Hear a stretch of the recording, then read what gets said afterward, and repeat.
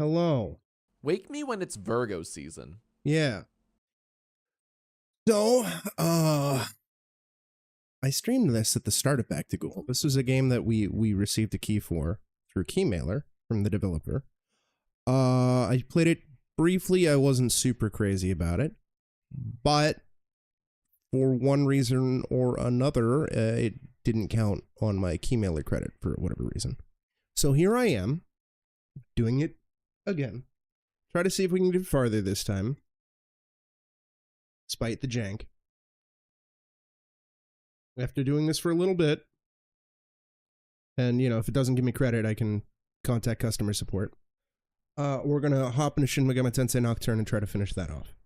If that doesn't take too long, and I still have the energy and I'm not super sleepy, we'll finish off Cold Fear.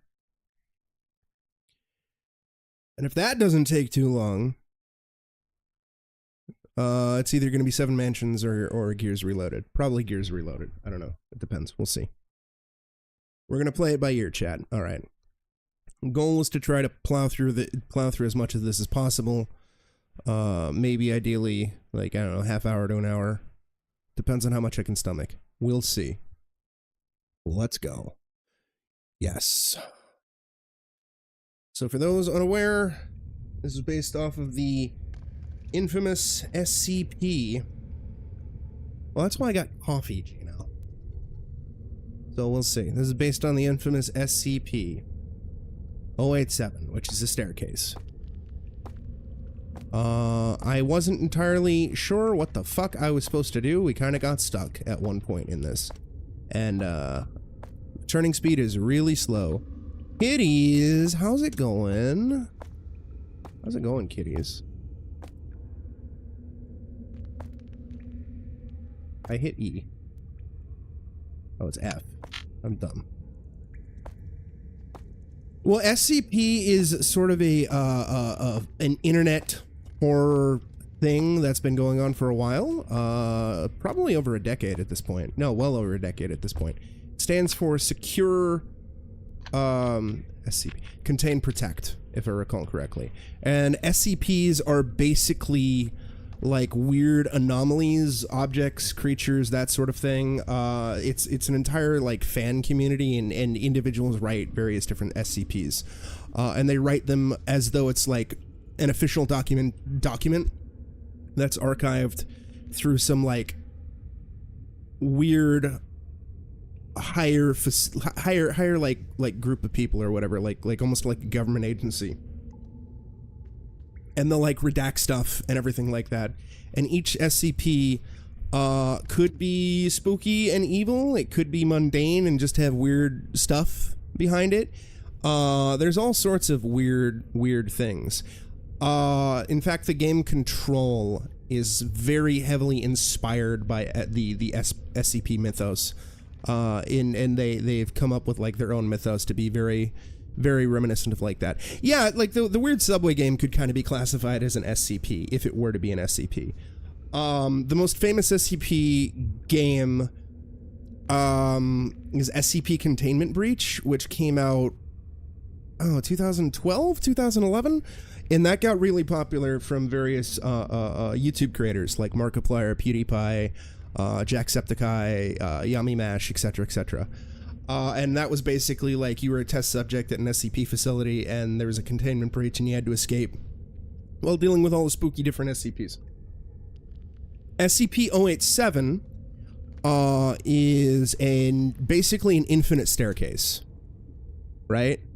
And weird stuff is said to happen, and in reality nobody's fully investigated it, according to lore, if I recall.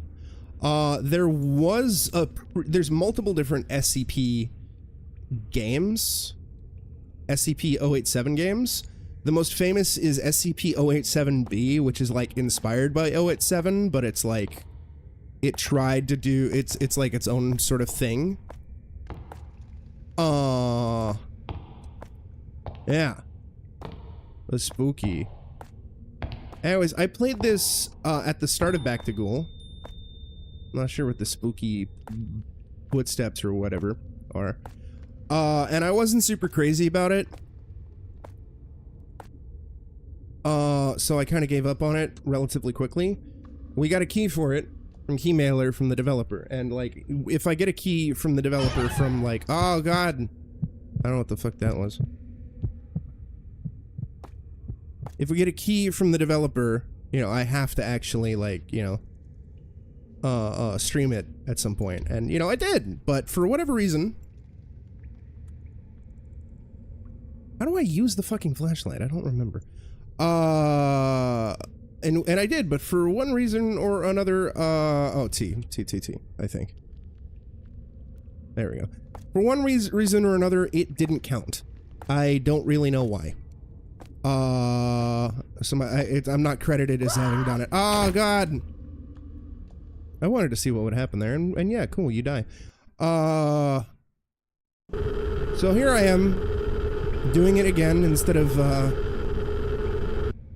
doing the things that I really, really want to do, just to make sure that I am properly credited as covering the game. So I'm not docked or penalized for future key requests, because, you know, that'll happen if I don't provide coverage. So here we are, doing this SCP game. And, turning speed is really slow, which is really annoying. That's kind of like one of the things I really, really didn't like about— oh my god! No, it's all good. You know, I appreciate you stopping by. As I always say, you know, I'm happy when anybody is able to stop by, even if it's for like a quick lurk, if it's for an extended period of time, even if they don't say anything in chat, you know, I appreciate all of it. Yeah, take care of that cat, you know, keep an eye on her cat and everything like that. Important to protect the kitties and the puppers. Our building is being— oh, yeah, I can imagine the weird sounds might be bothering her as well. Well, hopefully it's nothing too serious. Hopefully she's just, I don't know, having spooky kitten nightmares. Which are still bad, but... oh my god.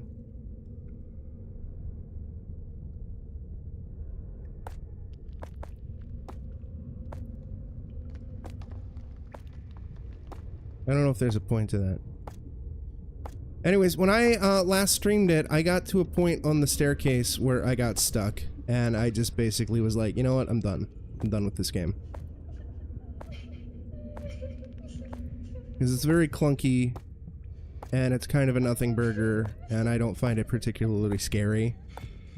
It's very clearly a jump scare type simulator, and I don't really vibe with those. Oh, just construction type repairs and painting the entire building. Got it. Well, hopefully it doesn't bother the cat too much. Cerulean Night! When Ceru plays a scary game, he's Cerulean Fright. Ha ha ha. Yeah, anyways, we're here doing the spookies. I don't know what I'm supposed to really do outside of just walk down the staircase, which is what 087B was. 087B at least kind of had an ending and like some weirder shit to it. It was very atmospheric. It didn't play like it was clunky. Oh, it's kind of sad because it's going from brick to painted brick. Oh, that's unfortunate. Brick is nice. Leave brick alone. Replacing the boards is probably good, I'm assuming. Depends. If the previous boards were in like good condition and it was like fancy wood, I'm not saying it is or isn't, but if it was, you know, that could be a shame. I know a lot of places like kind of replacing older stuff with more modern stuff, regardless of if the older stuff looks better or not. Hey, I don't know if I'm supposed to be moving the head, but I'm moving the head. I don't think I've interacted with the head last time. But there's a point here where there's like a spooky monster or a spooky thing in the shadow, and I literally don't know what I'm supposed to do. And it would just kill me and I'd get a game over. Ah, I see, I see. I don't even remember. I mean, because all this floor looks so similar to each other. Oh my god, it's the second head. Oh my god. I hope it's not Chris's head. Can I move this head too? No, I cannot interact with that. Oh, I can bounce into it. That's good. Well, that sounds good. Basic maintenance.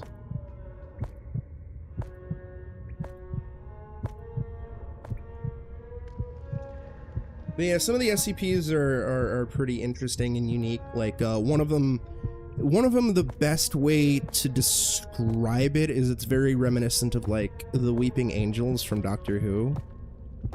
I don't know which came first. Weeping Angels or SCP-173. But 173 is pretty iconic. There's a bunch of different, SCP variants. Oh my god, it's a spooky violin, and I'm so scared. I'm so scared by the violin, chat. Hey, get it down. I'm trying to... I'm seeing if bringing the head appeases the stupid monster. I don't know. Because again, in SCP lore, you're just supposed to try to go down the stairs and see how far you can go. So I don't know if, you know, with the spooky monster being there, I'm supposed to, like, turn around or something like that. But we're just gonna kick as many heads as we can down. Of course, now this head is stuck in a corner. Oh, nice. Classic skull jabbering. I love to hear it. Skeletons are spooky. The scariest thing about them is that they're in almost every single living creature. They could take over the world if they wanted. I still have yet to play Tears of the Kingdom. I want to! It's just making time for it. I still also haven't even beaten Breath of the Wild. Game is long as fuck. Am I actually stuck? No, I can go back up if I really needed to. Well, so far no spooky monsters popped up, so that's nice. Also, the game does claim it's like multiple chapters, but I don't really know... Oh, yep, there's the thing. I'm pretty sure that's the thing that kills me. Oh, never mind.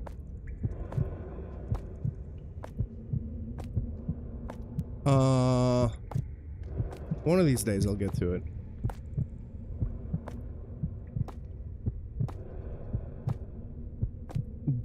Good point. At least for me, from a streaming perspective, it would be like doing a lot of stuff and then going to fight Ganon once I feel powerful enough or whatever, I suppose. But I know those games are super big with tons and tons and tons and tons of stuff to do. Like, I know I wouldn't go out of my way to collect every single Korok seed, considering the fact that there's like 1,000 of them and the reward is nonsense.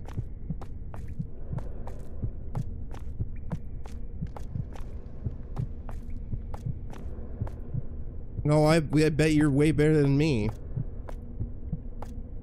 Yeah, there's the spooky, I think. Or nope, that's the wall. Let's just change.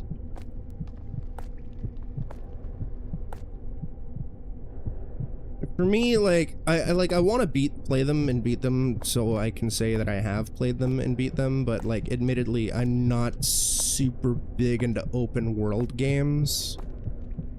And on top of that, there's, like, certain mechanics that just kind of annoy me from when I played Breath of the Wild.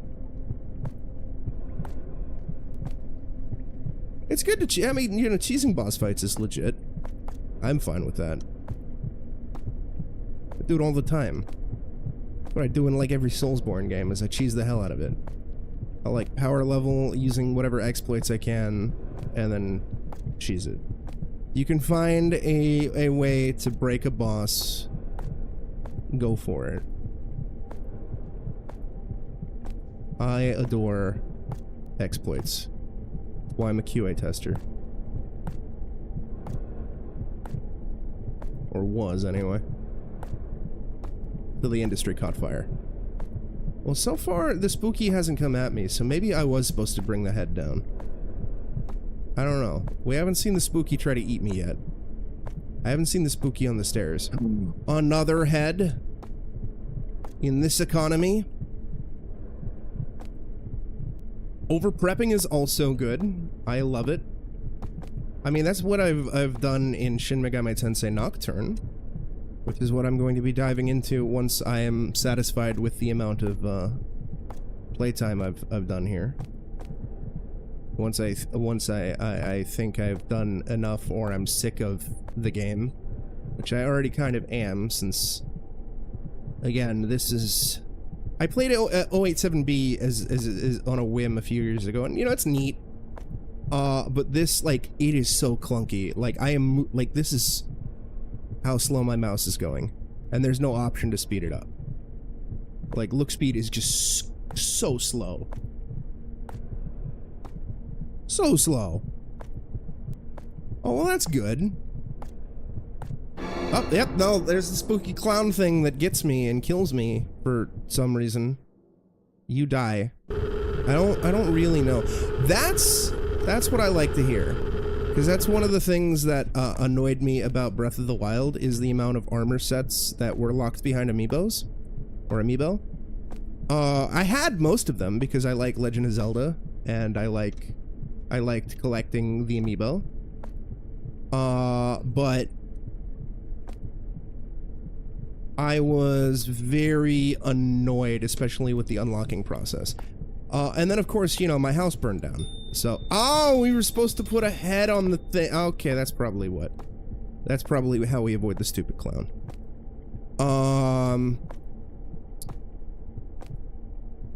So the prospect of having to do that all over again was a potential fucking nightmare. But then I found some kind soul who had, like, printed up the amiibo data on, like, cards and everything like that. And they were selling, like, the pack for, like, 10 bucks or whatever, and it was, like, every single Zelda amiibo at the time, and I was just like, fuck it, I'm buying that. Because I don't want to fucking buy all the goddamn figurines again. I don't blame you. Amiibo are silly, gimmicky DLC. I bought them as, like, a curiosity without really using them all that often.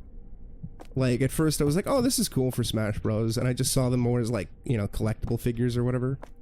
But then I just kind of stopped. Oh my god. Did we beat the chapter? I don't know. F.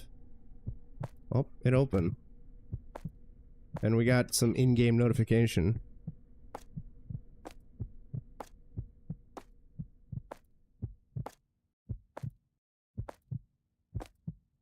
Like, if I had a buttload of money, buttload of disposable income, I probably would rebuy them all again, just because it's nice. But they were also a pain in the ass to try to keep clean. Just because dust.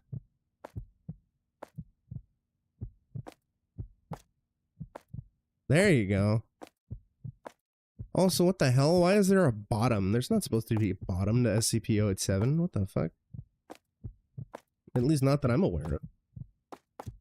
I am not super well versed in SCP lore. I was a casual observer. Like, I never really played much of Containment Breach.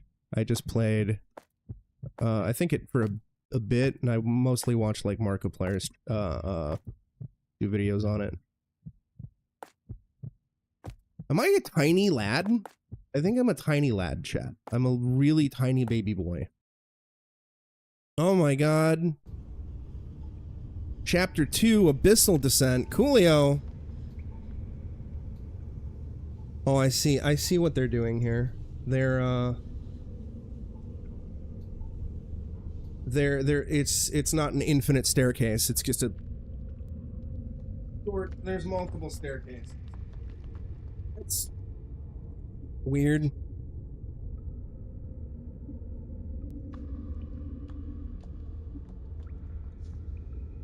I mean, customizing amiibos, I think a fair amount of people have done that. I think. I want to say that some of the amiibos were kind of shoddy looking.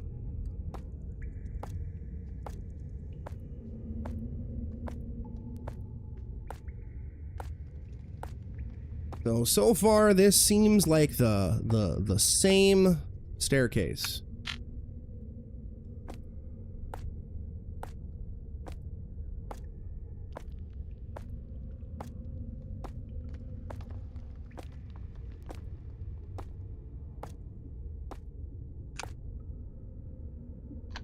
But yeah, like that clown jump scare that got us. This is so far exactly the same. Are we actually in the second chapter, or was that just a notification for the second chapter?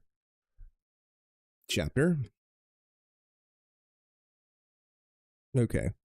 Gaze into the abyss, abyssal descent. There we go. Fuck it. Abyssal descent. Starting it over just in case. Yep, okay, it was the same shit. I know some people would do that, like, with action figures or other models or anything like that, but I had a fair share of amiibo. And now they're all gone. I want to say there's, like, maybe one or two lying around here somewhere. Oh, wait, no, Capcom did send me a couple amiibo. I forgot about that. They sent me some Monster Hunter amiibo. But I don't really play Monster Hunter, so they're just sitting there in the case. Nice. Yeah, I have a bunch of friends who have do the minifigurines and they paint them. I know some of them actually also play Warhammer, and they also use just Warhammer figurines for, like, D&D as well. I'm sure somebody's made custom Monster Hunter models. I think. Yeah, the creature designs in Monster Hunter are really cool. It's a franchise that I admire, but I can't really get into. It's not really my scene. Oh god, it was a spooky. Yep, so far it is the exact same staircase. I'm guessing going a lower floor. Yeah, they probably would. I imagine a fair amount of amiibo could be used for D&D. Like D&D models or what. What the fuck? There's a door? Oh my god. Since when? Oh, I can't really do anything with the door. There's no interact on the door. What about this painting? Move the— oh god, did the painting change? Oh my god. Oh my god. What is that? 2?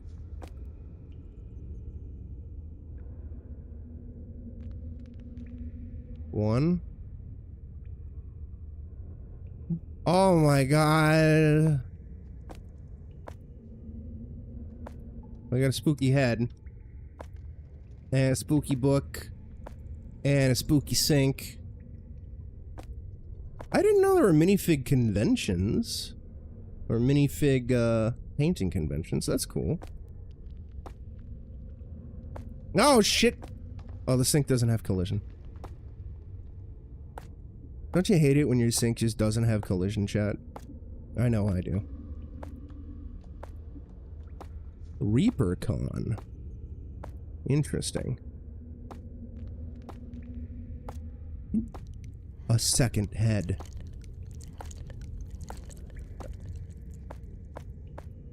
We're gonna get ahead in life, chat. Ha ha ha ha ha. Well, that tracks. That makes sense. Painting sections at a like a gaming con. Hey, stop crying. What are you crying about? You're on a staircase. We're laughing. What's so funny about a Reaper Miniatures makes— oh, okay. Who's running? Don't run down a staircase or up a staircase. You're bound to get hurt, dude. Don't do that. Yeah, this ghost or whatever the hell is haunting this staircase is being a fool.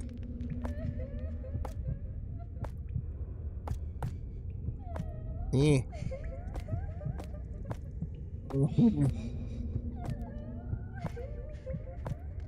Oh, Wizards of the Coast.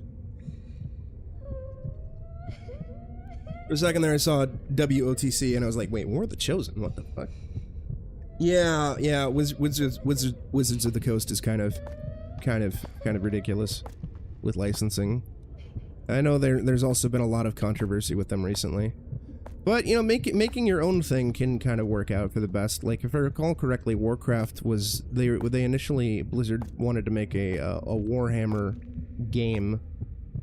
And they were unable to secure the license, so they were just like, fuck it, we're gonna make our own thing that's basically Warhammer, but not really. And I think that's a good way to go about stuff. Grunkle's McGullicuddy. Niku Kumkut.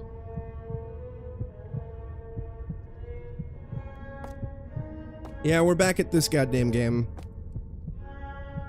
The TLDR, Greedy, is, for some reason, my coverage didn't really count when I streamed this the first day. For Keymailer, on the first day back to GHOUL. I don't know why. So just to be on the extra safe side, I am streaming it again and streaming it for longer. And if it doesn't count again, I'm gonna contact Keymailer support and be like, yo, what the fuck, I did what I was supposed to do. Don't punish me. Which has happened before, and they were like, oh yeah, no worries, our bad. How's it going, Snore? Greedy, Snore has been playing Pokemon Scarlet. Oh god, another head. This one I can't pick up. Hey. At least I found out how to survive the PNG jump scare of the clown. Although I did die to the clown PNG again.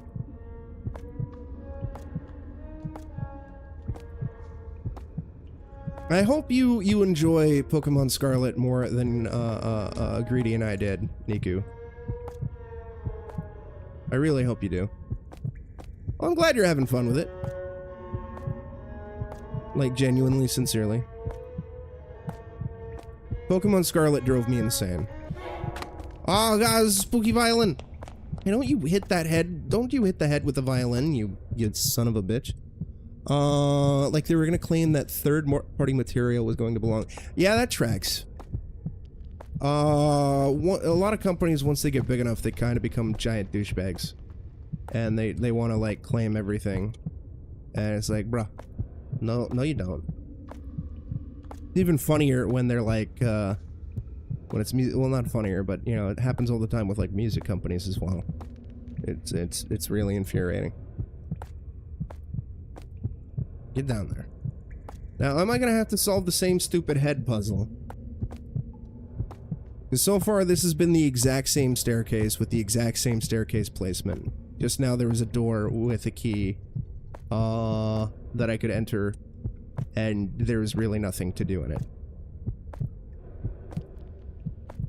Tutorials and Let's Play. Fuck that. God damn it. Fucking Wizards of the Coast. Of course they would do that.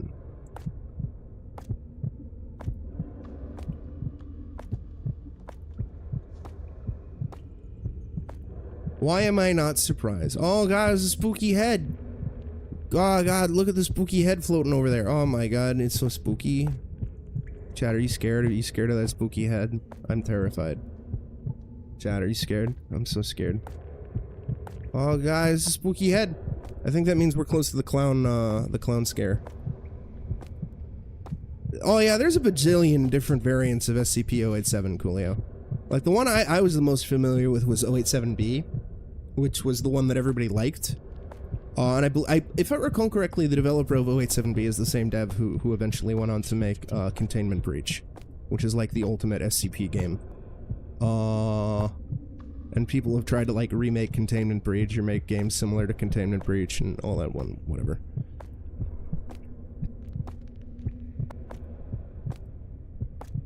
Is the head puzzle what kids call going down on someone nowadays? Maybe. So, Greedy, when I streamed this a couple weeks ago, I got stuck at a point where I was getting infinitely murdered by a PNG of a clown face.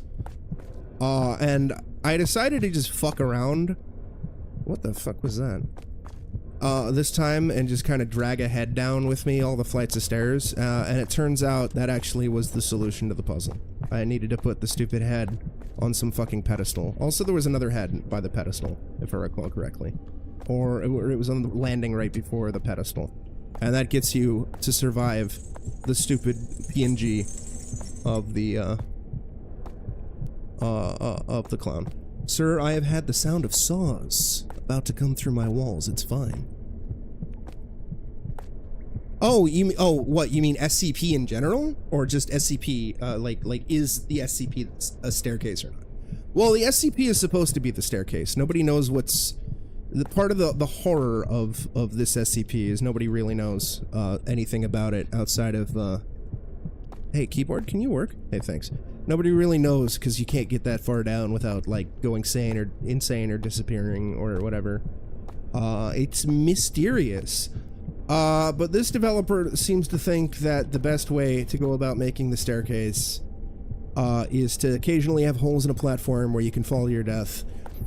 And then have a spooky head pop up that's not really all that scary with kind of really sluggish looking around. Like, this is me moving my mouse substantially. It's really slow and clunky, and I hate it, and there's no option to change it.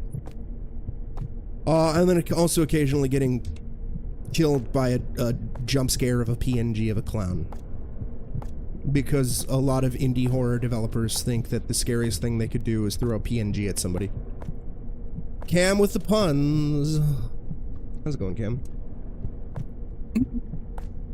Yeah, this specific one, Coolio, again, I'm not super well versed into SCP, but SCP stuff, but again, as far as I know, nobody really knows what's down the staircase. It's just speculation and everything like that.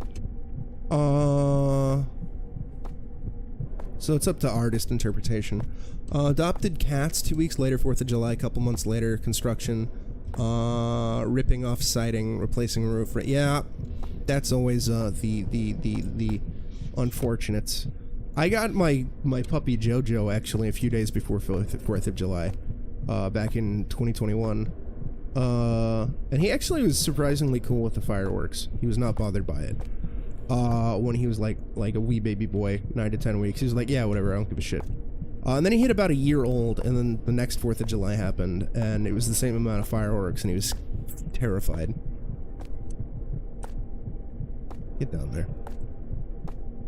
Yeah, just go down the stairs, Coolio, it's easy.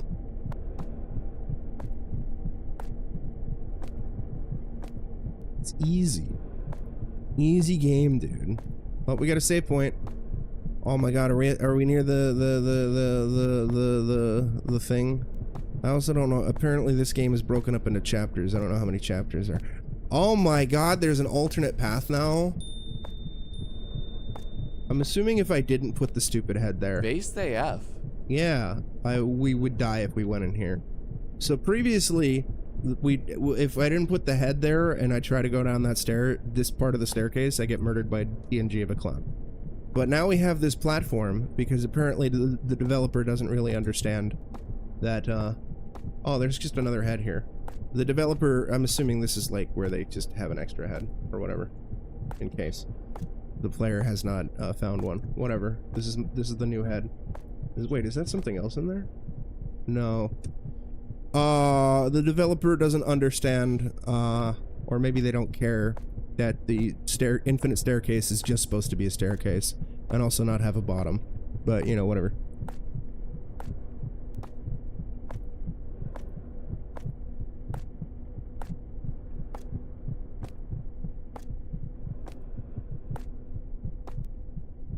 I see.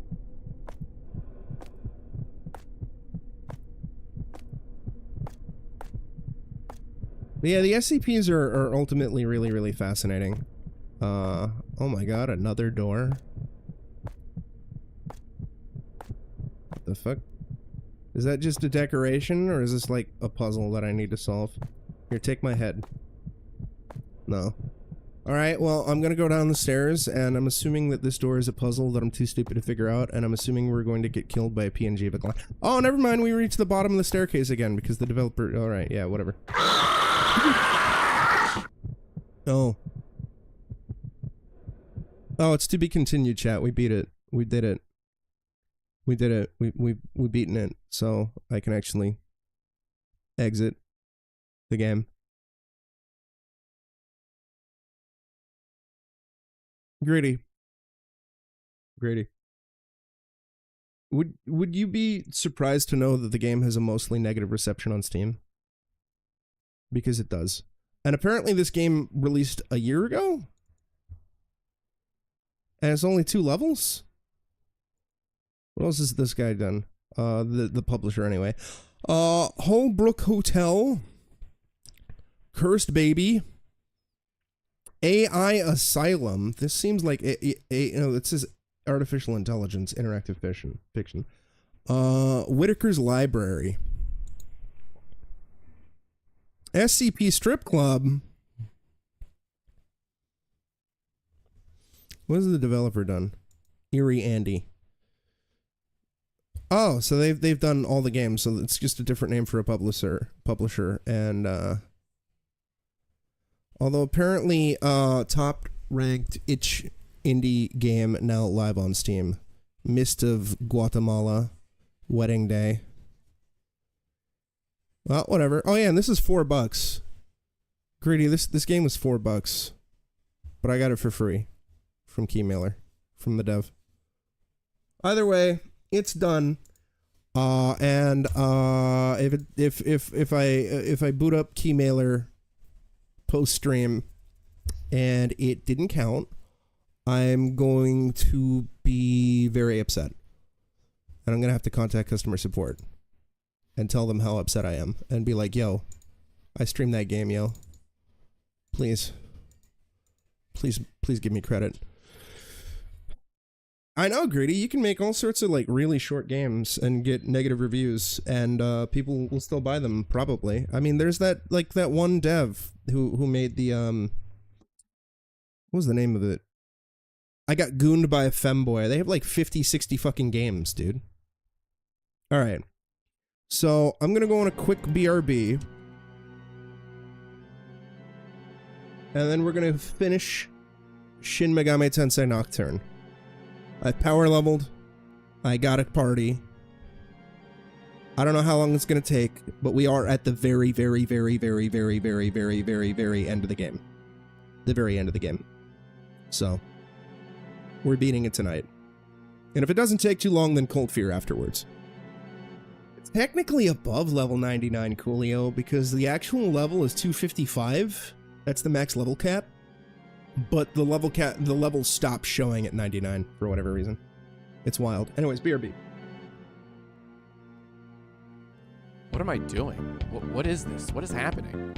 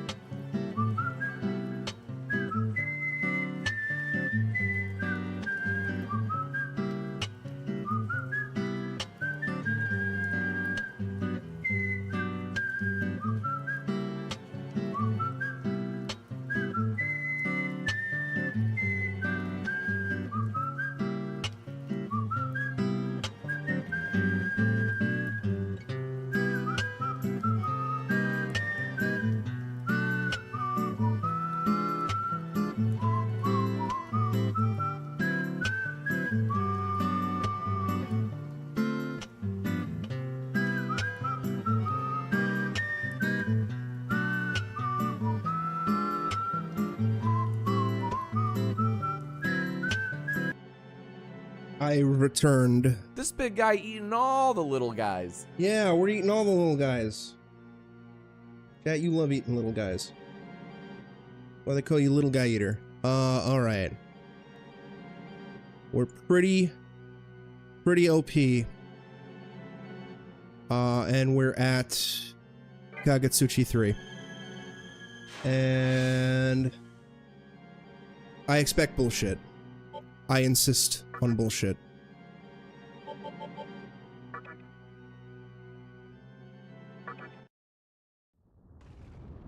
You're a big guy in my heart, Julio.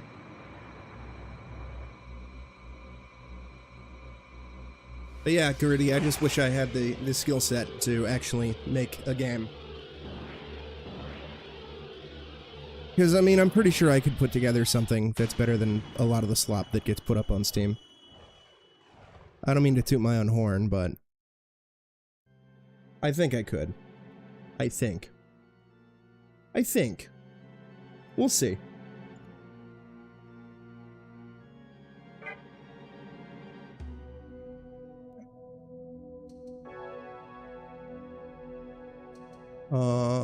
Do I have everybody? Yes, okay. Skill, just to be on the safe side. Stoma, it's already in effect, cool. That map, yes. Okay. That goes down, that goes up. Here's hoping we don't have much more dungeon, and we can just go boss. We'll see. Also...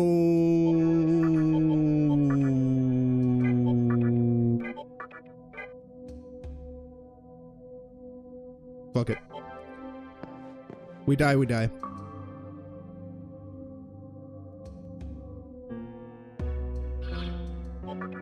Shiva has healing, right? Yes. We'll worry about Shiva later. Oh, God! I vaguely remember we were dealing with this horse shit. Oh, God. Let me see if I can expedite this with a map. And say 3. Impact. I hate this. But I thought I went through all this. I guess not. Tower of Kagetsuchi, Section 3. Yeah, here we go. Okay. Jesus Christ. Chad, if you ever want to know the bullshit that Megami Tensei fans have to deal with dungeon-wise, just take a look at this. This is the area that I'm at. This is... Specifically, we're on floor 418. And I gotta get through a whole bunch of shit. Open image, a new tab.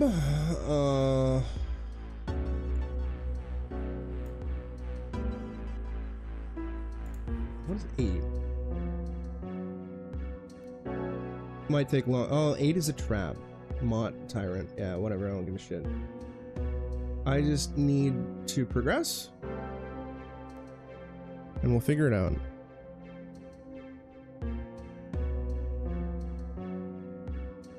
Alright. Fuck it, chat. We're playing it by ear. Bazinga.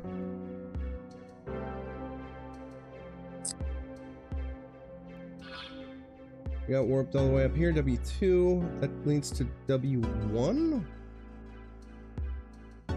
Hey. Oh, no, yeah. I get it. I want to hit W8. Maybe. W8 seems like it would be a good idea.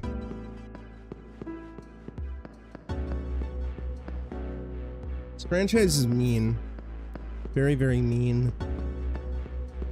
Oh, what the fuck? Oh, we warped there. Oh. Never mind. So we're going to W4. Or W3. I need to find W13. Where's W3 at? Presumably somewhere around here. That's W4. I don't want to go to W4. Unless... That leads to... Oh, wait, maybe W17 might take me somewhere. So fuck it. We'll try W4. As opposed to W3. So hypothetically... Yes.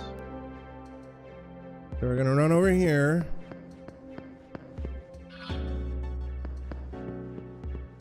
We're gonna run over here, and we're gonna run over here, and then we're gonna get... Oh, that's W17B. Fuck, no, I goofed it. I goofed it, Chad. Oh, no. Is there a way to avoid this? No, we gotta... We can warp back to... Fuck. Alright, it's fine.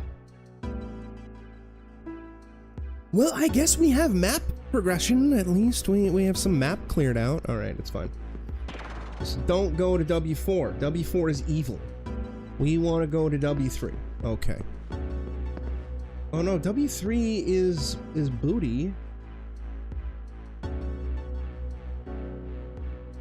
Interesting. Interesting. Well, we'll figure it out. That leads back to W1. So we gotta go up here.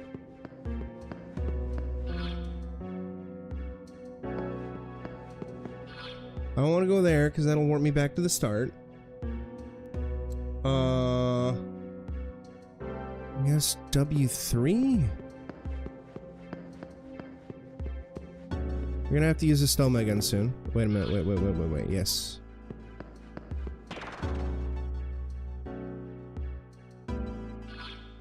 No! Okay, this is bad.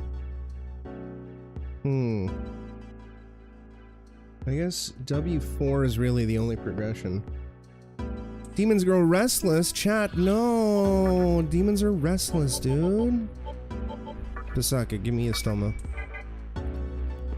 Okay, we're going to W4 then. But again, I don't really understand.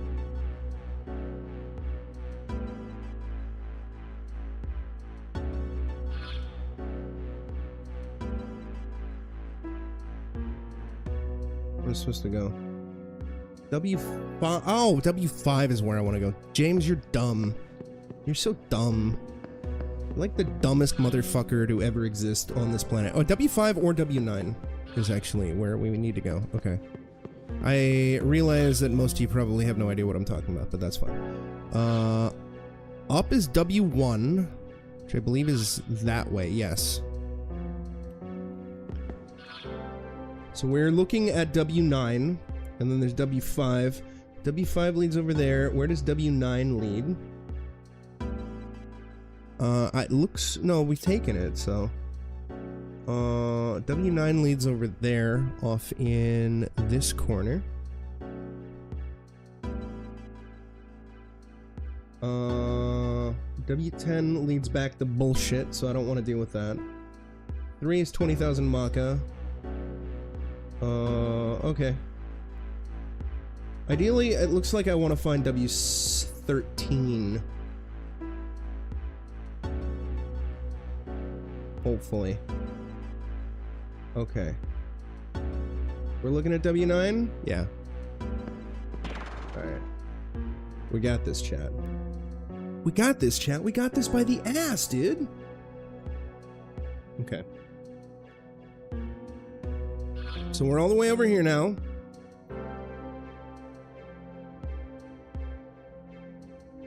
W10 leads to bullshit. W1 leads... W10 and W1 lead to start. Okay. There we go. So we now have access to W11, W16... No, we don't have access to W16. W11, W7... W6. But where do they get out, dude? Maps for days, my guys. Okay, 7 leads over there. Where's 13? Okay, 13's over there. We can reach 13 by 12. We can reach 12 by 14. 14 is unfortunately there.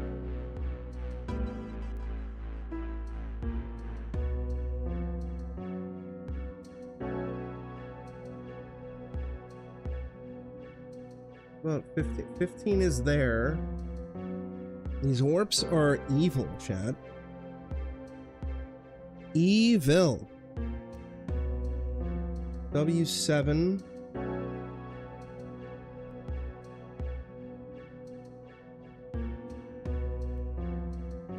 Where does 17 put me?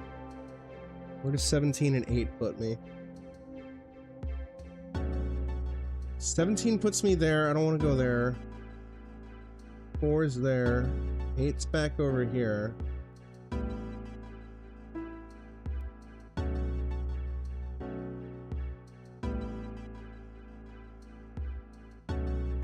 Four is there. 18's there. I realize this is a riveting stream.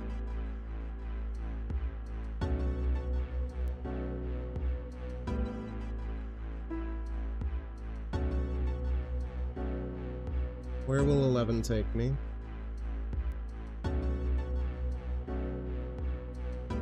Eyes glaze over. Okay, 11 takes me to 12. Yes, that's what I wanted. I think. Okay. So hypothetically, over here. Could bring me over here. Yes. Now we're at W12. Every villain is lemons, yes. Okay, okay, okay, we're at 12. 13 should be here. Bazinga. We did it. Okay, we're off floor 418. We've done it. We've done it. But of course, we're probably gonna get more warping bullshit. Yes. We're on floor, 431. This is fantastic. Look, we're making progression. We're doing it, chat. We are fucking doing it, chat. Okay. I think those are damage floors. I can deal with damage floors, and it looks like there's one-way doors as well, because of course there's fucking one-way doors. I saw Kagatsuchi from the path straight up north. Humph. Goddamn arrogant disco ball. Lady Chiaki is much more elegant than you. Anybody in chat ever called God a goddamn arrogant disco ball?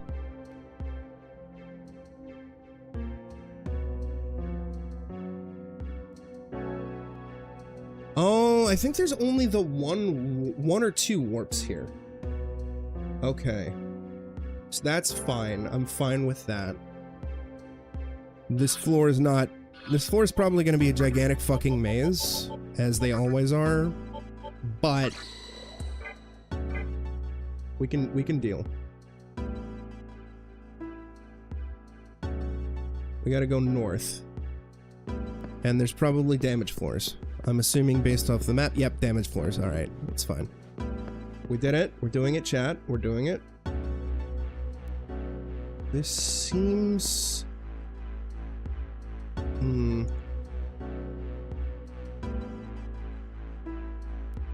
Jesus.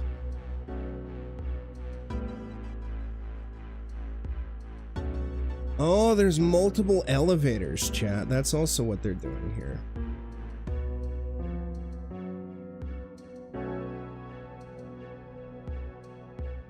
And 12, huh? Here's 13 and 12. Altars to enable central transport or right the transport to Kagatsuchi encounter. Oh, good. It looks like we need a lot. Okay. Ball Avatar, Laura's Hellel, and Ose Hellel are on 11. That's where we get the Heaven Stone, apparently. Good. I love Heaven Stones. Oh, they call me Heaven Stone Saber.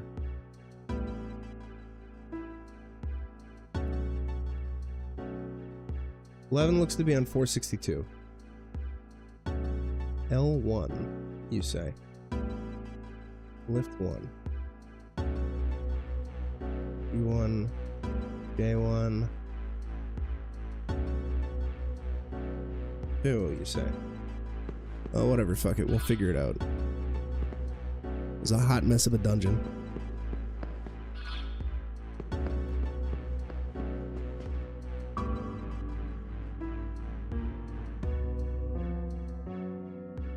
Exactly. Just give him shit.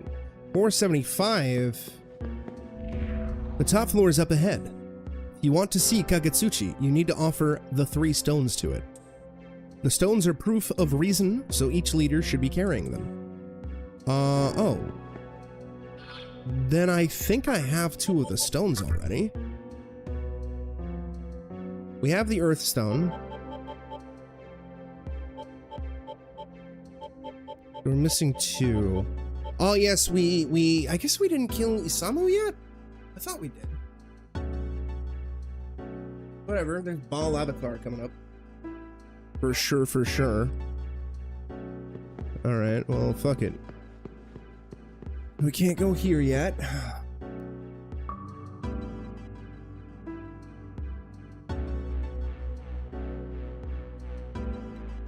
Watch that one of the bosses is earlier on. Let's check the other walkthrough. Tower of Kagetsuchi 3 or 2. Oh yeah, okay, no, we didn't fight Noah yet. I guess.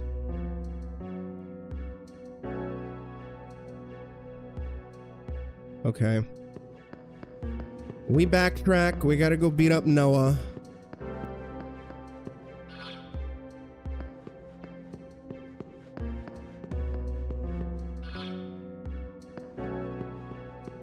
That shouldn't be too tough.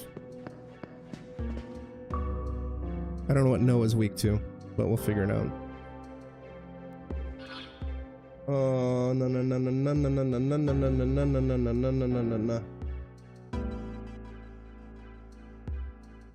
We can just go this way. We'll warp, but it's fine. Oh, that was a platform. That was an elevator, apparently. I don't know what it's for, but I'll figure it out. Oh, that probably lowered it, so I don't have to do that. Fuck. Alright, it's fine. We goofed. Alright, Noah, where the fuck you at?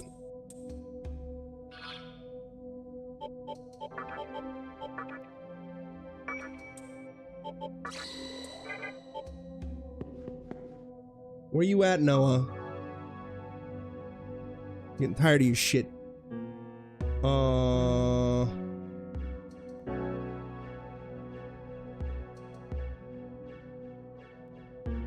Camera orientation will change once you get to the top. Climb another long slope and keep climbing up. Enter the door at the top, continue forward.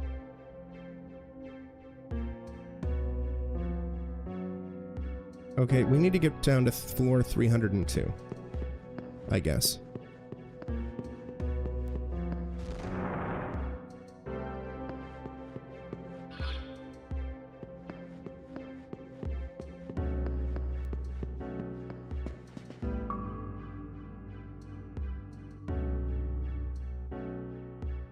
Or 329.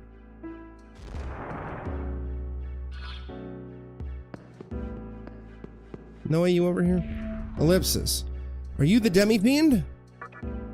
Ellipsis. I see. Then go in. Isamu is waiting. Oh, okay, here he is. Alright, boss fight time, Chad. Already. Not the final boss, but still. Noah. What are you weak to? What are you immune to? No weaknesses, but physical attacks go a long way. Yeah, that's fine. Alright, you know, just to be super spicy, let's compare Metatron and Beelzebub. Light dark ailments, light dark null ailments, or those are repel. And then Dante is strong physical magic. What about Shiva? Strong all other.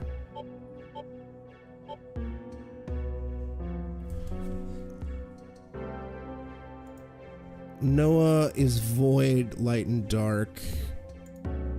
Okay, we're gonna swap out Beelzebub for Shiva. So we can have a dedicated healer. Even though Beelzebub is tougher and might be better off using. Oh, we'll figure it out. You sense a strong power from beyond the door. Will you enter? Yeah, fuck it, dude. You gotta go beat up Noah. Coolio.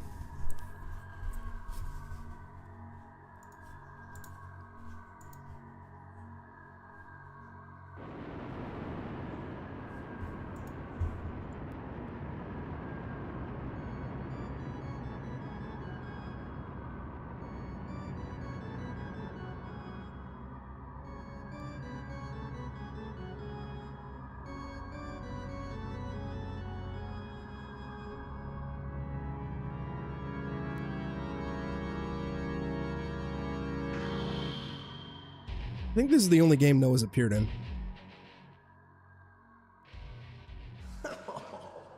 You came all the way here just to get killed. Man, you're stupid. Uh-huh. If only you had waited till the world of Masubi was finished, you would have at least had the chance to be reborn. No one's gonna mess with my plans. Not even an old friend. Sorry, but it's time to say goodbye. Forever. So apparently Noah has two forms. One has 8,000 HP, the other has 15,000 HP.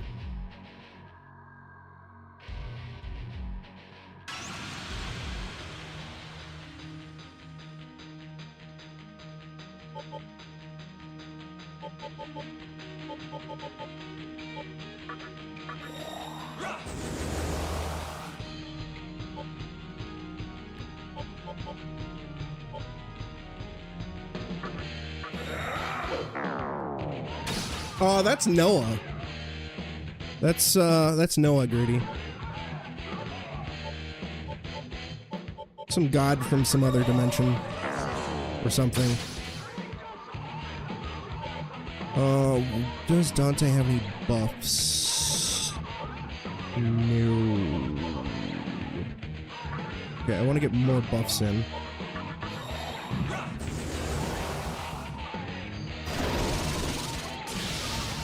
Oh no. Nice. Now again, he could try to debuff me, which would suck. And he could remove his own debuffs, which would also suck. But we did 2,000 damage with like one counterattack, so that's nice.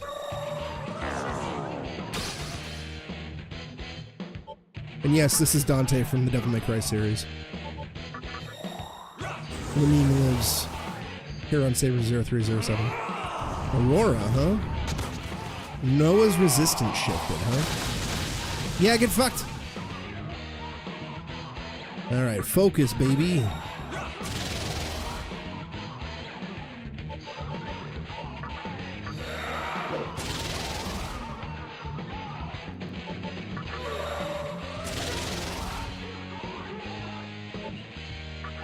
Fuck it, pass. That's damage. Oh, he's fucking immune to physical right now. What a piece of shit.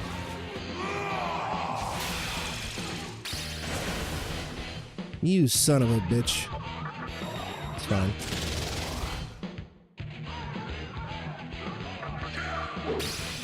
Oh no, he's just immune to physical. Fuck, dude.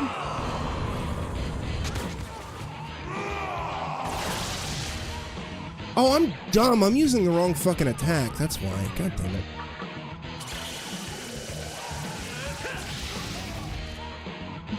it. Christ, Chad. Did you see how much? That was 13,000 damage from one fucking attack, dude. Holy shit, dude. My Just 8 minutes yet. God.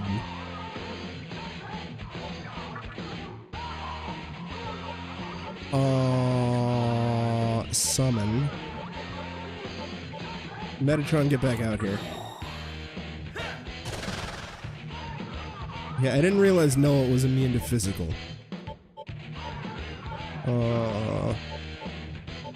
So in which case, Shiva ain't got shit.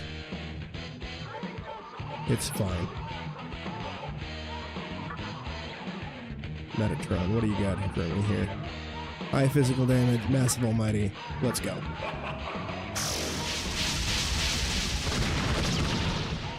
XP. Oof. That ain't shit. Up. The boss is going into phase 2, baby. Oh yeah, Gritty, look, it has some horrible face with a cap on it. And it's smiling. Why do you always get in my way?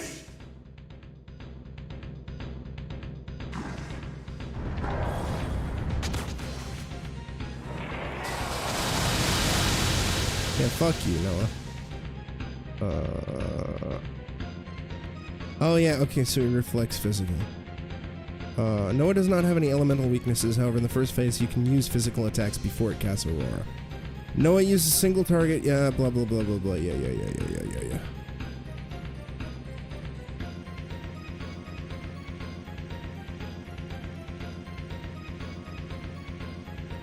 However, it will always reflect physical.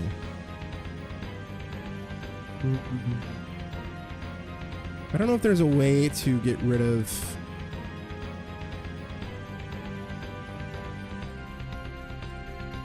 Whatever, we'll figure it out. Demi-kun might just one-shot him.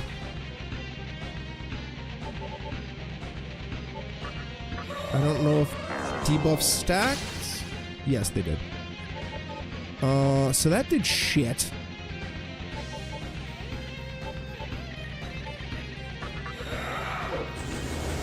Fuck it, you know, why not? Who cares?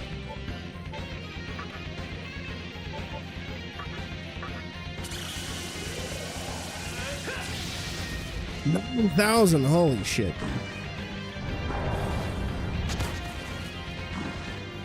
Domination? Hey, don't do that. One more hit should kill him. Then he can. We're vastly over-leveled for this, and I love it.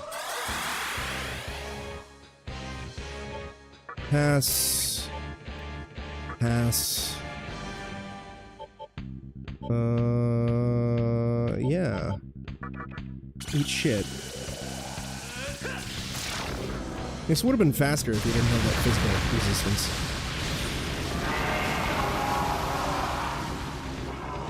Oh yeah, look. He's dead.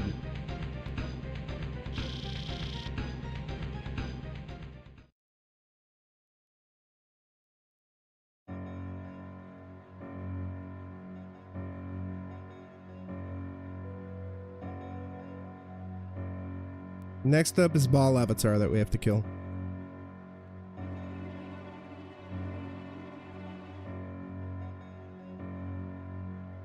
Then it's Kagetsu. Congratulations. You stole my future. Suchi and Lucifer.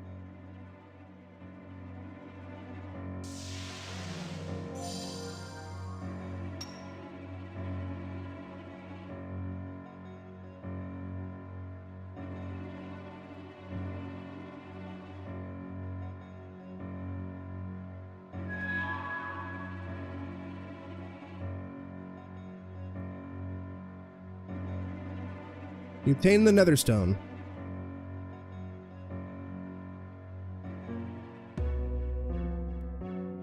Oh, you ain't got nothing else to say to me? You piece of shit? Just that I stole your future? What a loser. Oh, by the way, Greedy, we partnered with Satan. We partnered, well, not Satan actually. Satan's a different character. We partnered with Lucifer. We're going for the true demon ending, Greedy. We are rejecting God in absolute fucking style. We are gonna stunt all over God. It's gonna be great. We're partnering with the devil. And we're basically gonna do some horrible, heinous shit. It's great, you know? Like, we could have, you know, sided with one of the different reasons and created various different different worlds, or we could have just said, yeah, you know, fuck it, let's go back to the way things were, or yeah, you know, fuck it, let's leave things the way they are now. But no.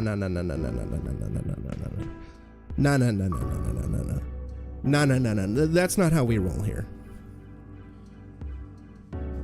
We are going to stunt all over God.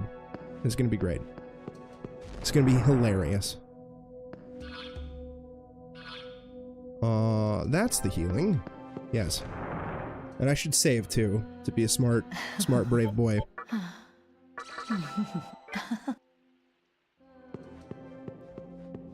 See, the nice thing is also, I have Metatron and Shiva set up in such a way that they have an ability that basically makes it where they get a free full heal and free magic recovery the minute battle's over.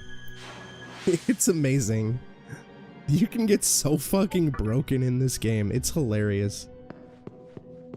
But also, you know, if you don't prep right, this game will push your shit in. As it does. Because, you know. Alright. Back to the fucking stupid, nonsensical fucking map nonsense. Oh, did ReactBot go off? I don't remember. Uh-oh, Stinky. There we go. Uh-oh, Stinky. How's it going, Cam? Alright. So, we go to 2. I already forgot the path that I need to take. Obviously not 1. Because 1 would suck.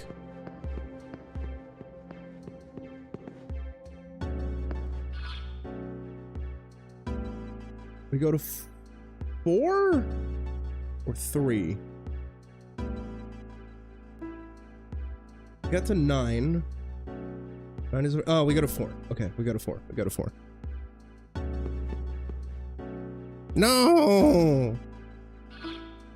Skill. Visaka. Stoma. Orthoma.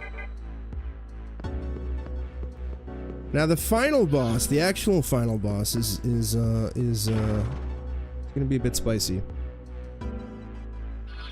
I do think we are properly over-leveled for it, but I'm still gonna have to be on my A game.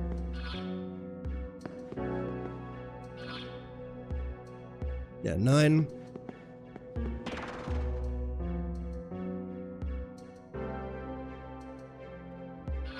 Okay, we're here, which is where I want to be, and we want to get to 11. That's right, that's right.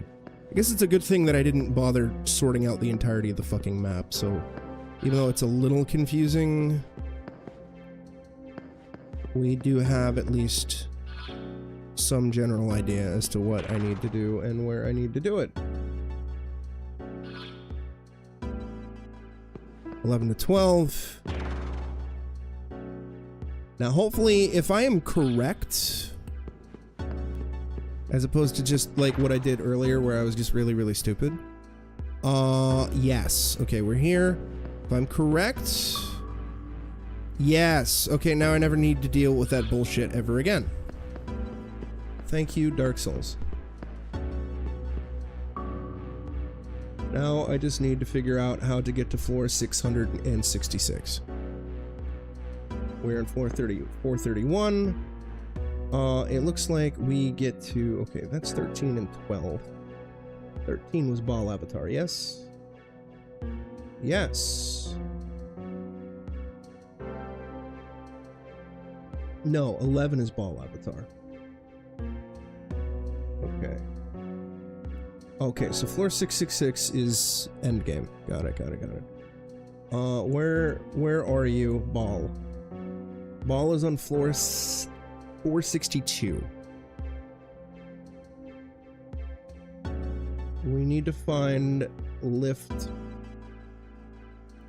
L1, it looks like. E2, L2, E2, C2.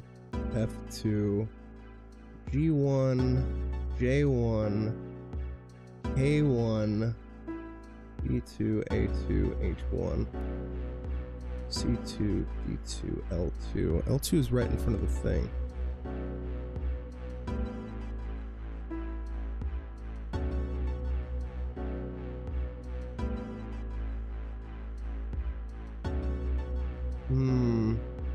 Oh, that takes me back. I see. Okay, so I need to find K. He says as if anybody would understand.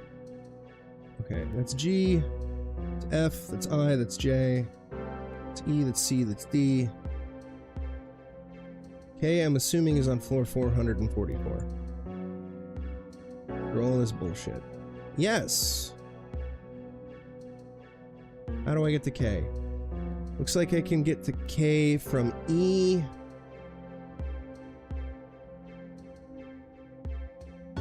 Or maybe not. I think. Okay, where is I? L, G, F. Okay, I is over yonder on the east side of the map. Okay, where it's B.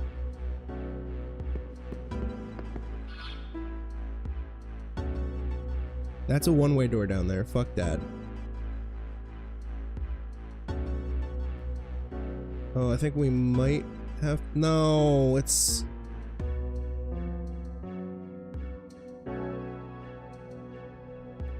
Okay, I is locked off on its own.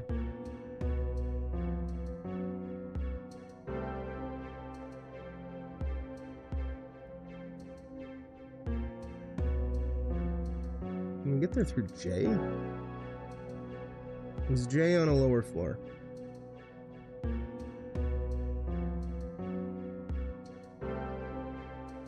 J is on a lower floor.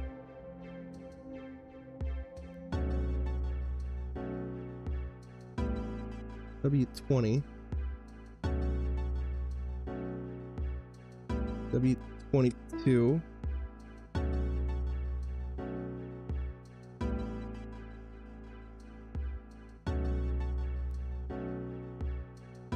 K2.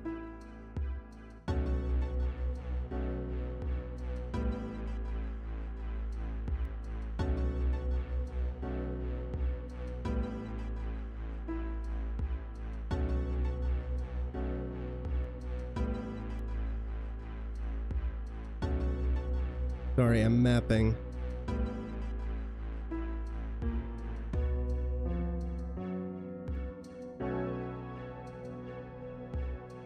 I don't really understand. Because I am big, dumb, I am small-brained. I will die alone and unloved. Forgotten within a decade.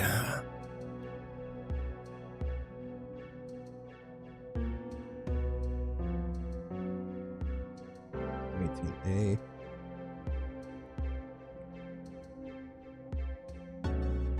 E leads up. E leads over there. E1. I don't suppose.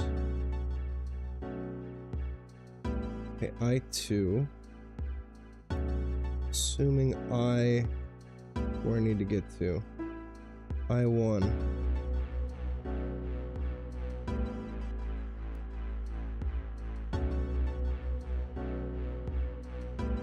Where's I?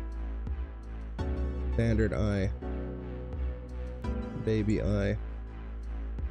That's L. Fuck, I'm still at a goddamn loss.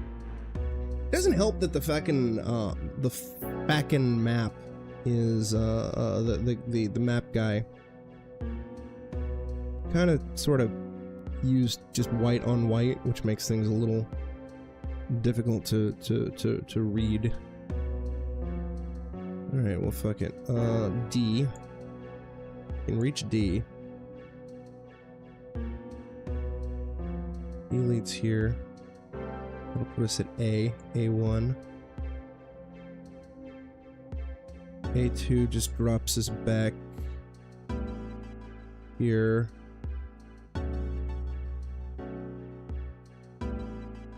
And it doesn't look like...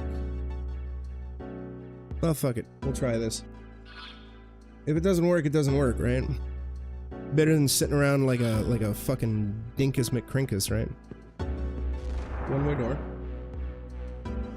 Oh, it's a dark room too, chat. Oh my god, they're busting out all my balls. Every last thing they could do to bust my balls, they're doing it. Okay. Let's go straight down. Over here, we should be reaching an elevator. When we make our left, we do. We are at D. Okay, we're here. I'm going to see where this takes me. This will drop me to the previous floor. We're now at A2, where we have the option to do something stupid and go there, which would just warp us back to the start. Or head over here, which is what I want to see if we could do. Okay, this is indeed a door. I know that sound... Oh, okay, so it's outside the Kakatsuchi. The tower. Okay. I can deal with this. Wasn't quite sure. And this should take us to H. Whatever the fuck H is.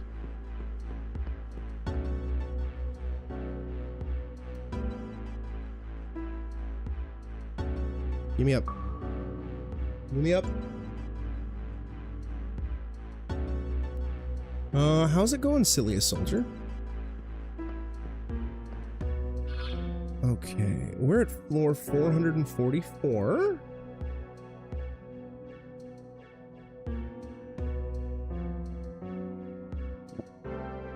This is, I think, where I wanted to be.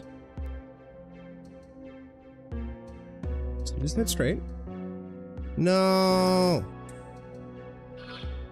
Skill. Saka. Stella is basically all I really need.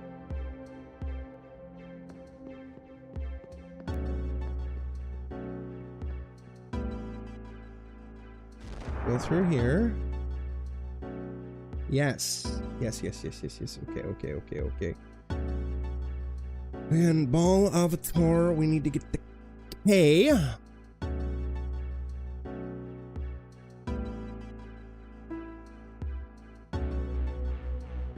Well, I think we can do that. Go in here.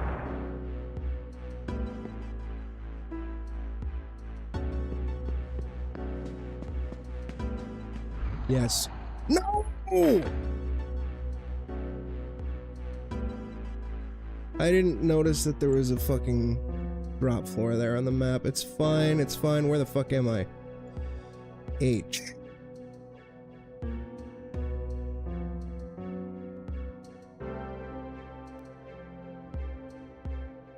Okay, we can still make this work. We can make this work. As long as we don't goof when we should troop. Alright. Go up here. More bullshit. Oh, fuck! I forgot lift.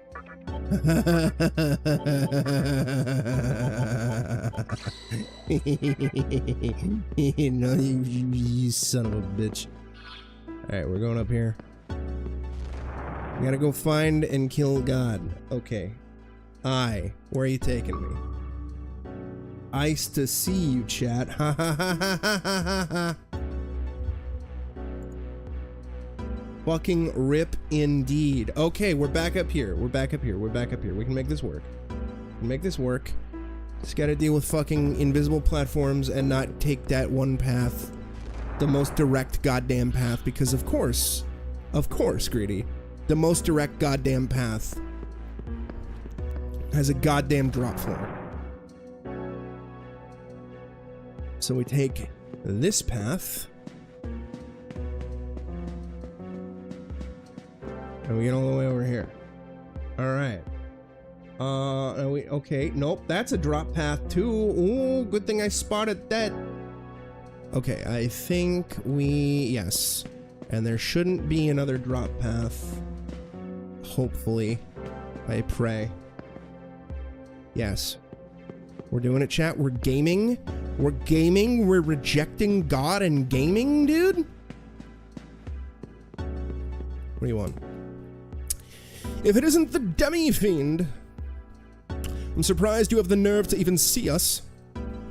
Lady Chiaki is up ahead.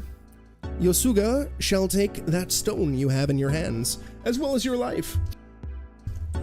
You ain't gonna do a goddamn thing. I'm gonna fucking push her shit in, and she's gonna be like, no, tee, no, how could you? No, why would you do that? Why would you do such a thing? Alright. Ball Avatar time, baby. Let's fucking go.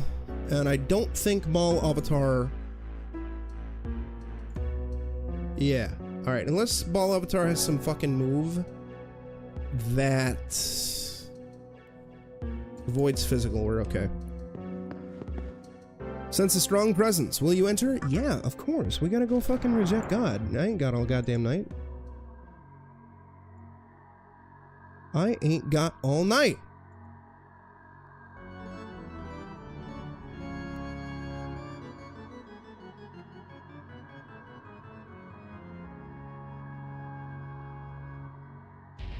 Greedy, look at Ball.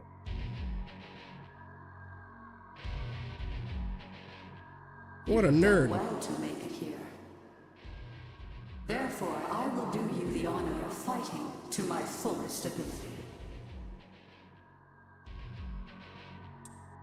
Your fullest ability is probably Our dog friendship ass. dies here. Oh no, not our friendship. We are adversaries, each upholding our own reason and contending for creation. Yeah. As fate would have it, we are both beyond shedding tears. We need not hesitate to fight each other. Uh-huh. So, let us now decide who is truly superior. Okay, Ball only has All your might. one phase, 13,000 HP. Let's see if we can kill it in one hit, hilariously. Or close to one hit. So we're just gonna buff. As you do.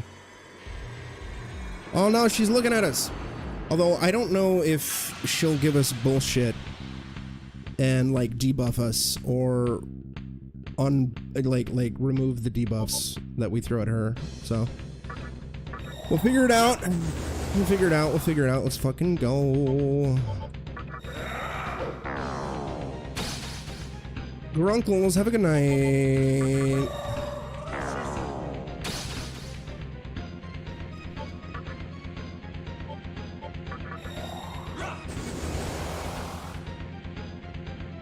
I ask you, what right do you have to become the creator? I'm Dummy Fiend, that's why. By my power, your That's my true right. self shall be revealed.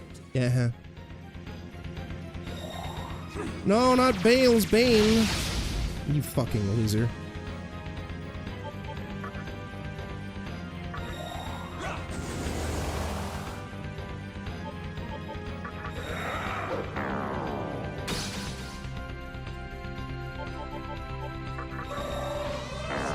Alright, Ball should be fully debuffed. Pass. One more round of physical buffs. Then we'll get a focus in. Oh no! Eat shit. Asshole.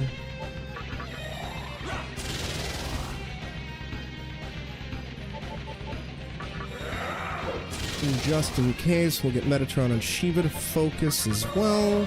But I'm hoping that Demi-kun can just completely fuck shit up. Dante's just kind of here for the ride. I'm not really going to plan on using Dante unless I absolutely need to. I just want Dante in the party. Against Satan. Ooh, half health, baby! You are indeed worthy. I will fight you with my all. Or and over our half fates in shall one be attack. revealed.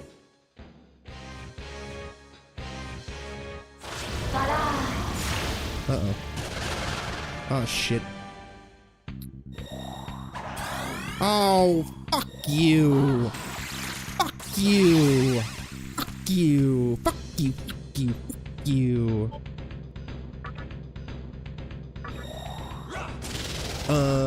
I don't know if either of these assholes are immune to physical. Okay, Hillel. I'll say Hillel is not weak to physical, or is fine with physical. Okay, they're both weak to physical. We can use physical. All right, that's all I needed to fucking know. Hey, eat shit.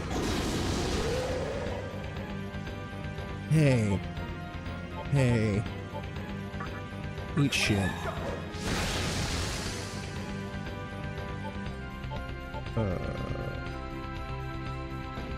Medium physical, high almighty to all foes.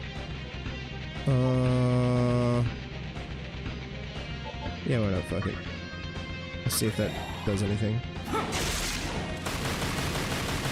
Does decent damage. No, that damage was pitiful. Shit. Alright, that's fine. You heal, so I'm going after you first. Fuck you. Get out of my house. Alright, good. Healing's gone. You loser. Okay, focus.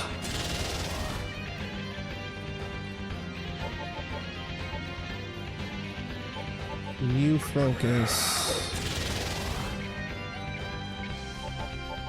You group heal.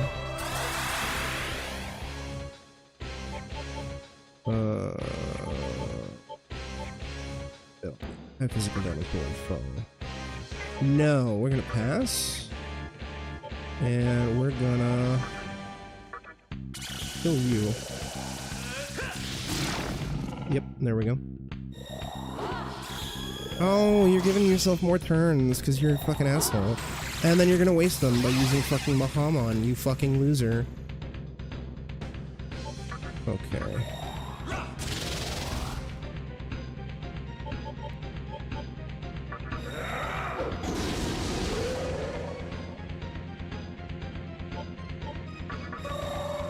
Just in case, might as well. Pass.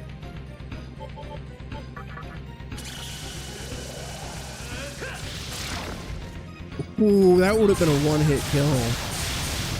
Because we got the crit as well. Holy shit, dude. G fucking G. Alright, 2 more bosses left. And one of the bosses is Two-Phase.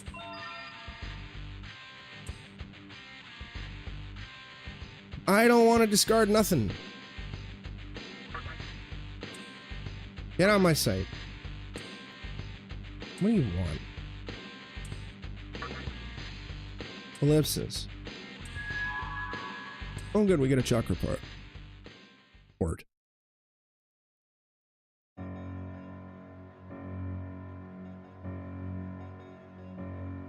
Now we gotta go back to the save point and heal up.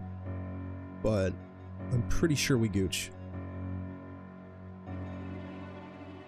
I'm pretty sure. Your strength was superior to mine. Yeah, you goddamn right it was. Why? Why won't you accept Yosuga? Because when Yosuga's you possess such dumb. strength. I don't want to accept it. I'm here to reject God. You loser. Get out of my sight. Give me that fucking stone. Okay, hypothetically, I think we have everything. We're gonna go back down, heal up, save, go on a BRB, and then enter the final fights. Now, I know Lucifer has a fuck ton of HP, I think 60,000 plus. And I'm assuming the Kagetsuchi also has a fuck ton of HP. Both, and it has 2 phases of a fuck ton of HP. So, even with me doing a shit ton of damage,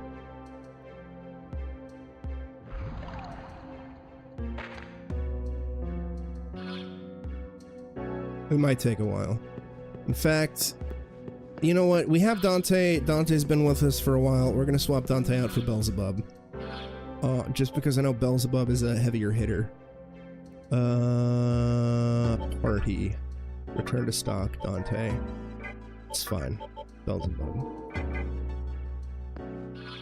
That should put me at, damn near unstoppable. And we got Shiva to heal. In the event shit goes tits up. Which it very well could. I mean, it's fucking Shin Megami Tensei Nocturne, boys and girls. It can always go tits up. Staka, Estoma. It's literally the only reason why I have Sasaki here. Oh yeah, he's not super perfect, but I got him pretty close. So also, let's just take a look at the rest of the squad. So we got Vishnu here. Vishnu's back out. Vishnu's not completely kitted out, but I got tired of farming and grinding and shit like that, and I was like, yeah, whatever, it's fine. Of course, we got Fairy, who I beefed up even more. And Fairy is sort of my backup healer, in case we need, you know, backup healing. And then Ink Sun, dude! He's perfect. He's immune to fire. Even though it says he's weak to fire, now whenever he gets hit with fire attacks, he gets healed. It's great. And he has Pierce and Focus. He's perfect. And then we have Pisaka, who's literally just there for Estelma and Liftelma. And, you know, all those other stupid skills that help me avoid nonsensical bullshit. Alright. We're doing it, chat. We're gaming. We're about to finally beat this game. First time ever that I've beaten this game. And I had this game since close to its release date. Both, you know, just not only this HD remaster, but the original before the fire happened. So this is a playthrough. 20 years in the making. And also, you know, it's taken me 2 years to actually beat it. This will be the second mainline, or second Shin Megami Tensei game I've beaten. Third if you count Persona 4. And fourth if you count Jack Bros. Alright. We're gonna go on a BRB. When we come back, final bosses. If that doesn't take too long, Cold Fear. See you in a few. Shut up and take my money.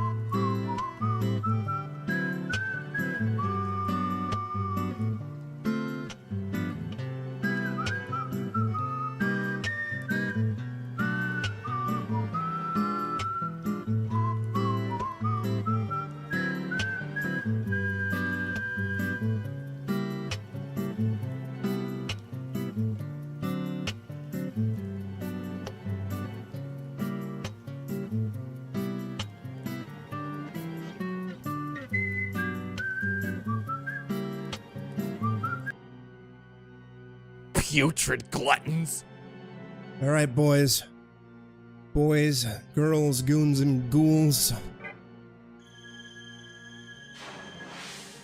We're here.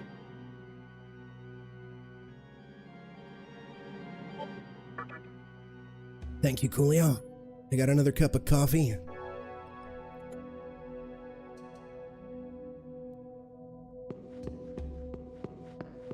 Final bosses. Unless there's some more bullshit dungeon stuff that I gotta go through.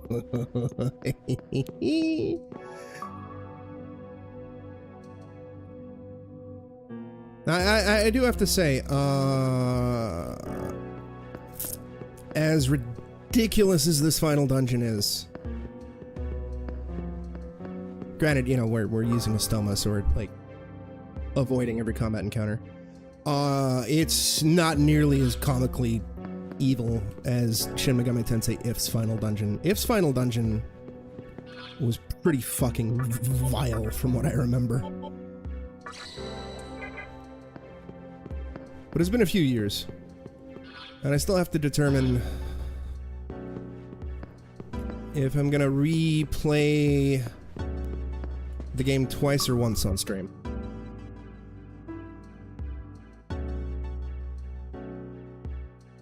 Because I want to do the Akira route, but to my understanding, well, not, yeah, I can only do that with a New Game Plus file. And I don't have that anymore because of the fucking fire. Oh well. And I haven't been able to find a completed save file online, at least not for the SNES version. And I don't have, and I don't think the PS1 version has an English patch. Alright, here we go, baby.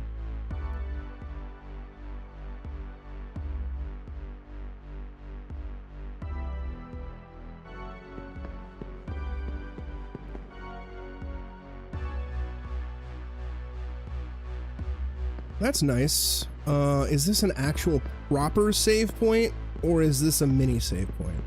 Either way, I'm using it. It's a tiny save point. Okay. Still.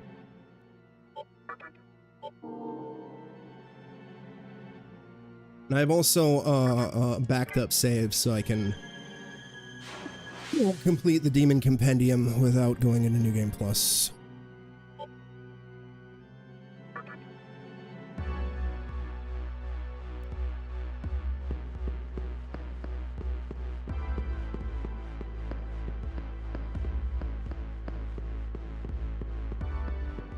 Come on, just go off. Thank you.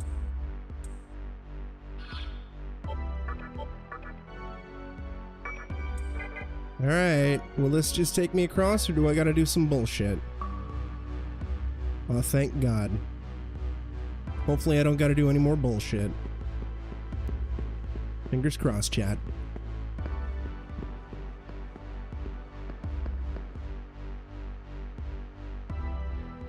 There is an altar.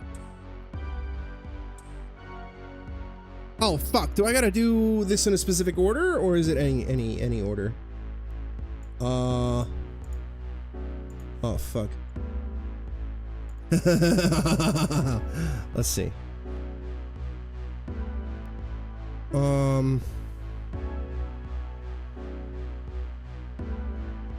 Right, blah, blah, blah, blah, blah. Earthstone, Netherstone, and Heavenstone. Okay, order does not matter. Okay, good. Fuck it.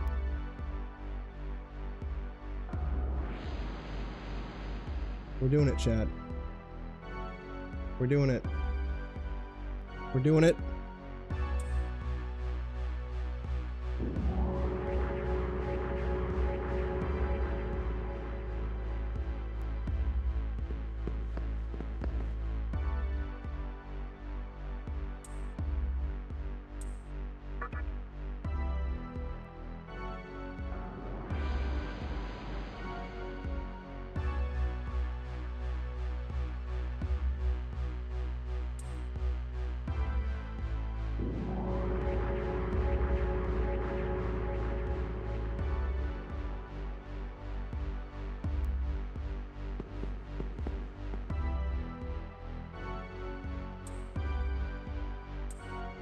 Only one left, baby.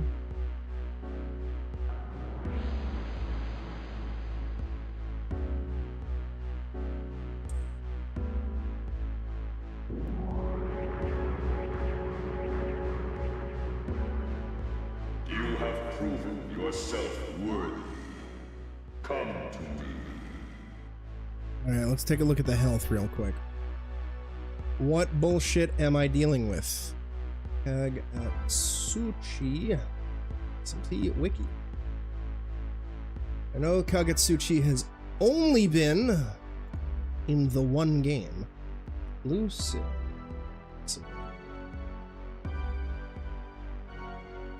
Yeah, some mild spoilers. We're fighting Lucifer after the Kagetsuchi. As if that wasn't already apparent. Okay, Kagetsuchi, first form is 20,000 HP. Second form is 40,000 HP, so in total, 60. And then Lucifer has 65,535 HP. Now, I think because we're doing Maniacs and not Chronicle, because we have Dante, Lucifer can't heal.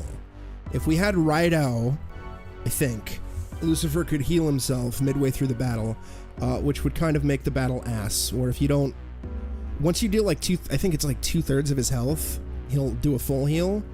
You can kill him before he can heal, but it's hard, from what I've read. So, if he heals, he heals. If he doesn't, he doesn't. We'll fucking figure it out. Alright. Final showdown, baby. Let's fucking go.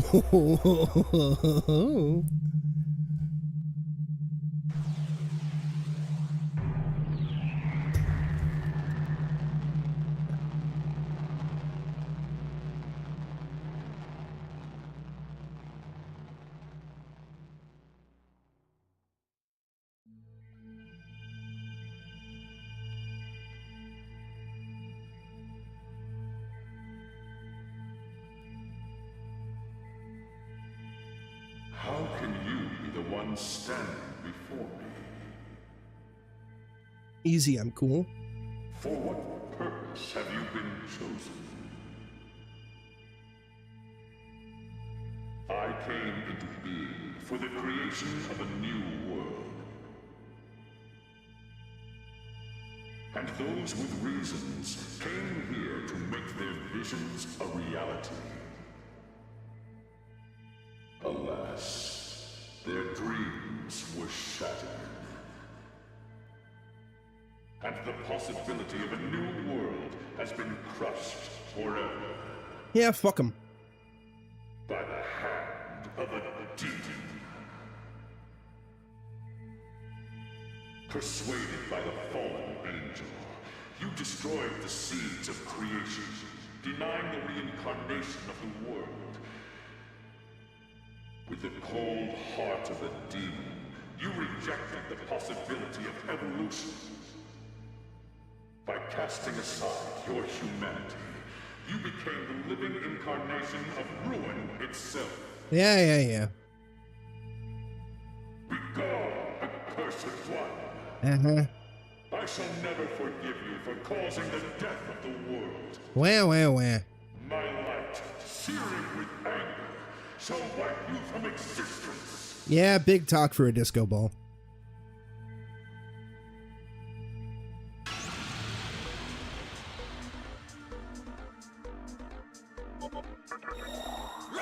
Okay, I don't know if he will debuff us or remove his debuffs.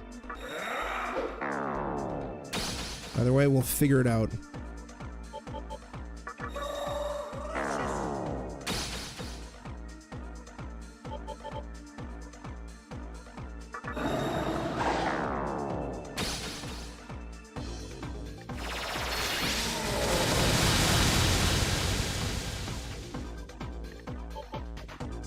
Bitchin' song, though.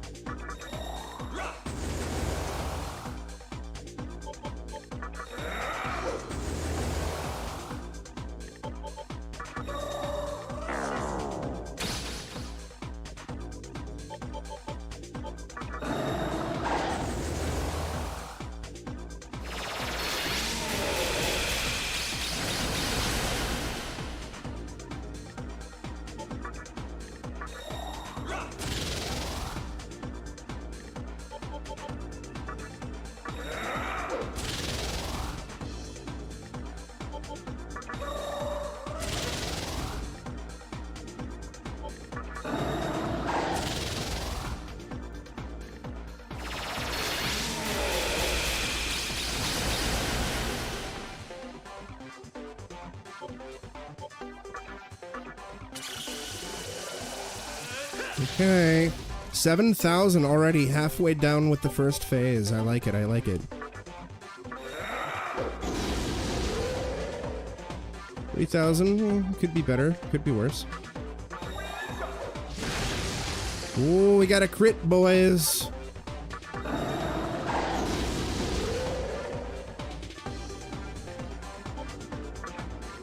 Rapidly get another focus in. I think we'll have Shiva heal next round. Okay, yeah, we're already on second phase. Let's fucking go. I don't know if debuffs carry over. I'm assuming they do. Ooh, nice crit.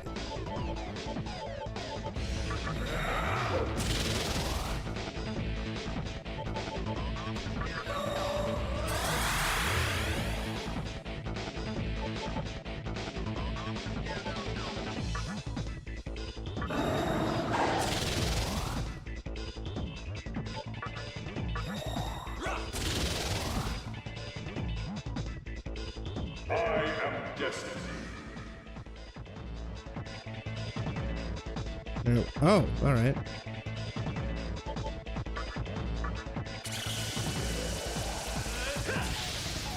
Oh, another crit! Already halfway down. Oh, second crit, baby!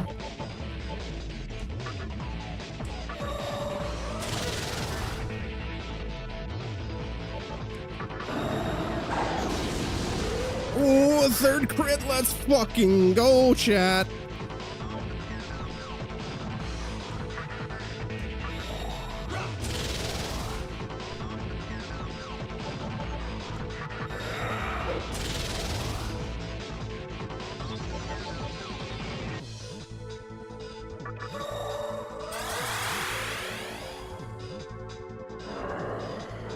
Infinite light, huh? What are you gonna do?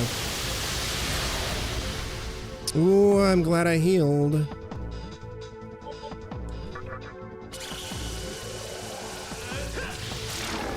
Eat shit!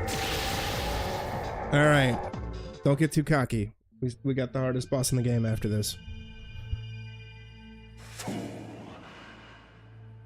What good can come of being tainted with iniquity? Be forewarned, demon who was once human. Though I may perish, your soul will never again be at ease. Yeah, curse me. The final hour is imminent. Those who dwell in darkness shall suffer the light of judgment. After the battle to end all battles is won, you will be cast into the fire. Yeah. Let fear grip your heart. Because of your transgressions, you will be cursed for all eternity.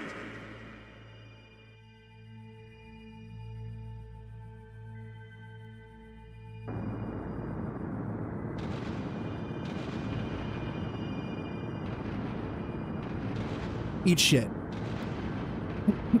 Alright.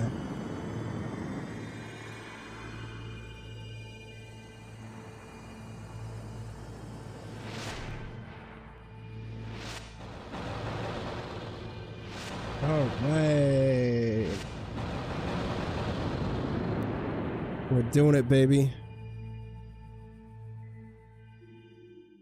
Now, I don't know if everybody else got a heal. I know Demi-Fiend wouldn't have. In between. Unless the game is nice. But I don't think the game will be nice.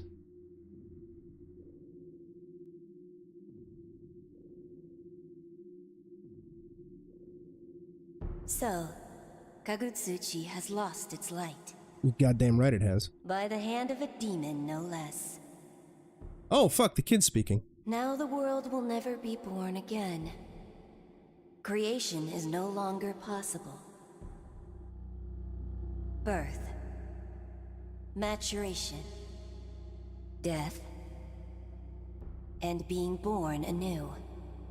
That was once the way of the world. Yet one demon has changed that.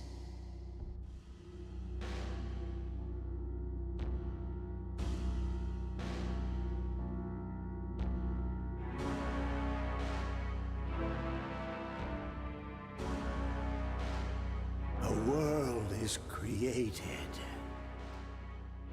populated by mankind, and destroyed. This cycle is what maintains the flow of time. When the cycle stops, so does time itself. And now, time has met her death.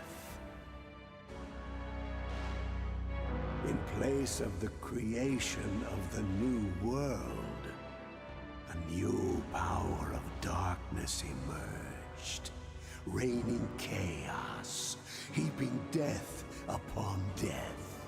Sounds like Colonel Campbell's voice actor, Paul Eiding. You must abandon all preconceived notions and walk the path of supreme power with your head held high. The great will shall surely curse you for going against his way. He will place a heavy burden of atonement on your shoulders, which you shall bear for all eternity. But fear not, for only by receiving that curse can you truly walk the path of conquest. First, I must know the extent of the power of darkness you hold within.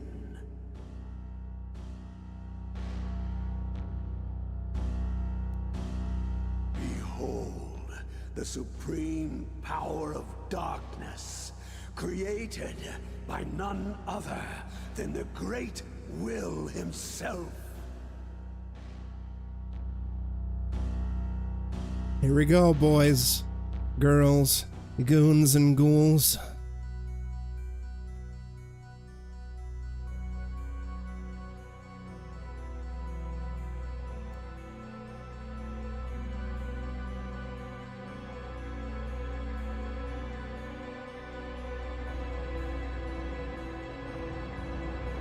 Oh, fuck, I forgot to get rid of the dev key thing.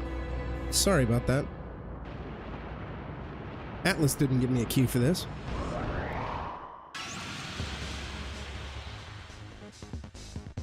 Oh, the game was kind. It gave me a full heal. Oh, thank God. Or... thank whatever. Alright. Buffs and debuffs. Let's fucking go. Again, I don't know if he will bother to debuff or remove his debuffs. We'll see. I know he's gonna fucking hit hard, and I know he's got a fuck ton of health.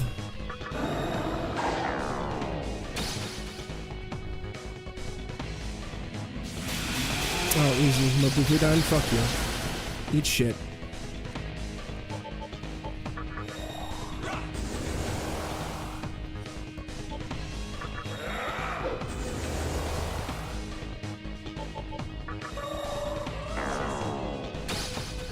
Alright, he should be fully debuffed, we should be fully buffed. Now, of course, we gotta spend another turn focusing. Yeah, keep using Mobufudan. I'm really stressing. Even though I know I'm pretty sure we're way too overleveled and way too OP for this fight, I'm still stressing. Just the knowledge that I'm finally beating this game is, it's getting me excited. Well, he's attacking. Oh, fuck, he got a crit. Shit. Oh, it doesn't matter. Mobufudan. Mobufudan means shit, you asshole. Okay. Thankfully, we have Pierce on everybody. Otherwise, this would take way longer. So, I don't know if we'll get a crit or not. But...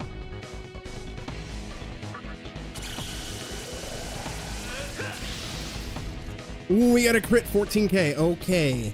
Let's fucking go. That's what I like to see. So he's almost 1/3 dead from one attack. Should, yeah, he's 100% 1/3 now.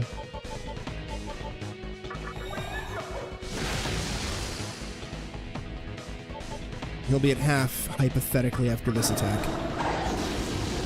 Oh, we got another crit, boys.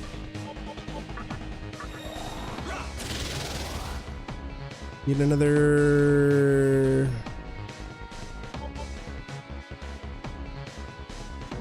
You know, I'm not gonna chance it. Not gonna chance it. Let's play it safe.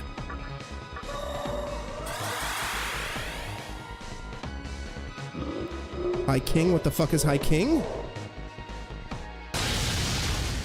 Oh shit. Shiva stunned. Prominence, you say? Okay, Shiva can't do shit. It's fine. We got a focus on Demikun.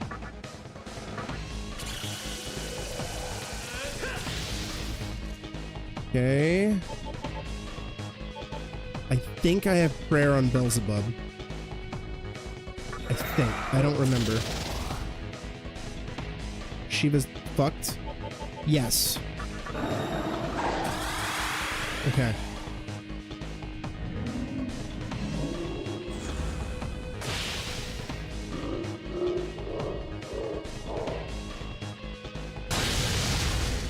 Nobody's stunned. That's good. Oh, Megiddo on. She's gonna have to heal again. Oh boy! I think I focused with Metatron already. Let's double check. Yes, we did. Hades Blast. Oh, thank God we got it. We got another crit. Okay. He wants us to be safe. Put that focus in. We already got to focus on Demikun. This might be the final attack.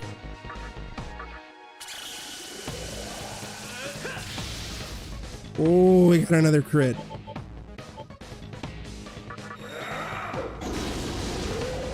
And another crit.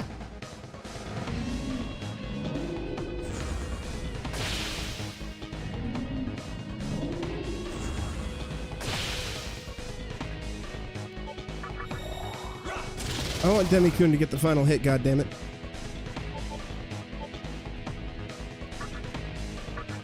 No.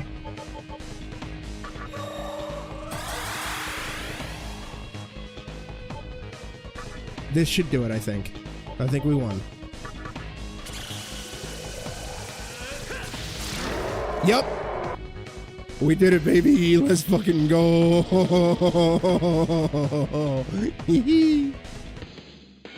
This is cute, though. They're like, hey, you leveled up. I don't think demons carry over to New Game Plus anyway. I know some stuff does, but...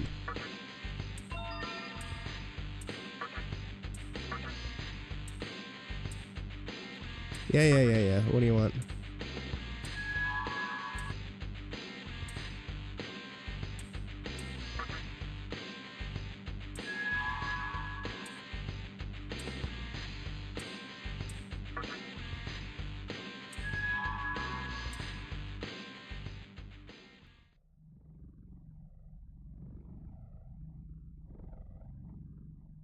That didn't take too long. I'm happy. Well done. You've proven yourself with your awesome power.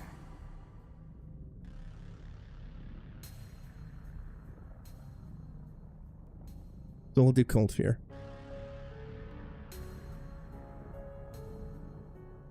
All you who have lurked in darkness and waited for this day, hear me.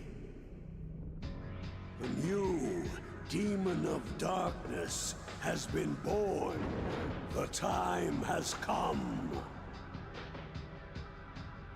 Together, let us march onward.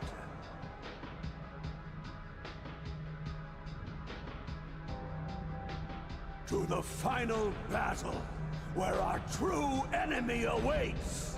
Final battle we don't get to see.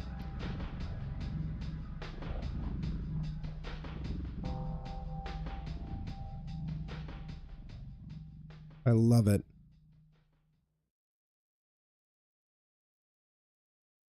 You have created a new demon in your heart's likeness, fallen angel. Then doom shall set us apart.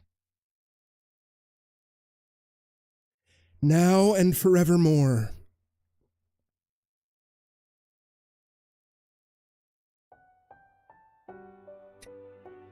Oh. That was Paul Lighting. Fuck yeah. We did it.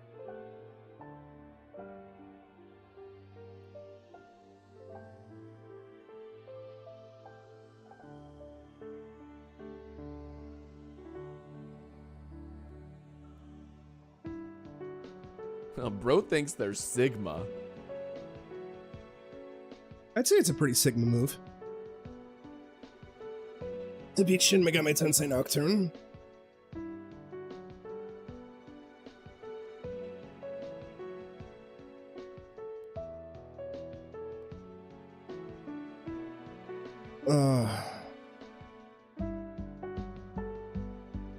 It's done. I'm so happy.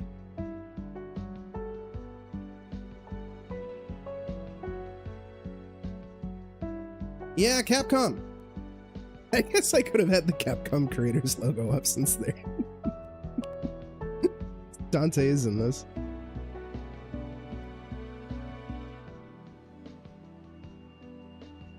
Yeah, maybe in the far distant future, once we have a lot of the backlog cleared out post Back to Goal, I might do a hard Rideout playthrough.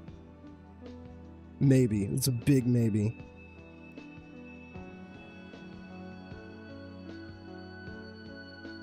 The only one I definitely want to get to is New Game Plus Shin Megami Tensei If, because the Akira route is basically like a different game. Whereas like a Rideout playthrough is just effectively the same, just replacing Dante with Rideout. And Lucifer has a heal ability.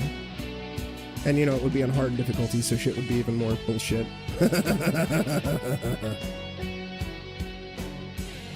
Hey! Nice! I love to hear it, Coolio. What game are you gonna finish? One of the Trails of the Sky games?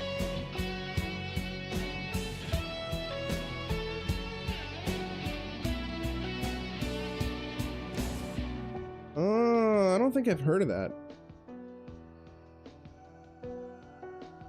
Tokyo Xanadu EX Plus, another Falcom game. Yeah, I don't think I've heard of that. I'm assuming it's like an RPG? Or like an action RPG, maybe. Very cool. This is a stream for beaten games, baby. Yeah, since this didn't take nearly as long as I was expecting,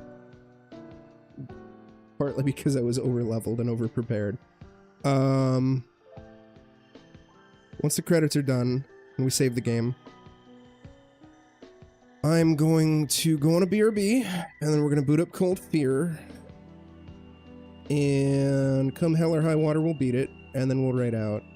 I'm assuming that Cold Fear will probably take me about an hour and a half to 2 hours to beat, unless there's some bullshit that pops up.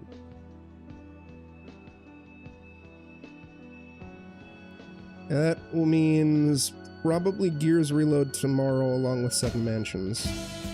One of the two. Maybe both. I'm thinking Gears will take 2 more sessions, unless I really like marathon power through. Most 3. Download Gears? You should. If you have it, you know. Yeah, if you get it for free, you know, why not? That's why I'm streaming it. I mean, if I didn't get it for free, I wouldn't be streaming it. Just because I don't have any money. Granted, you know, if I was employed and I had the spare income, I probably would have bought it. So, yeah, exactly. Same here, Coolio. I bought Gears Ultimate Edition way back in the day. So I got a free copy of this one. I also said fuck it and requested a key for the PS5 version on Keymailer, because I'd like it on PS5, just because the idea of Gears of War on PlayStation is a novel idea. I don't think I'll get one because I'm a baby boy, but you know, whatever.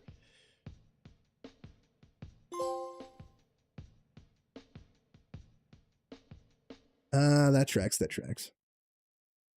Yeah, 14 or 15, it's too young to be able to buy Gears yourself. Probably, you know, unless you have an account and you have the spare scratch or whatever. All right. Save endgame data. Demon Compendium will carry over when you restart with this file. Yes.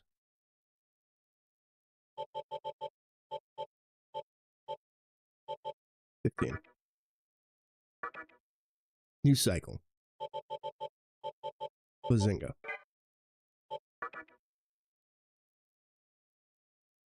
There, we did it. We have beaten Shin Megami Tensei Nocturne after 20 some odd years. All right. Like I said, I'm going to go on a quick BRB for a few minutes. You want to come back? We're going to hop into Cold Fear and try to finish that off tonight. See you in a few. Thank you, Coolio.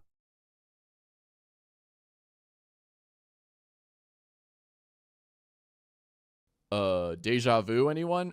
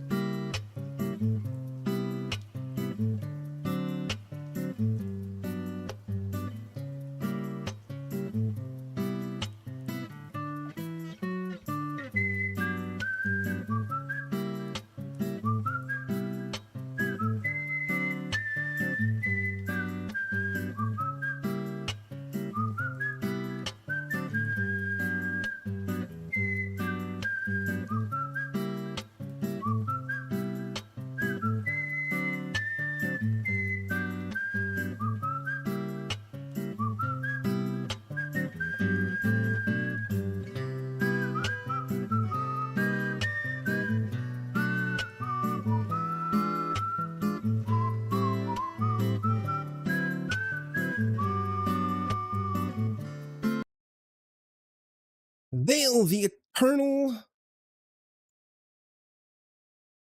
from the Zach Bagans Gaming Forum. How's it going, dude?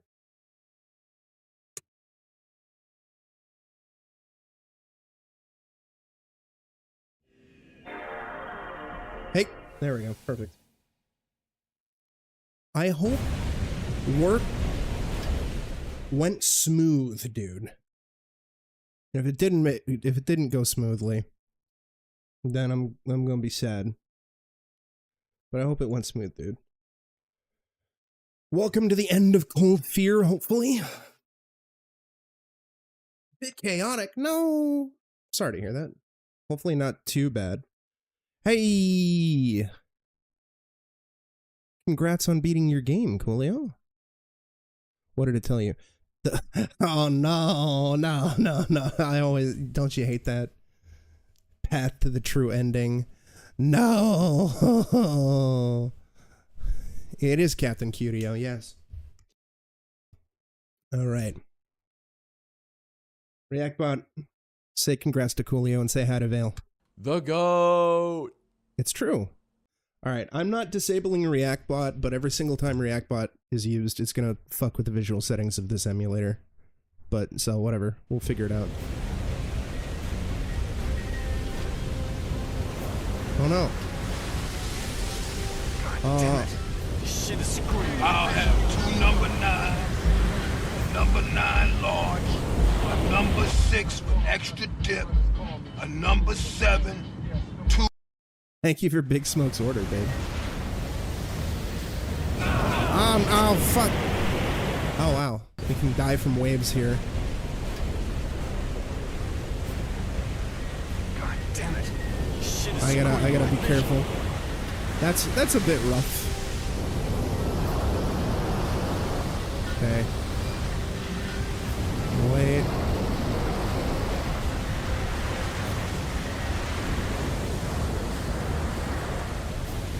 Okay, we made it. We made it. As far as I know, we're about halfway through the game. Wait, what? Do I gotta use the crane?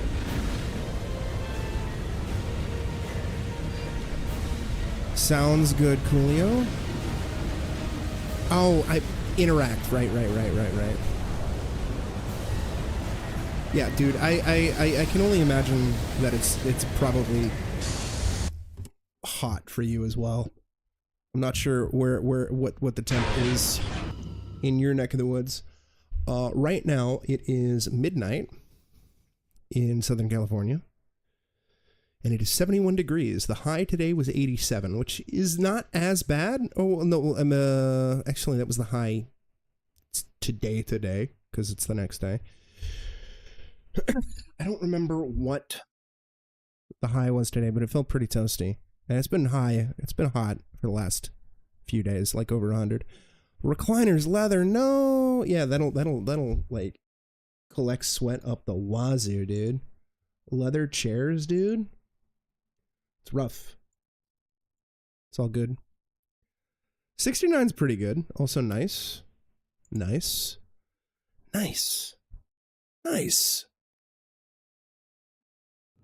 Alright, hopefully we're not gonna get... Oh, 97. Oof. Brutal.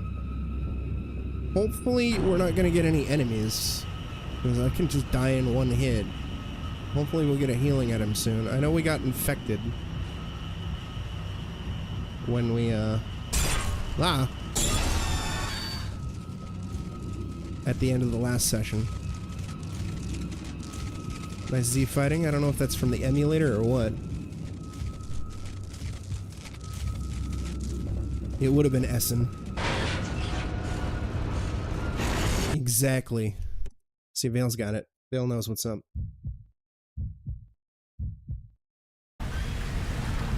Oh, okay, cool.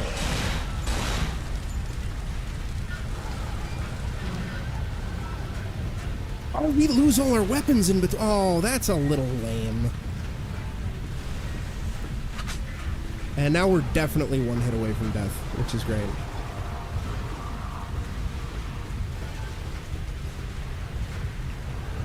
If we weren't already. Look at that health bar. I'm assuming the steam will hurt.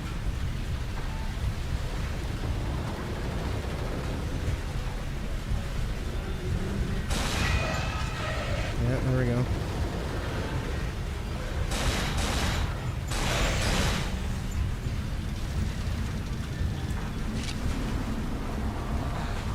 Oh, thank God.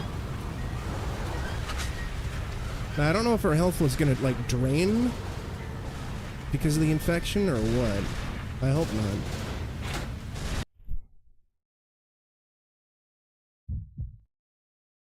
I played Prototype shortly after it came out. I didn't play much of it, though.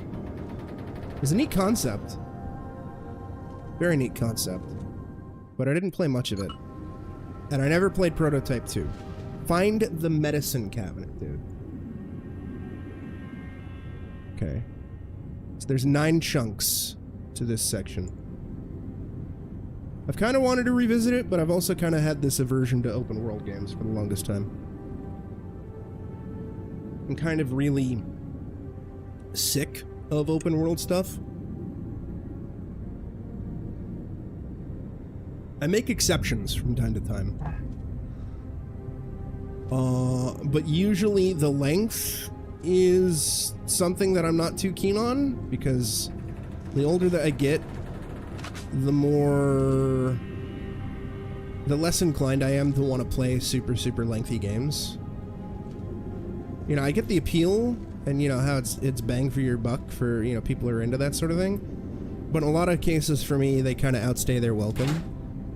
It's just a personal preference. And also, at least for me, I feel that a lot of open world games, most of the activities in them are kind of on the mid to not so great side. Yeah, it's like a really that's really. What do you mean no memory card? What do you mean, dude?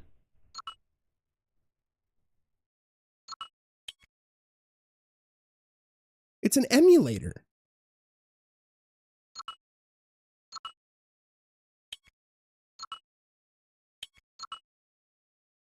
Fuck it.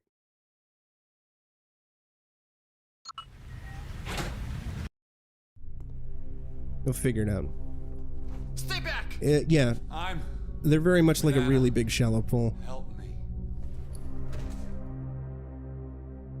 You're alive. Good. Let me look this up. There's only a little time to inject the antidote after infection. So now tell me whose life I just saved. You know Anna, yes? No. She's gone. I'm Tom Hansen, USCG. You bring terrible news. Did she tell you about this place at all? No. And yet you came here anyway. Then I must tell you. Kamsky and his father and I... Sorry, hold on, fuck. Now there is a memory card. That's dumb. Sent here to study the exocells. What the? No, I didn't want to skip a cinematic, no. Yes. Sorry. Stay back! Forgot the emulator did that shit. With Anna. Help me. 100%. Dale, that's why Ubisoft has kind of earned the phrase Ubi slop. There's only a little time to inject the antidote after infection. So now tell me whose life I just saved. You know Anna, yes? And again, no shade to anybody who likes She's gone. Ubisoft open world Tom games. Hansen, USCG. It's just not my bag. News. Did she tell you about this place at all? No. And yet you came here anyway. Then I must tell you. Kamsky and his father and I were sent here to study the exocells when they climbed up onto the platform. Maybe the drilling woke them up, eh? We were told to learn what they were and how to control them. But Kamsky went past that. He wanted to use them. And this is the result. It will kill us all. Where's this radio jammer I heard about? 100% Vale. Kept it in the magnetic field room. You can't get in. It has retinal scanner locks, and only an Etchenko can open it. It's Then I guess I'll just have to ask him to open it for me. part of this He'll kill you first. never-ending quest to like homogenize everything. You know? I feel that so much of modern video Glad to games see you again. are just this homogenized mess of everybody trying to emulate everything and just constantly copying the same shit over and over and over and over again. Like every game being open world, or every single game trying to copy what Naughty Dog does. And it's exhausting. It's why I've effectively given up on 90%, maybe more, of modern AAA gaming. I just don't care anymore, especially since so much of it is just excessively handholdy. Indie games can be pretty good, depending. I just kind of wait for anything to be proven otherwise, like if it's good or not, and if it seems interesting. Because there's a lot of AAA practices that have kind of snuck their way into indie as well, that annoy me. There's a handful of titles I get excited about, or cautiously optimistic about. Oh no! Okay, goodbye. Oh no. Are we gonna get a new enemy? Oh shit.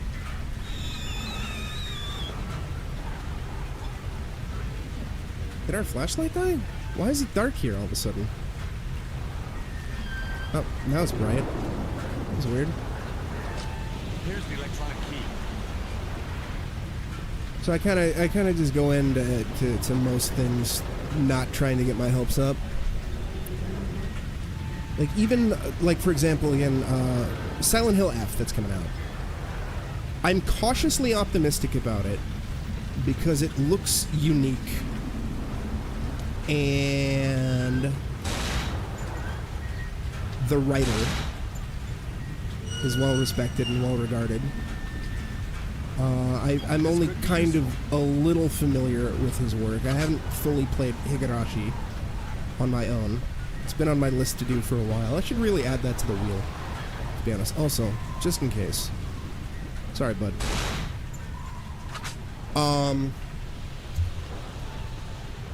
Although I do have, you know, my misgivings, like the fact that it's called Silent Hill, even though it seemingly has absolutely nothing to do with Silent Hill due to this weird misplaced notion that the producer has about the franchise, the current producer. But it is something that has piqued my curiosity. Same with Silent Hill Townfall, even though we know fuck all about Townfall, right? But I'm not gonna say like I'm super excited for it. I get kind of excited when there's like certain ports of age-old games that have been like neglected for so long, or like, you know, remasters. Just because I'm a staunch advocate of game preservation, but even then, in some cases, I'm kind of like, God damn it, why? Like the upcoming Final Fantasy Tactics port, the fact that it's seemingly not using any of the War of the Lions content irks me quite a bit, because that was really good content. But I am happy that people will be able to play Final Fantasy Tactics on modern hardware, myself included. So we'll see how that plays out. I'm mildly curious about Metal Gear Solid Delta, but, you know, I'm not in a position to buy it or terribly interested in like going out of my way to get it or whatever.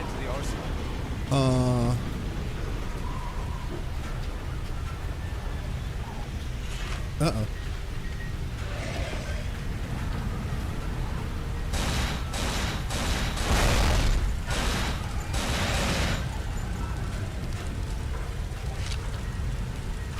Usually I just kind of like wait or whatever.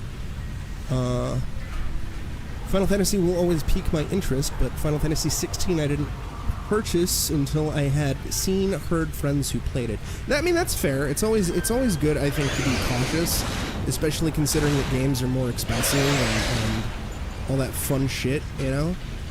Like, asking $70 or now fucking 80 for a brand new game is quite a lot, and that's just in America. I'm not sure what the conversion rate is explicitly for like a place like the UK or parts of Europe or whatever, but I know it's even more expensive. It's unlocked. It's a big ask. Huge ask. So it's always better to be cautious. I personally loved 16, but I also know a fair amount of people who were underwhelmed by it or didn't like it or anything like that. Welcome back, Coolio.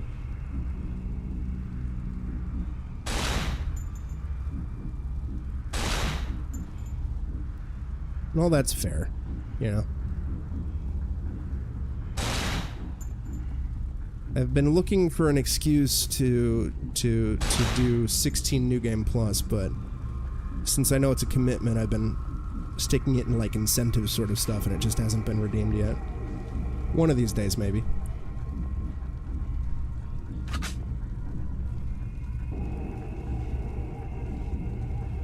Ah, I see. Yeah, I did the DLC without going into New Game Plus. And I liked the first DLC a lot. And I really liked the second DLC until the final boss of the DLC. The final boss was kind of shit.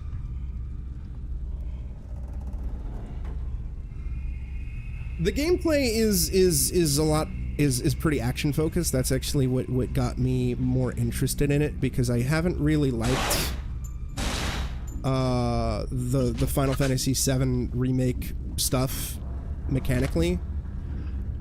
16 is a little more Devil May Cry-ish. A little bit. It's not quite. It's not quite as deep. There could have been a lot of adjustments to make it a little deeper. But I enjoyed it. Although I slightly like it less upon realizing that it has some shittier AAA commonalities with Final Fantasy VII Remake and Rebirth. Namely, the fact that the mid-boss fight cinematics are unskippable. That's fucking awful. I hate that shit. Nier's great. I love Nier. Nier's great. Devil May Cry is a lot of fun, Vale, except for Devil May Cry 2. And depending on your tastes, the reboot. I think the reboot's fine. I think it's overly hated. It has plenty of fucking issues, but especially with the definitive edition of the reboot, I think it's a pretty solid game. You know? What the? Yorkin, hyper Jorkin, Yorkers unjorkin, Yorkin together zero first time Yorkin life Yorkin friend Yorkin arrive Yorkin with boys slow Yorkin spin ye how Yorkin York lax white boggis pog milfkers poggies Mitsuru Poggies. I don't know why Streamlabs TTS cuts off on that, but Coolio, thank you so much for the resub, my guy. Thank you, dude. Yeah, unskippable. I don't like mid-boss fight cinematics in general, but I really hate them when they're fucking unskippable. I'm a little more open to them if it's like in between phases of a fight, but I really fucking hate them because they just break the flow of combat. And I especially hate them in Final Fantasy VII Remake, and I imagine I'll hate them in Rebirth. When I played through the game on hard and some of the boss fights are bullshit, and I have to watch the same goddamn unskippable boss fight cinematic like 3, 4, 5, 6, 7, 8 times. That's fair. Although they are on PC now. All of them are on PC. I think the GOG versions are supposed to be better than the Steam versions, at least for Devil May Cry 1, 2, 3, and 4. But don't quote me on that. But thank you for the Yorkin resub, Coolio. I sincerely appreciate it, my guy. What the fuck? A handheld grenade launcher. Oh my god! A grenade launcher? I love it. He doesn't have any more ammunition. It's opening. Thank you, homie. I hope you do. I hope you do. Fingers crossed. Uh-oh.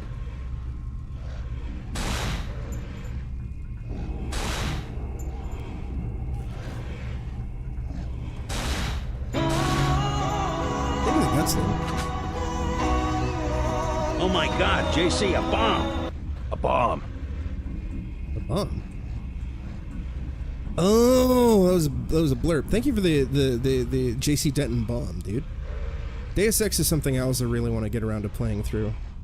I've beaten Invisible War, not on stream, and I've beaten Human Revolution, also not on stream. I barely played the first one, and I think I got through like a third of Mankind Divided. And I was liking Mankind Divided.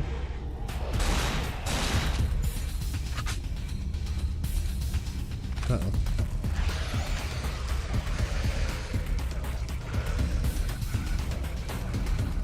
Whoa, hello.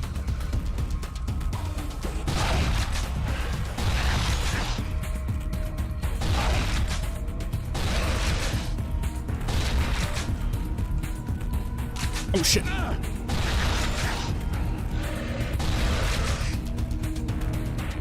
Interesting. You got headaches.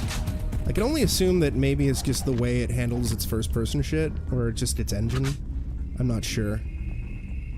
I'm only speculating. I actually played Invisible War first. I played the Xbox version sometime after it came out. Only to learn years later that everybody hates Invisible War. Oh no! Get away from me. Or at least hardcore Deus Ex fans hate Invisible War. Because I guess it really dumbs down a lot of the mechanics from Deus Ex 1. I loved Human Revolution. And I was enjoying Mankind Divided, but except for the stupid microtransaction bullshit that Square Enix threw in. Granted, it's entirely unnecessary, but it's still dumb. And then I was incredibly disappointed that we never got the final Adam Jensen Deus Ex game. Because it's clear that it's supposed to be a trilogy. What the hell is that? Yeah. What the hell? So what are the requirements for your true ending, Coolio? Hopefully it doesn't take a bajillion years to accomplish. Like some true endings. Fine Anishenko. Okay, we still haven't done that yet, even though it gave us the ability to save. That's the thing with SMT Nocturne, we went for the longer, more difficult ending to get, but it's not so much a true ending as it is just a more difficult ending to obtain. I don't think there really ever is a true ending in an SMT game, except for maybe SMT 1. I think. I don't know.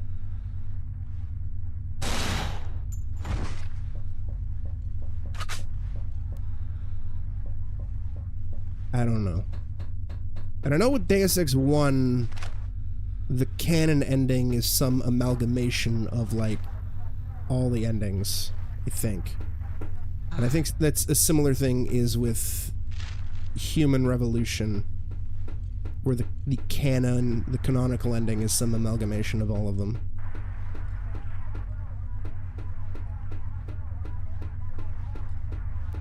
Which is an interesting way to go about it.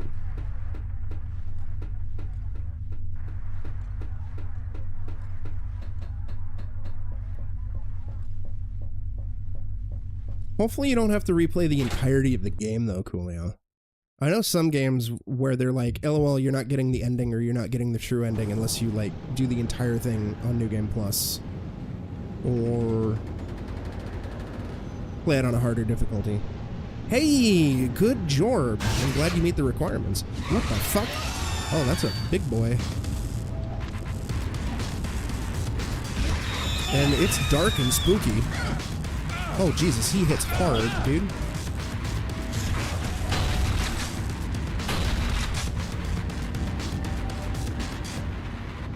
Oh, good.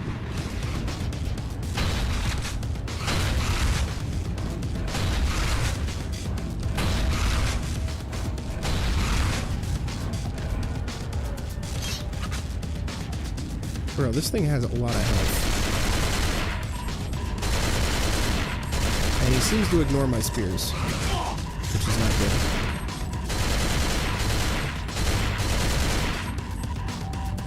And I've used almost all my big boy ammo.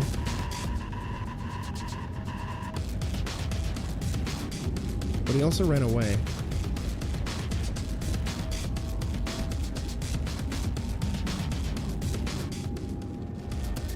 Oh, there he is. Is this a boss?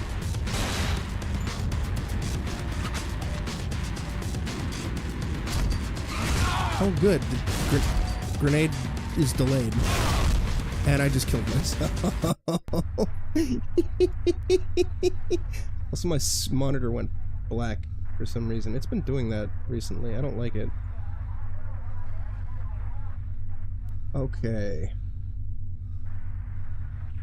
Let's see about the guide. Yeah.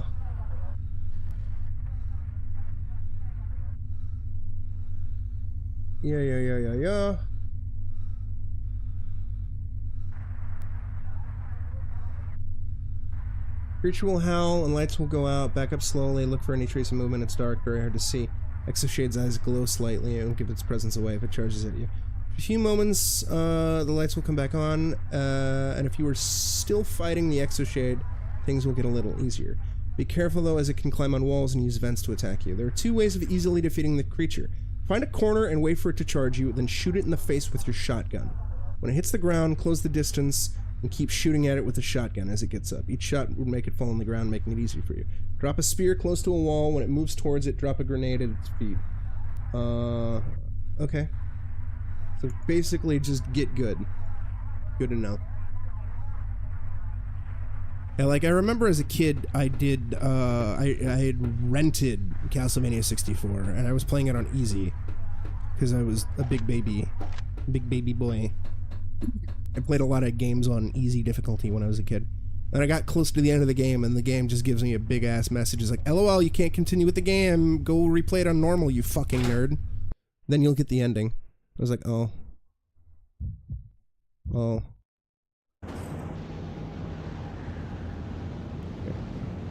Backing up. Can I go back through here? Yes.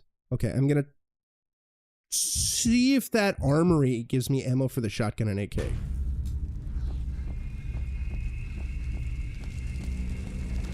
Because we had that one room that gave us ammo, and I think we picked up the AK and shotgun afterwards. And for some reason, okay, it was just to have 8 stars in total in the stats. And for some reason the game plays the opening again after most chapters finish it. We just did it again. But it's a banger. Well, that's good. At least it's a banger. I love proper bangers.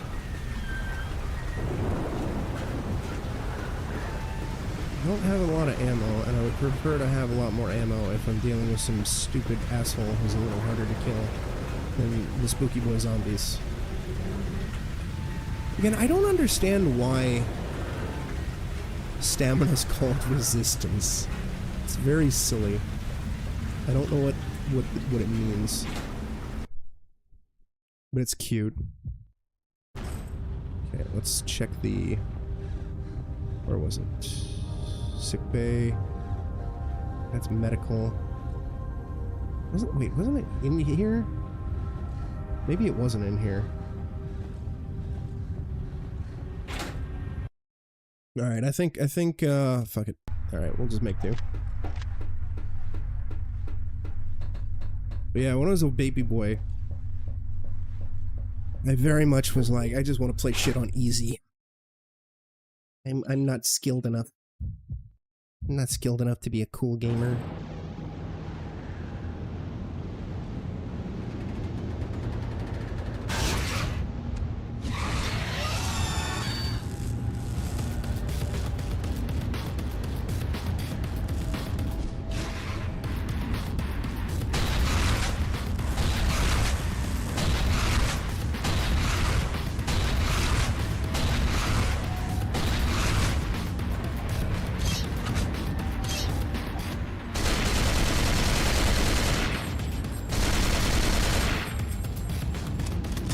Oh, hey, we got it.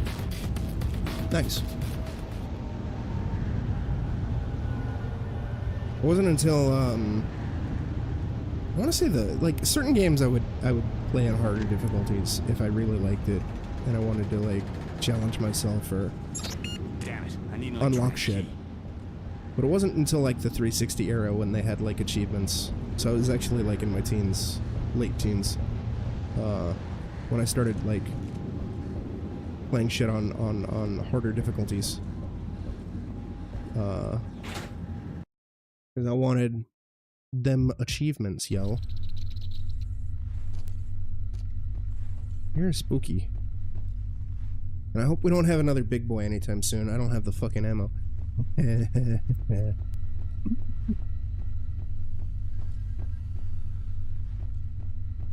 Zombies? Sure. Big boys? Get away. Gun shells?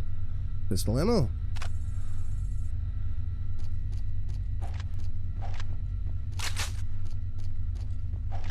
Yeah, there was I think there was another game. I don't remember what that I played where the game was like, LOL, you can't get the real ending because you're playing it on easy. I don't remember.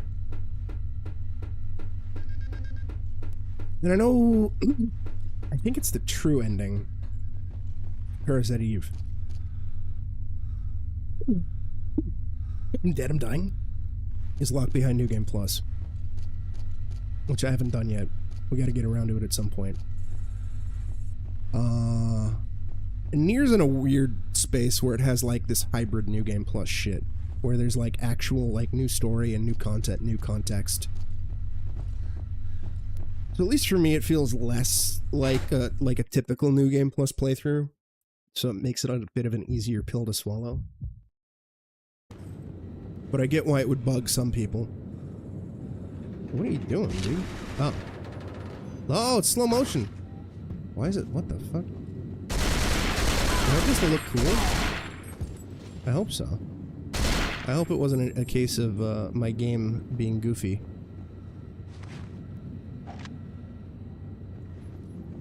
You got a head? Yes. Not anymore. For those who haven't seen anything of this game before, zombies in this game actually will continue to get up if their head is not destroyed. Also, their bodies disappear after they die, which is kind of neat, but also you can loot bodies if you're fast enough, so it's a little tilting. I wish it would just disappear after you looted them. I don't know if you're gonna get up or not, so we preemptively shoot. I swear it's not just because I'm a masochist or sadist or whatever you want to call it. No need for the medkit.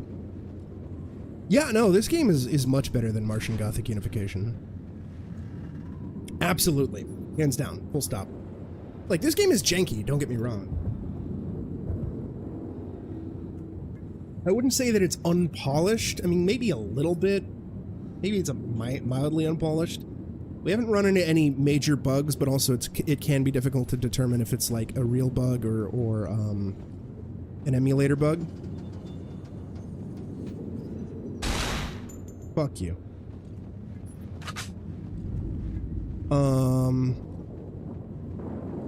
Since we are running this on an emulator. I do own this on Steam. You can buy it on Steam.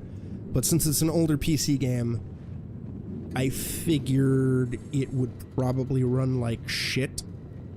And since it's an Ubisoft published game, or at least at the time it was, my expectation is that it would be even more of a pain in the ass to run on modern hardware. So I said, excuse me. So I said, fuck it. Let's just emulate the PS2 version of the game. That seems like it would be easier.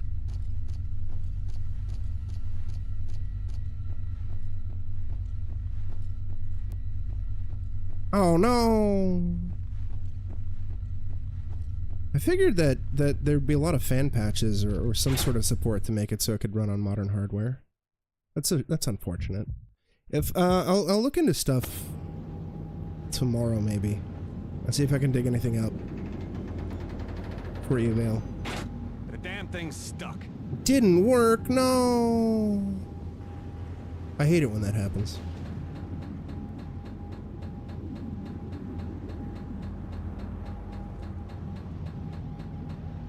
Yeah, that's a health kit, but I need ammo, dude. Okay, we're good on shotgun ammo. Not so much on AK.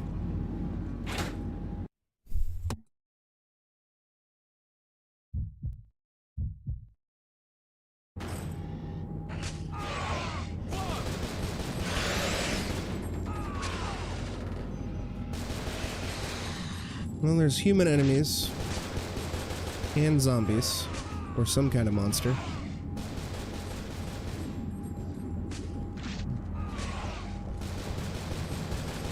I don't know if these are just fun little noises. Oh, no, they're real.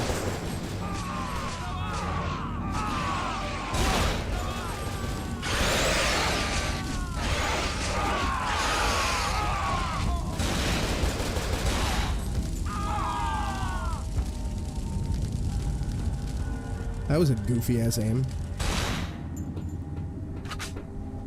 Although I think, oh fuck, I think because I burned them.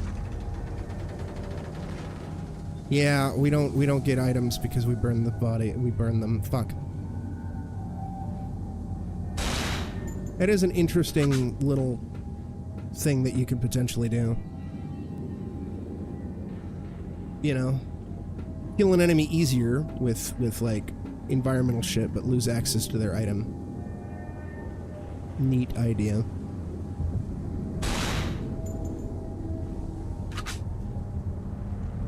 Makes you think, unless you forget, like I just did. That said, I don't know if they can get back up, so fuck it, we're shooting their heads off. There we go. All burned. Yeah. But this is a huge step up from this developer's previous game, which I think because I can't find much that they've done. I only know of this and Alone in the Dark: The New Nightmare, and I actually wasn't a big fan of Alone in the Dark: The New Nightmare. Oh dear. But I honestly cannot tell you for the life of me why I disliked the game. I don't remember. Darkworks. Okay, yeah, they did some French game called Les Visiteurs les Dieux. I'm sure I just bastardized the French pronunciation of that. Oh well, apologies. Never heard of it. And then they did Alone in the Dark: The New Nightmare, which I wasn't a fan of. Then they did Cold Fear. And then they did Captain America's Super Soldier, so that Captain America tie-in game. Oh, I guess they rebranded? Or they were a support studio. And then they did I Am Alive. They worked on I Am Alive, apparently. Or... I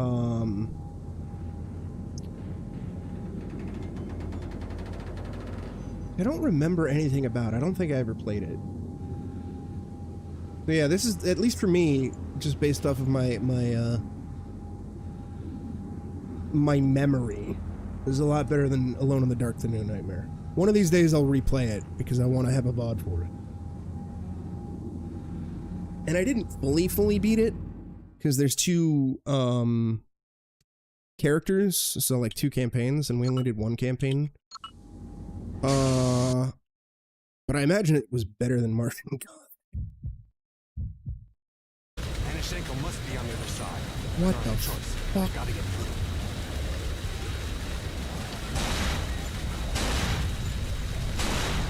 Hey, actually shoot it? No. Okay. So I think I have to crouch walk. So there actually is a point to the crouch mechanic. Neat. I mean, this is definitely much more action-y than a straight-up horror game.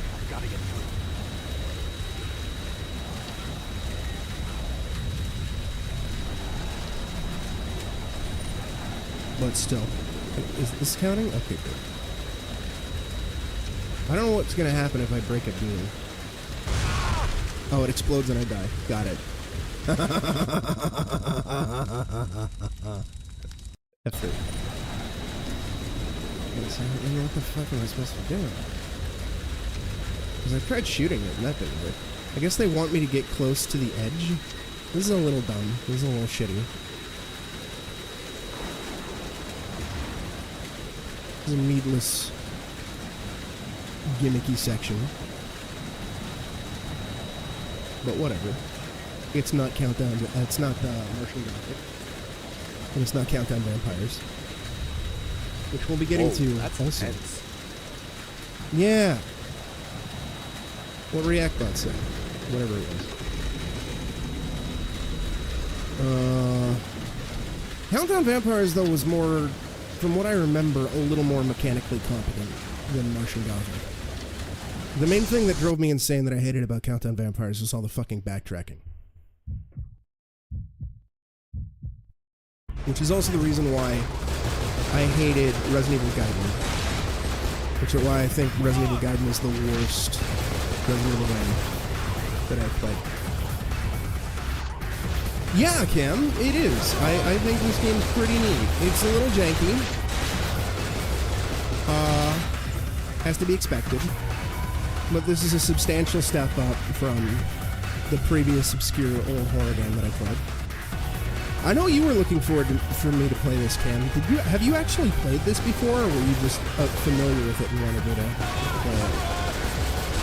I could do without the human enemies, though.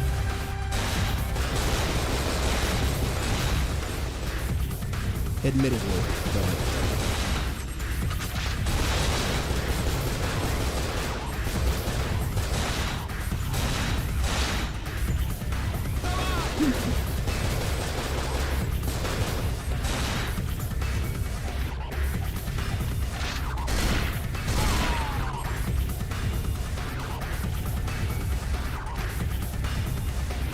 But this is neat.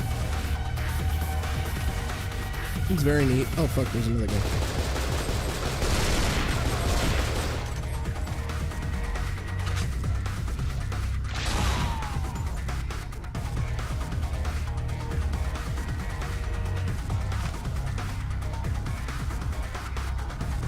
Yeah, I know you were looking forward for me playing this for a long time. You played 30 minutes of it, but couldn't get any farther and gave up, but you'll always remember it because it was one of the games that came with your best friend's original Xbox when he got it. It was the first game you ever tried on Xbox. Well, that's cool.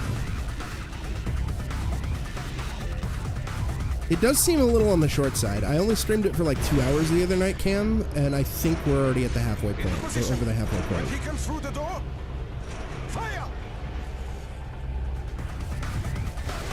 Anyway, I started blasting. Bang! Bang! All right. Vale, thank you for the started blasting.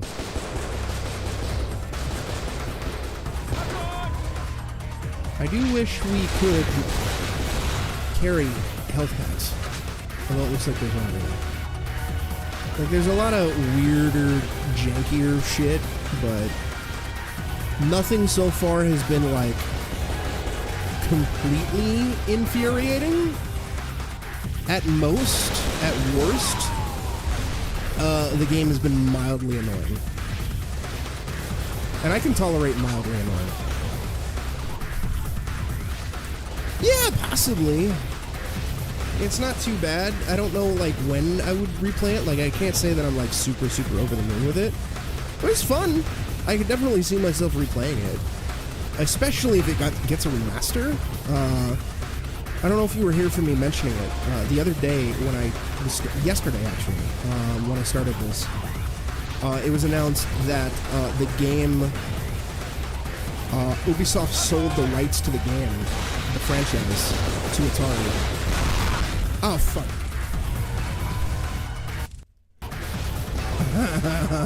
I can get myself blown up. It's very loud, and I can't access the options menu from in-game. And I've got the emulator in OBS down to -12 decibels, and I've got the emulator in Windows down to 50. So I'm gonna lower it to 40, just because the music is actually really loud in this section. I'll pump it back up a little bit later. Audio mixing is a little fucky-wucky. It's fine.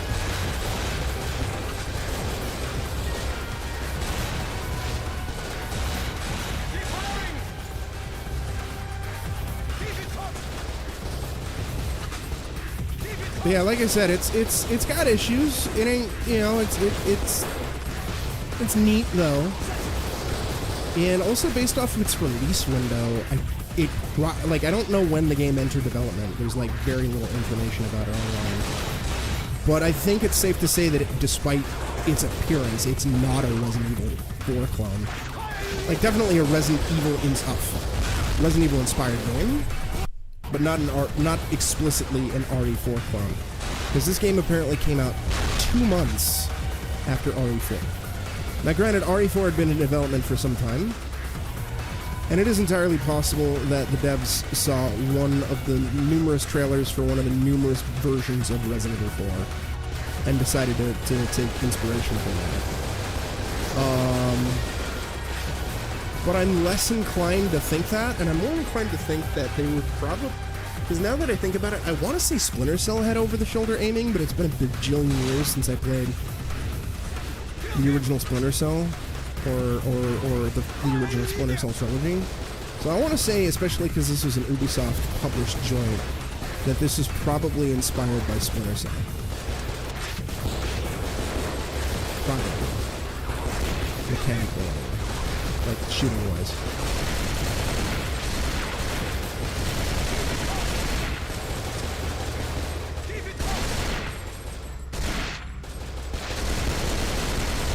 God damn, dude, this guy takes a lot of fucking bullets.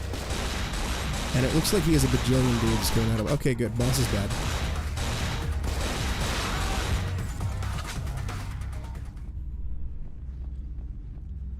Red Faction was your first PS2.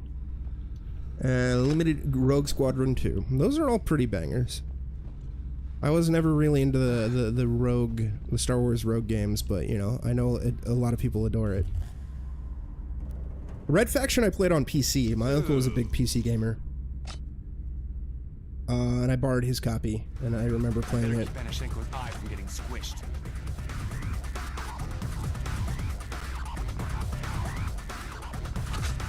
One of these days I'll stream it. I'm curious as to how it holds up.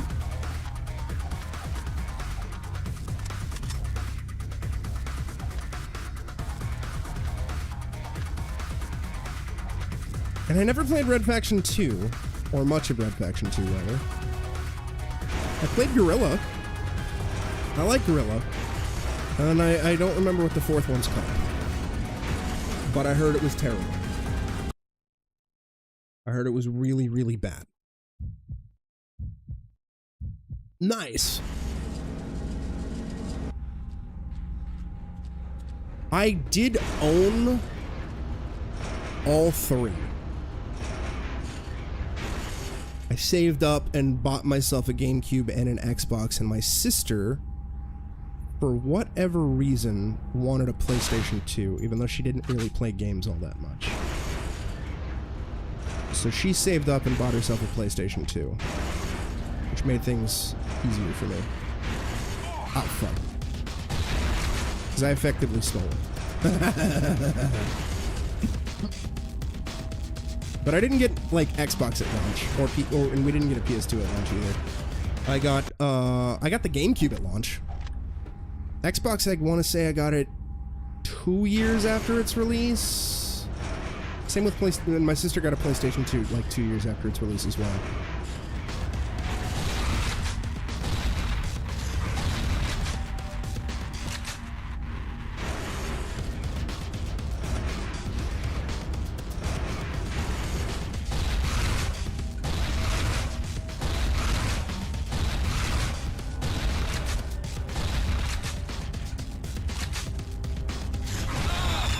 Oh, fuck you.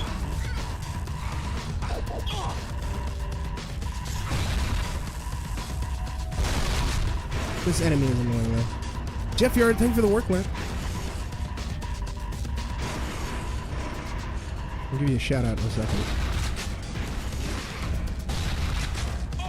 Oh, fuck you. redo the fight.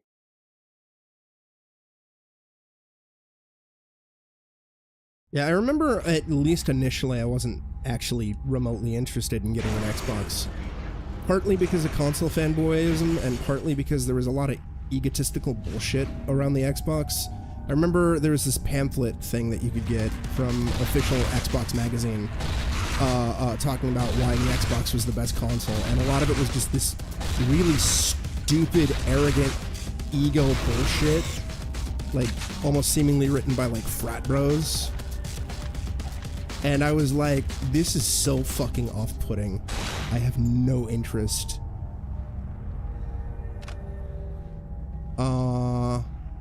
And of course, then a buddy of mine got it, and he got Halo, and I played Halo, and I was like, I need this. So I ended up saving up a lot of money, like allowances and shit like that, and then a lot of birthday and Christmas stuff, to buy myself an Xbox for my birthday in 2003. And I had enough cash to get myself a copy of Halo, get myself a copy of Splinter Cell, and more importantly, so you know where my priorities were, copy of Dead or Alive Extreme, baby. Let's fucking go. I unironically love that game. It's really janky in a lot of respects and fairly shameless with its TNA. But I like DOAX 1 a lot. DOAX 2 not so much. DOAX 2 was bullshit difficult in a lot of regards. Oh, what the fuck? Hey, get away from me.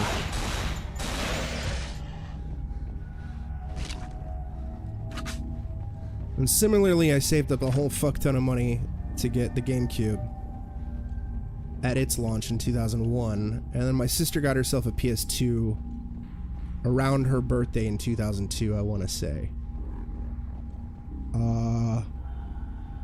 And then my own first two PS2 games were Metal Gear Solid 2 and Silent Hill 2, so those were really solid first games.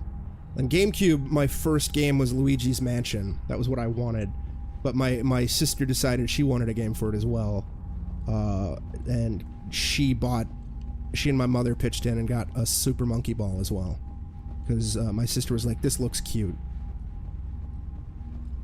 I was actually grounded at the time the GameCube came out, and I wasn't allowed to play video games except for like super limited, but because of the fact that I'd been wanting it for so long and I'd saved up so much money, they were like, okay, you'll get your system, but you're only going to play it 1 hour a day and only on weekends. It was like, fuck. That was like that for like, I want to say the first 2 months. 2 months I had it, because my grades were shit. My parents were always like that. They were like, oh, your grades are shit? No more games. Thirsty, how's it? Yersty.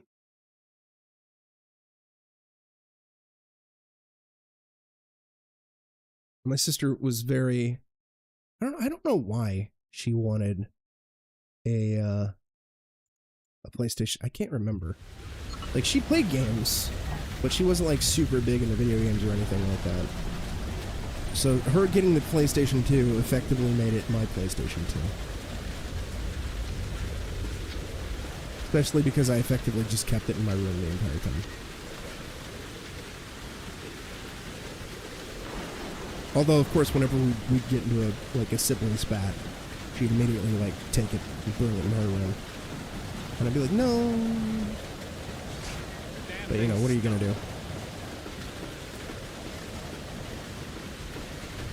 But yeah, GameCube was the first console I ever got at launch. This is a special little box. I didn't get anything at launch. I got my 360 in 2007 after saving up money from a dishwashing job. Bought that 360 at a Blockbuster because I had 170. Oh, that's a pretty good. This is a pretty short walk. My closest Blockbuster, it's like a 25 minute walk, I want to say. There's also a Hollywood Video right across the street from it too, so I had options. And then like a 40-minute walk from my house would be like a Target. 40, 50-minute walk. Roundabouts, give or take. And then about an hour-ish, hour and change was a GameStop. The GameStop I used to work at, actually. Okay, I guess I was supposed to backtrack. I guess maybe this area is for later. I wanted to get a 360 at launch, and I'd saved up the money to get a 360 at launch. But a 360 was a fucking nightmare to get. And I didn't realize the concept of pre-ordering a console at the time. I similarly didn't realize the concept. I didn't learn for the Wii either, so both the 360 and Wii were a pain in the fucking ass to get at launch. And I didn't get them until a few months after launch. PlayStation 3 I completely skipped out on at launch, because it was like, oh, I am not spending that money on a console. And then I got a PlayStation 3 in December of 2007. So I think about a year after launch. Because Metal Gear Solid 4 was coming out. And I was like, I want to get a PlayStation 3 and prep for this shit. Because I was a big fucking Kojima simp and Metal Gear fanboy back then. And my first PS3 game was Uncharted 1 and Resistance Fall of Man. Uncharted 1 was the infinitely better game. I was pretty underwhelmed with Resistance, to be honest. I know a lot of people love it, and I personally would love it to see it come back or get a remaster, like, you know, preservation or whatever.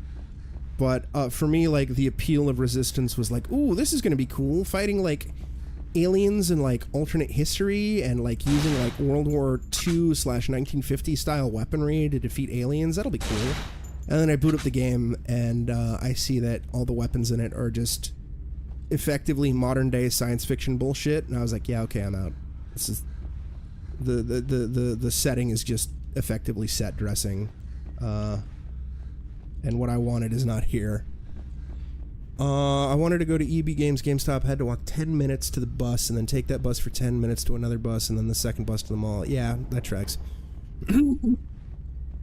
I, too, would walk to the shorter place.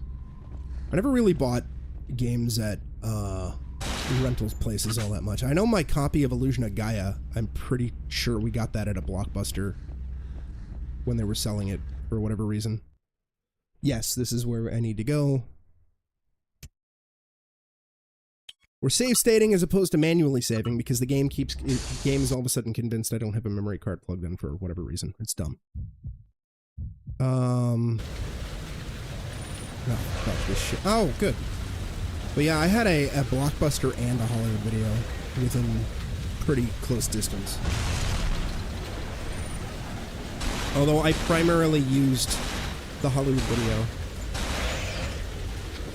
Since I preferred their selection. Oh shit, oh shit, oh shit, oh shit, oh shit, oh shit, oh shit. Womp womp. And I preferred their rental period. Because Blockbuster, they were like, you can rent it for like 7 days, but you have to give it back by noon. And Hollywood Video was like 7 days, but give it back by midnight. And I want to say the Hollywood Video didn't count the first day. I could be misremembering. Maybe Blockbuster did that as well. I don't remember. I just remember liking Hollywood Video's selection more, because Blockbuster seemingly really only had newer shit. And newer shit's cool and all, but... Oh, fuck, I hit the wrong goddamn button. Whatever, it's fine. But there's plenty of older stuff that I wanted to rent, and Blockbuster kept getting rid of that shit. Plus, also, newer shit was always harder to get a hold of, you know? Because everybody's like, I want to rent the newest possible thing ever, forever. Like, if I wanted to rent something, it was a lot easier to, like, play an older game. I think the monster fell off the side, which is good. Oh, shit.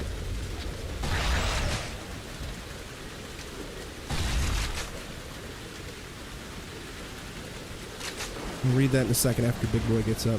After his army gets up, and we'll knock him off the edge. There we go. The Blockbuster opened directly across the street from a locally owned video store that was run by a couple my mom went to school with. We were sweethearts, and that store was going to be my first job, but Blockbuster opened up 3 months before I was old enough to start, and they had to close 2 months after. Oh, that's sad. That's one of the things I kind of hate about retail chains. All the mom and pop shit kind of goes out the window. And the mom and pop shit can be really, really interesting. And ultimately better in some respects.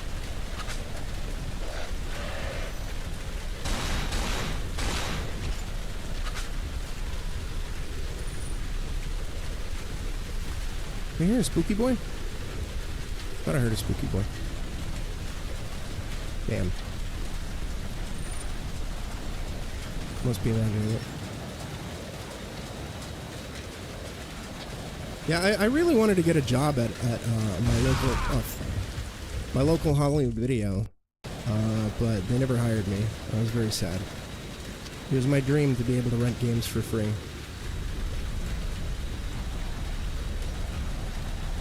Why am I not crouching? There we go.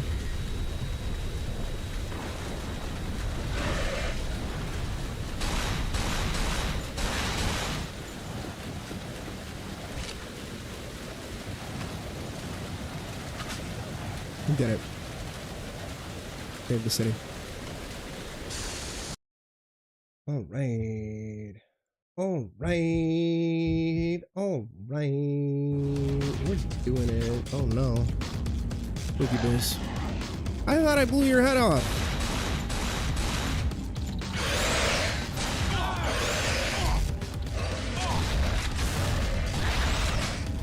Okay. And they were open Christmas Day in 2004, and I vividly remember taking my grandparents' Christmas money and going there and buying one of their extra copies. Oh, well, that's fun. Not great for the employees, but, you know, Corpo's gonna Corpo. No shade to you, just Corpo's gonna Corpo. The movie theater that I used to work at was always open on Christmas Day. Because, you know, of course, everybody wants to go to the fucking movies on Christmas Day.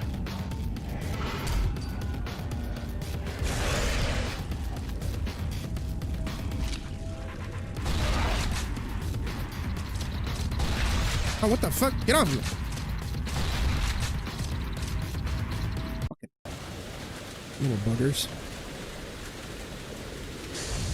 I remember I got Grand Theft Auto 3 as an Easter present. My dad was pissed. My mom was like, yeah, sure, whatever, I'll get you Grand Theft Auto 3. Don't give a shit. My dad, he knew what Grand Theft Auto 3 was all about.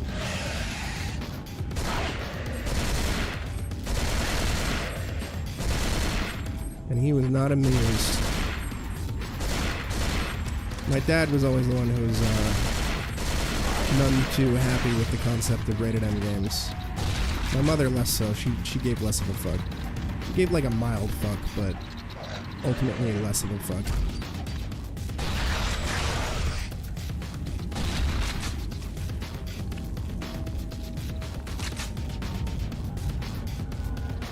It was the owner couple that worked. Oh, okay. You know, if they're fine with that. I thought you were talking about Blockbuster. What the fuck? Where is it? Fuck you. Yeah, I mean, you know, that's fine. I'm okay with that. I thought you were saying the Blockbuster was doing that. So I was like, Corpo gonna Corpo. But if it's the older couple, then, you know, cool. That's fine. I'm cool with that. I mean, you know, some might. I don't know. I also don't know the specifics of Canada. Ow, fuck you. Jesus Christ. I will say, sometimes the range on the melee boys is a little preposterous. Like, to the extent of it being really fucking annoying. Okay. We've been at it for about another hour. Oh yeah, Curse, by the way, I beat Nocturne. I'm happy about that. I'm gonna go on a quick BRB, because it's been about an hour and it's a little hot. So I'll see you in a few.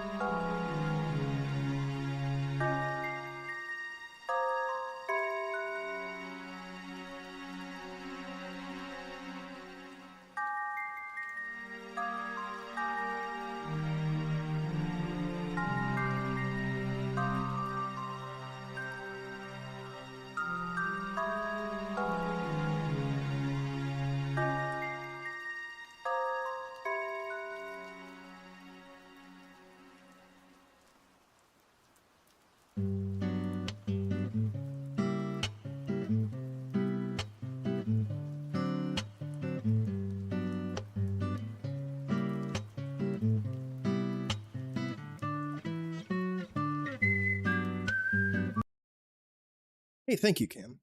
That was a playthrough 21 years in the making, baby. Because I had the original release shortly after launch. But I never, ever got around to actually beating it. And then I got the remaster, basically at launch, which was 4 years ago. Oh no, Vale, I'm sorry. Which is 4 years ago. And I started a playthrough. I think I was even streaming it, but I didn't get far. Then I restarted it 2 years ago. Played it for like a couple weeks, got really far. Then I put it on, then it fell into the back burner for like 2 years. So I'm really happy it's over. I really would love to stream Deadly Premonition again, Vale. I just either have to look into... Unauthorized personnel have been detected. Please begin evacuation plan B. This is not a test. What the fuck? This is not a test. I either have to look into 360 emulation or hold off until I can finally buy a Switch version again, which who knows when that's going to happen.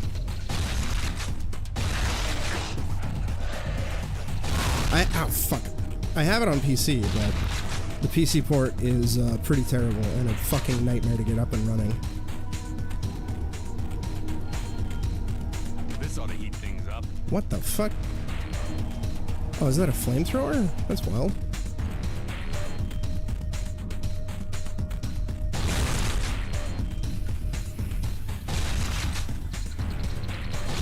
Area clear. Doors unlocked.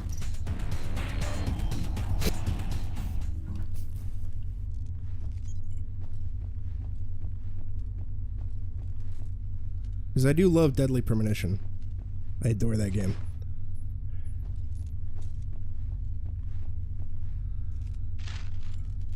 Note about the magnetic jammer. I could dive into Deadly Premonition too, but I don't want to. Not until we do another stream of Deadly Premonition 1. Yeah, it's a flamethrower. Holy shit, dude. We got all the weapons, chat. Every last one of them. Eyes only clearance, I guess.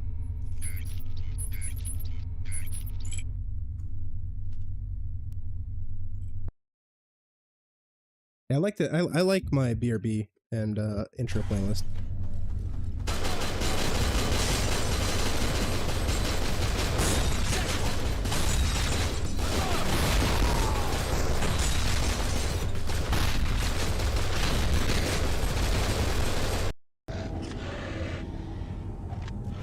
I didn't save. Quick save, I mean, whatever, it's fine.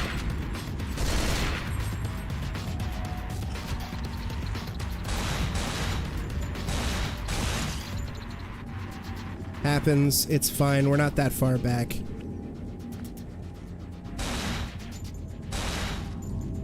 Yeah, I used to keep the songs separate for my intro and BRB, but then I realized that, you know, the only people who hear the music in my intro playlist are people who get here, like, super fast in the first couple minutes of the stream, so there's no real point to having a separate playlist for it.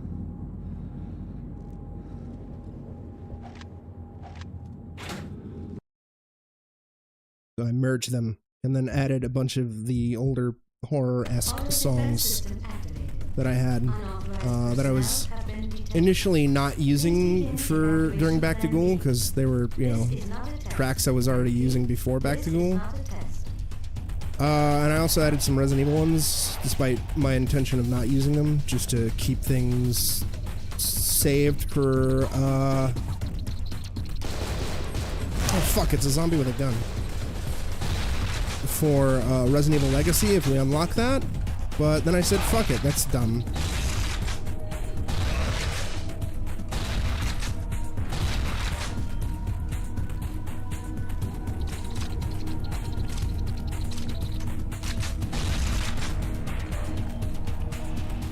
That's silly.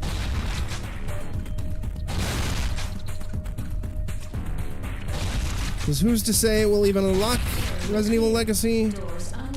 And there's a lot of good Resident Evil music, and I want to have things varied. So it's not like the same couple tracks on BRB. I do have it on shuffle, but you know, shuffle can be really dumb and just play the same shit over and over and over again. So I figure the more tracks there are, the easier it might be, or the unlikely it'll be for repeats. All right, fuck it, we're gonna blow these assholes up. Eyes only clearance, I guess.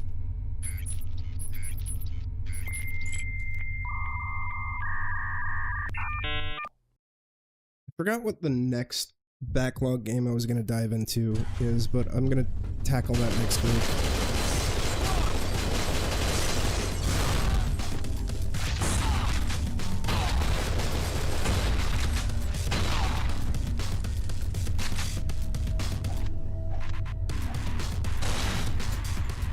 Nice, we got through it with minimal damage. But preemptively destroy the head? What the fuck?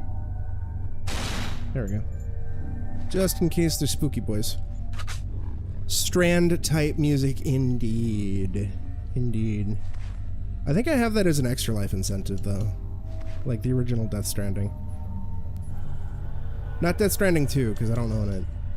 And I don't know of anybody that I can get a discounted copy from. And even then I have no money. I wasn't really that big into Death Stranding, but I still would like to beat it. So I can, like, properly articulate everything with it. And see it through to the end. It's at least a little more interesting than what Final Fantasy VII Remake is. Even if I don't like it. Hey, James McCracken, how's it going? What do I gotta do? Interact with this? No. What do you want me to interact with? I could become the Death Stranding. Oh, you have a bull terrier? That's cool. Good doggo.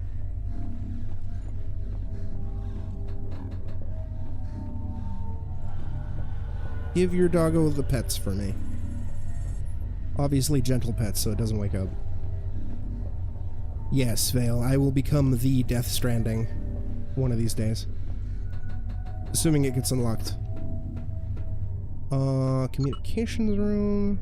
Magnetic field is powered by these 3 generators. Oh, we have to destroy them. Cool. Nice. I have a beagle. And we also have a German Shepherd Belgian Malinois mix. So hopefully, I'm assuming I can just shoot this shit.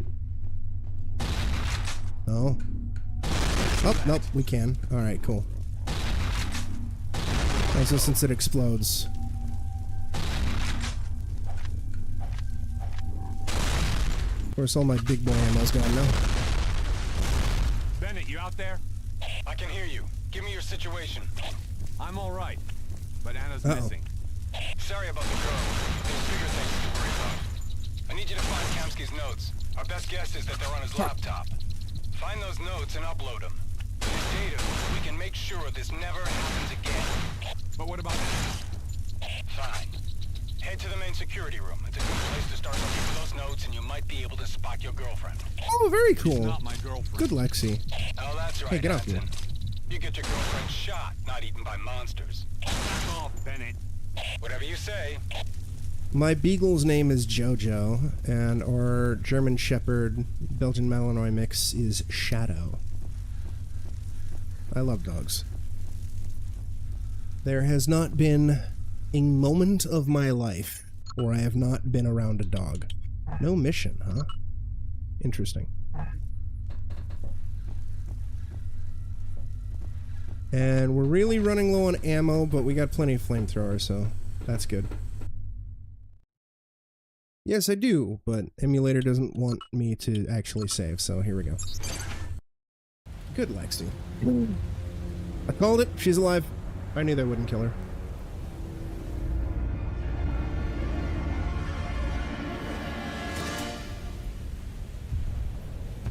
Oh no, she's got grabbed by a monster? That's gotta be her dad, right? Her dad's a monster and is the big bad. Someday, I promise, you will understand. Yeah, it's totally her dad.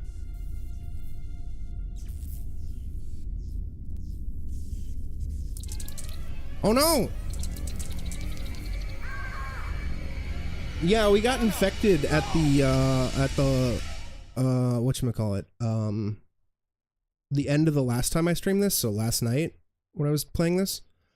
But then at the start of this stream, Gino, Hanson, talk to me. I'm here. We're cured like within the first 10 minutes of starting this. Don't do anything stupid, Hanson. And now I guess Anna is infected. There's an antidote. I can still save her. An antidote? Fine. If you think you've got a shot, go for it. The notes can wait.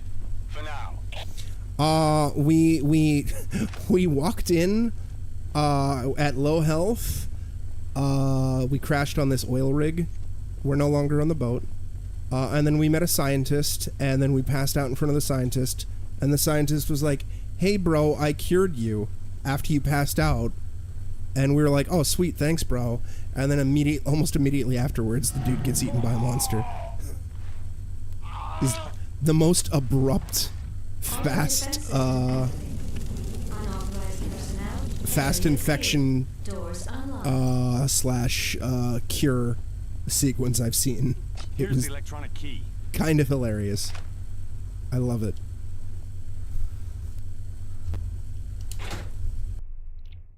I adore it.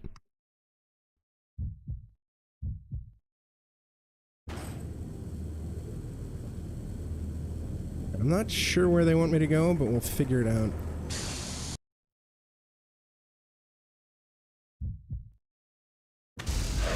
Oh no!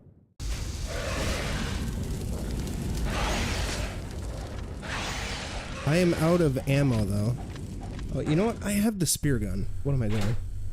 What am I doing? Yeah, there was like...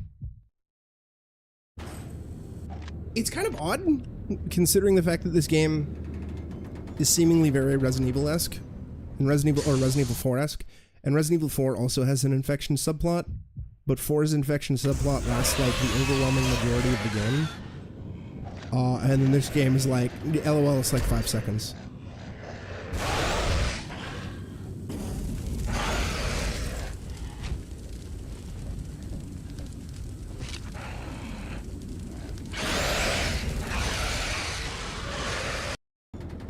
I should have. It's fine.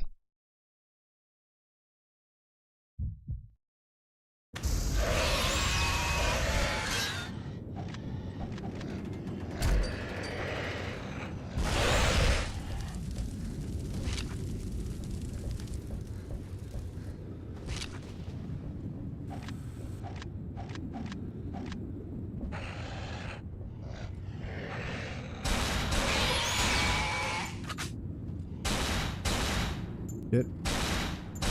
There we go. And of course, they all disappear before I have the chance to... Oh, interesting. It's like an incinerator or something.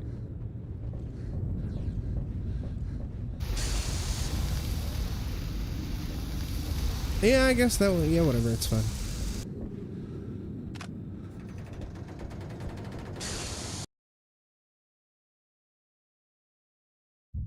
Thank you, James McCracken.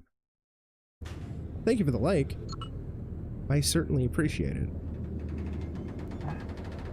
I haven't got much interaction on the YouTube side of this multi-streamer thing, but I ain't gonna give up just yet. I sincerely appreciate it. And I hope you and your doggo are doing quite well. Find the antidote for Anna. The antidote must be in the scientific module. Is that back the way I came? Because that's where we had the... That's where we got cured. And when I progressed forward, there wasn't really much of anything. Except for like a helipad. Also, what was the mission name? Find an antidote for Anna. What? Okay, so we're on mission 4 of 9 for this chunk of the game. So, we're about halfway through this chunk. Definitely beating this tonight. Come hell or high water, chat. We're doing it. We're doing it. We're doing it live. Don't bamboozle me. I don't remember which way is the path, so fuck it, we're gonna try this door. The damn thing's stuck. The damn thing's stuck. It's fine. Oh, right. This is where I fought the fucking asshole. The new enemy type that they introduced here. That's where I think this is where we got the grenade launcher. So medical should be further back, assuming it's where we started. I think. I'm not sure. We don't. This game doesn't give you a map. And oh, good.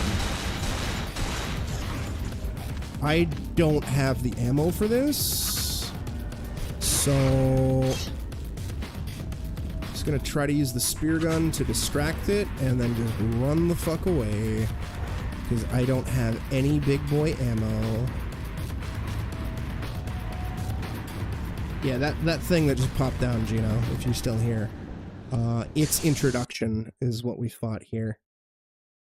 It's a bit spongier and more annoying than the standard Zombozos. Although honestly, I think the tiny boys are the most annoying, even though they're kind of easier to kill. Just because they're a smaller target and they have pretty crazy range with their extendo tentacle thing. And they just latch onto you and just start sapping your health like crazy, dude. Zombies can be annoying, but since you can just hit them enough in the body and then stomp them, that's good. It makes them a lot more manageable to deal with. If I could only do headshots, like if there wasn't a stomp attack, I'd probably be pretty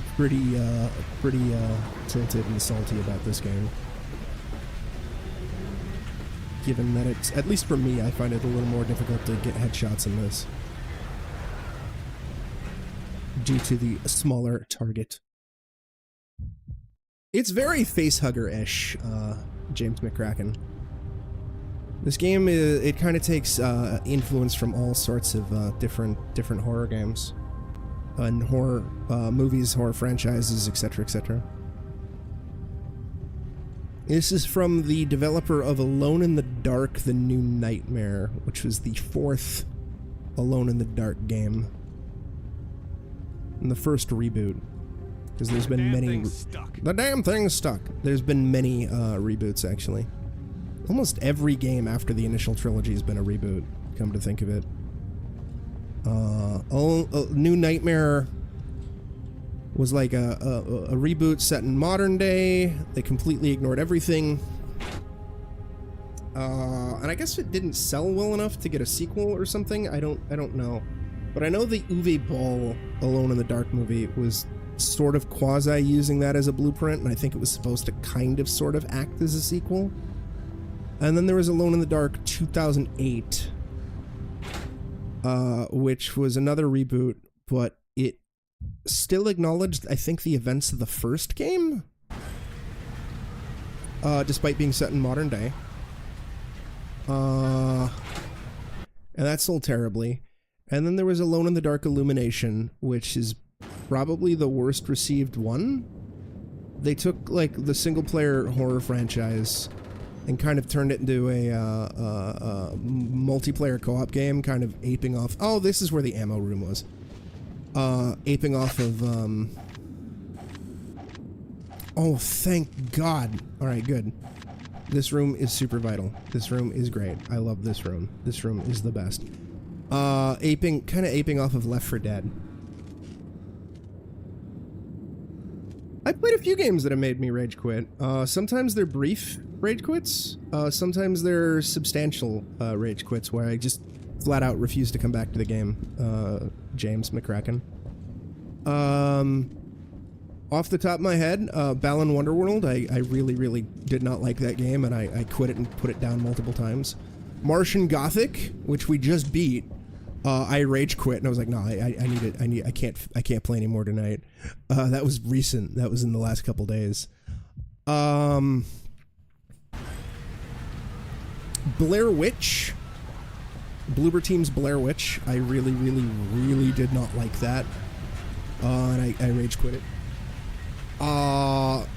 Ninja Gaiden 1 for the Xbox way back in the day when I was a wee baby boy. There were moments where I got really, really angry at the game and I put it down for an extended period of time, although I did beat that. Blair Witch I never got around to beating. Balan I beat. Martian Gothic I beat.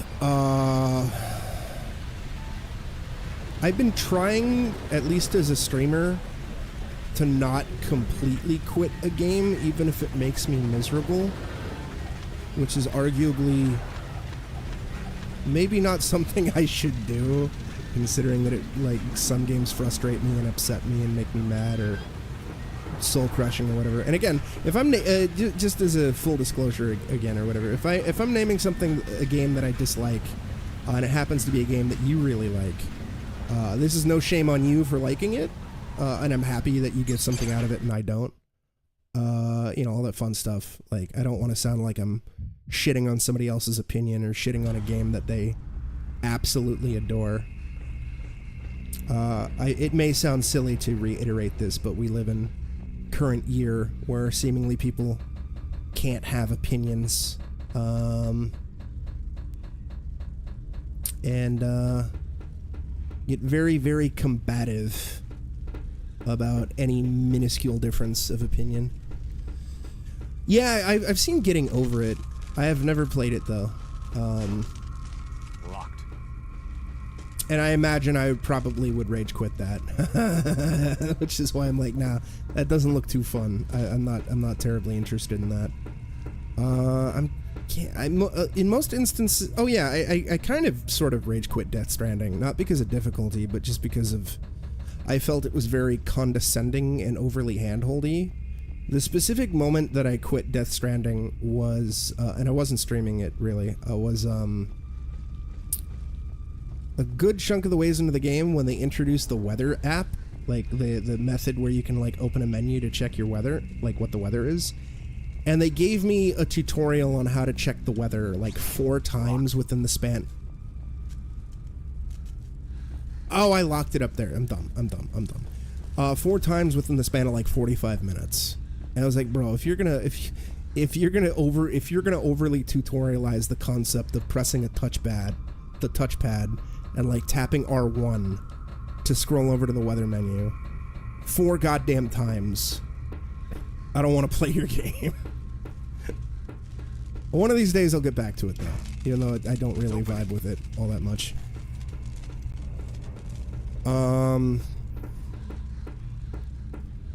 I know there were plenty of games that I thought were way too difficult or way too bad that I've played in the past. And I know there were plenty of games that I've probably rage quit on stream. Oh, Fury. I kind of sort of rage quit that. I got one of the endings, and then I got to the final boss of, like, the normal ending / true ending or whatever it was. And they kind of threw out, like, every mechanic in the game and introduced new shit, and it was just even more difficult and hard. And I quit that. And Fury's a game... Oh, Fury's a game I don't particularly like, but I hit the wrong button and Deathloop. I love it. I don't think I'm going to be able to get out of this. It's fine. Okay, I'm dealing with it. But I also wouldn't call it a bad game. It's very, very difficult and not for me. Because I don't do well with bullet hells. That was a dumb, annoying loop. I'm sorry, Chad. That was probably really annoying. But more recently, I have been trying to stick with every single game that I start on stream to get it through to completion, even if I hate it. Even if I'm miserable. It takes a lot for me to just completely give up on something. And even then, I can't think of too many recent games that I've played, if any, where I just completely gave up on it. There's bound to be one or two, I'm sure, but I honestly can't think of any off the top of my head that I completely gave up on. Because Blair Witch was 2019. I played it on Game Pass, so it's not like I spent like any money on it specifically. Great, it's locked. What? You mean it's locked?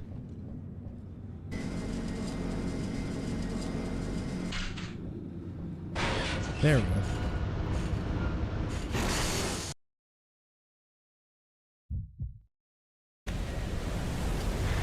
Oh, good.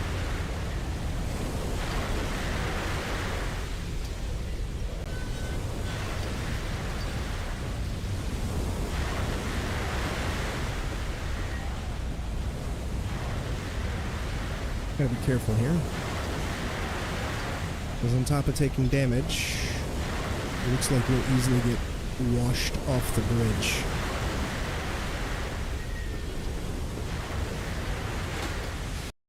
But who knows? Back to Ghoul is still comparatively young. We're only 1 month into Back to Ghoul, chat. 1 month. And for those of you who are not super familiar with the channel, Back to Ghoul is my early celebration of spooky season that I do every year. This is everything that we've completed / that is in progress, although we haven't started 7 Mansions yet. I plan on starting it later today after I go to bed and wake up. And then here's everything on the main list that remains. Although Nocturne and where is it? Cryostasis.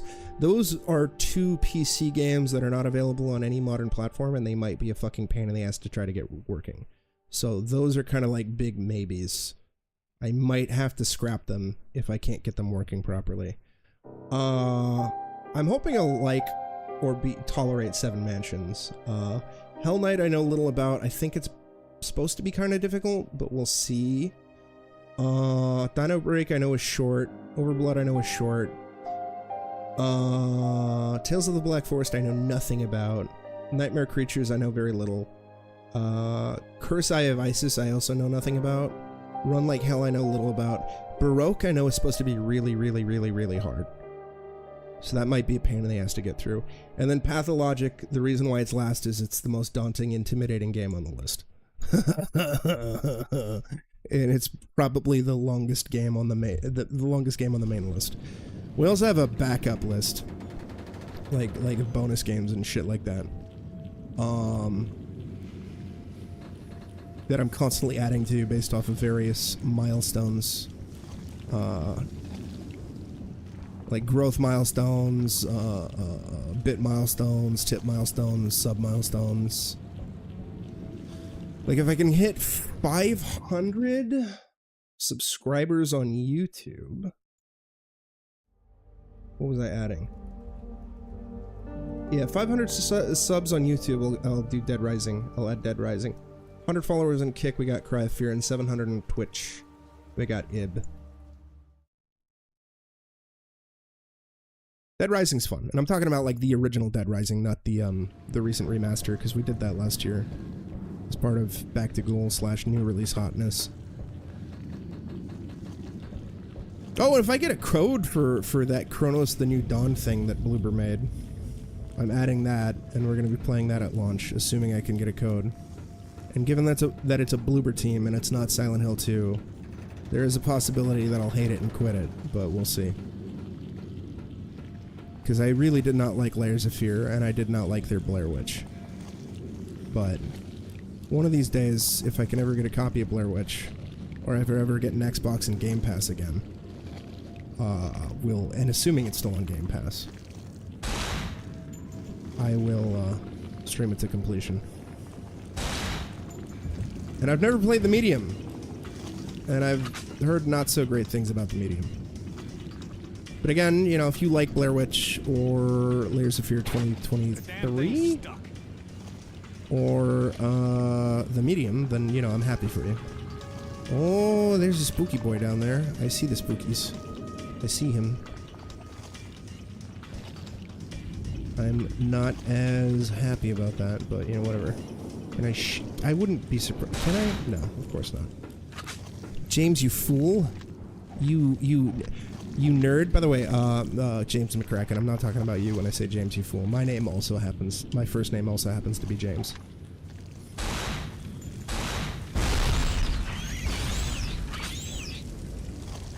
So I'm, talking shit to myself.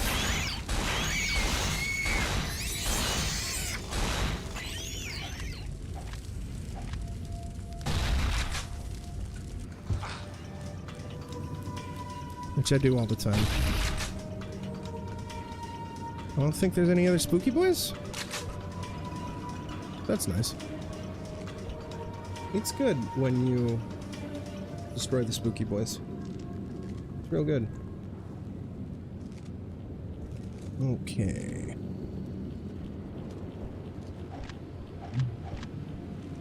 Reload. Nada.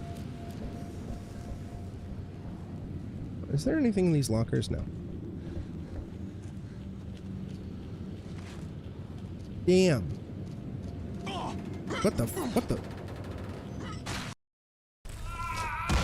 Oh, okay. I thought I died there. Unless this is a big game over.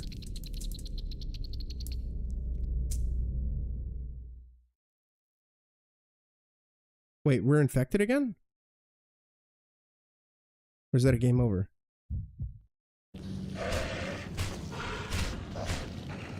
What the fuck? What's happening?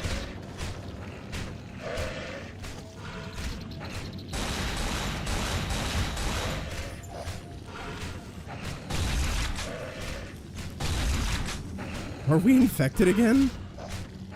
That would be really silly if it's like, you got infected, now you're cured. Oh, LOL, you're infected again. That would be very silly. Yeah, hey, how's it going? Cut it out.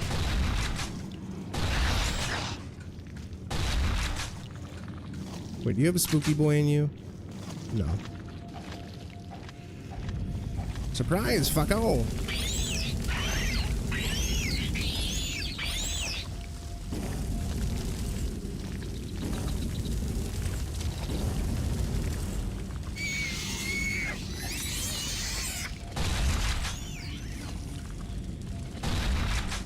I think we got it.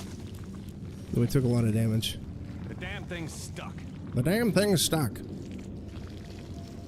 Oh, I could have probably shot that electrical box and done more damage to it. Oh, fuck, we got a spooky boy.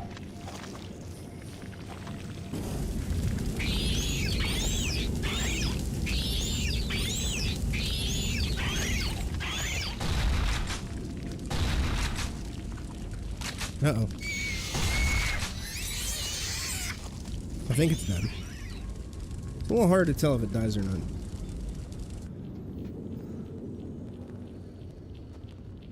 Alright. Let's go. I think I hear spookies. I think.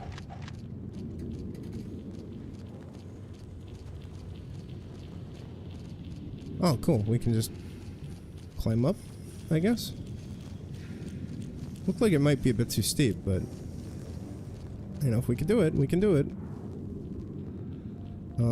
What is crouch? There we go. We're gonna. Oh, never mind. Area of progression. Well, I should check out the. No, we're still on find antidote for Anna.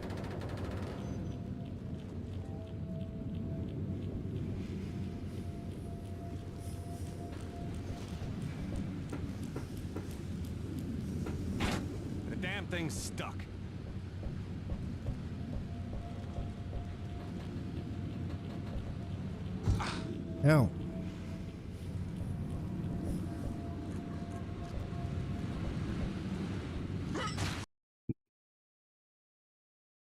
Back down there. Do we take damage when we do that? No.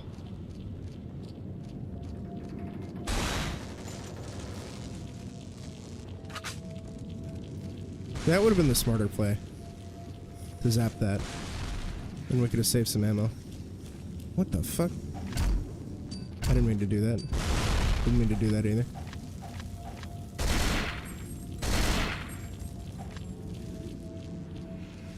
Oh, there was that, fuck, I forgot the name of it. There was this one horror game that came out a couple years ago. That was heavily influenced by the art of H.R. Giger. I remember quitting that. It wasn't so much rage, it was just more like, this game is kind of dull and boring, and Scorn, maybe it was called? I felt the game wasn't all that great. Okay. Well.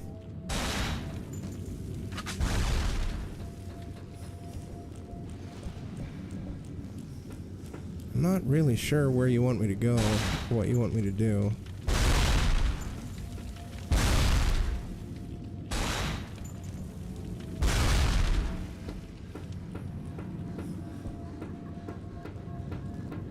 And we might be infected again?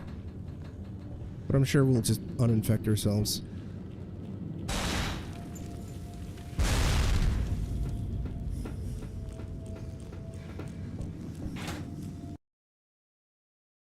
I've been really happy about the fact that this game has been pretty linear and straightforward. Okay, no, never mind. That was leads out there. This game has been pretty linear and straightforward enough to the point where I haven't really had to use a guide. But I'm kind of feeling I need to use a guide. Okay, we're in rest room. We are in 2.4.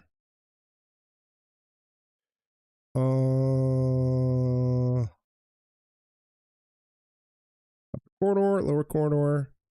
Habitation catwalk, habitation module. You'll find yourself in the long catwalk. Yeah.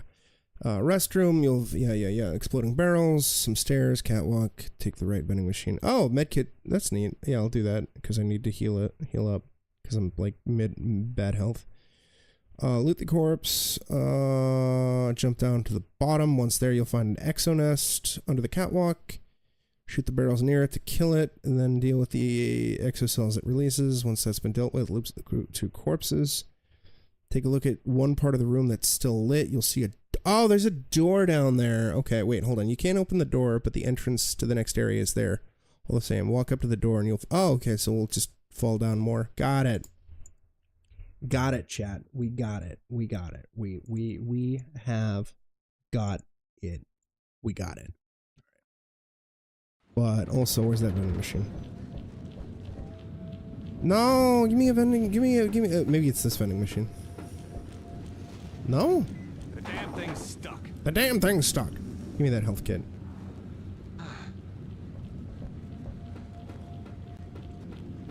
Alright. Let's reload. Go back down to the spooky boy area.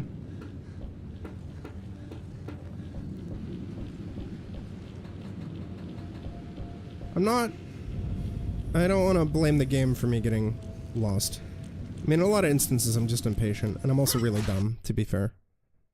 So. Oh my god, it's already been another hour? I feel like we haven't made that much progress. Oh, that's the ramp area. Maybe... Oh wait, no, that's the ramp to the vent. Maybe this is what the dude was talking about in his guide.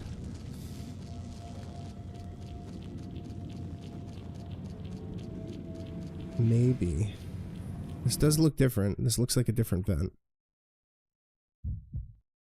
Hopefully.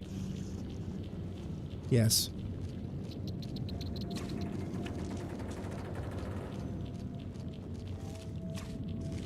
Uh-oh.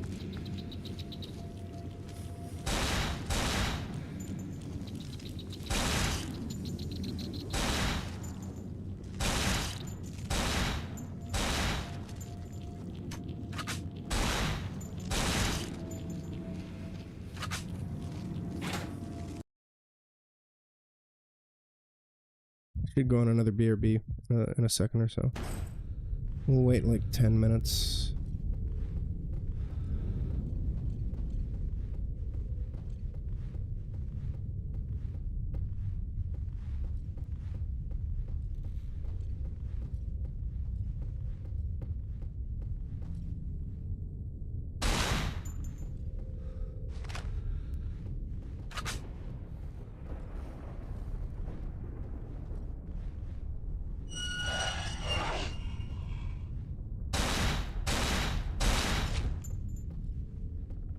No spooky boy.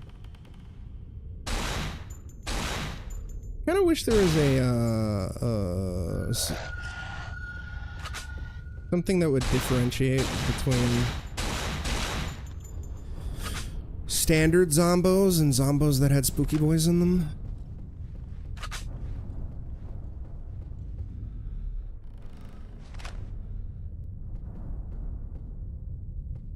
Like, I will say enemy variety is a touch lacking, but yeah, it's fine.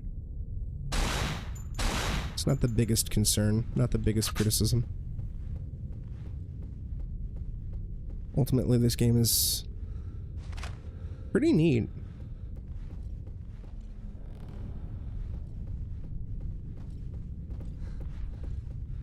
But this is taking a bit longer than I was expecting. Ray, a door with no handle. Oh, good.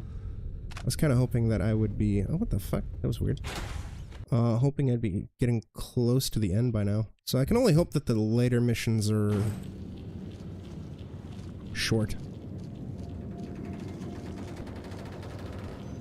Since it is almost 2 o'clock in the morning.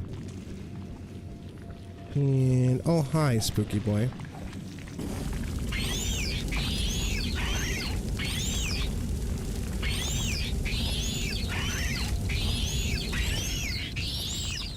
I really should be going to bed soon? What the fuck? Get out of here. Okay, I think this... what the fuck? Fuck you. Fuck off. Get out of here.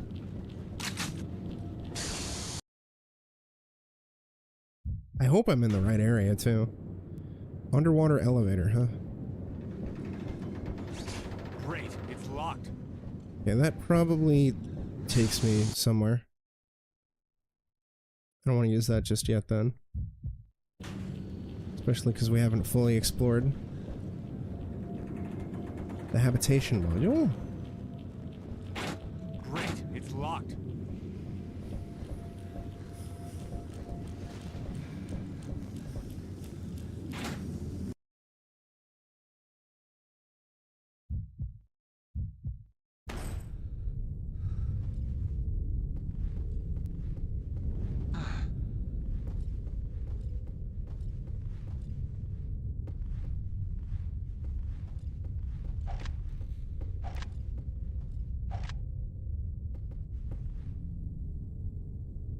Sorry, I only speak English.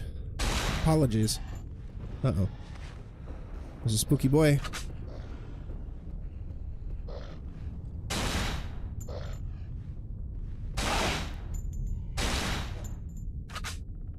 There we go. Beautiful.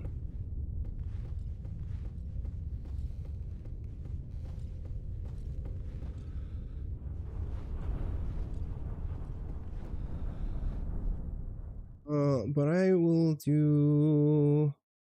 yeah, so far it's a pretty nice game. I'm enjoying it so far. Let me just... this won't be accurate, but, Google Translate. I think this is Spanish, right? Oh, which part are we on? We are in, mission 4 of part 2. Which is, find the antidote for Anna. So, bazinga, right there.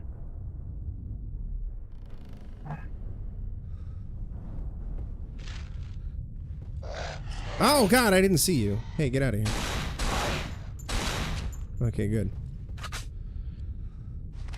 And this is a first playthrough, so I have, I'm kind of stumbling around.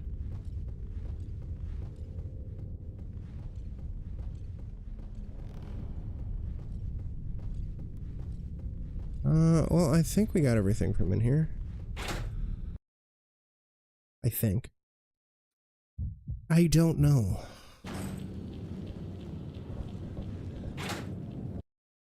But yeah, so far I'm enjoying it quite a bit. I hear spooky boys. Where you at? Oh no, it's spooky. Oh no. Hey, get out of here. Oh fuck, he's got a gun.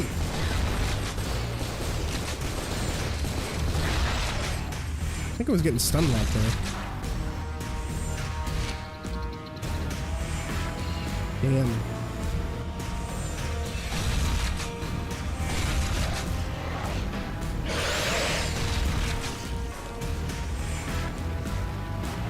Oh, hi, spooky boys.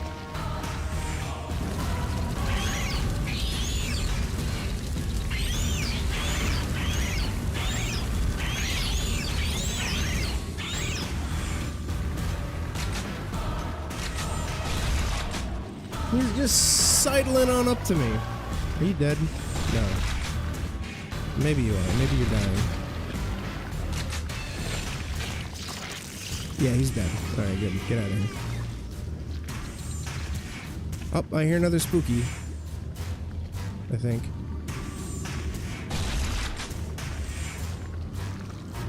No, you're not dead, are you?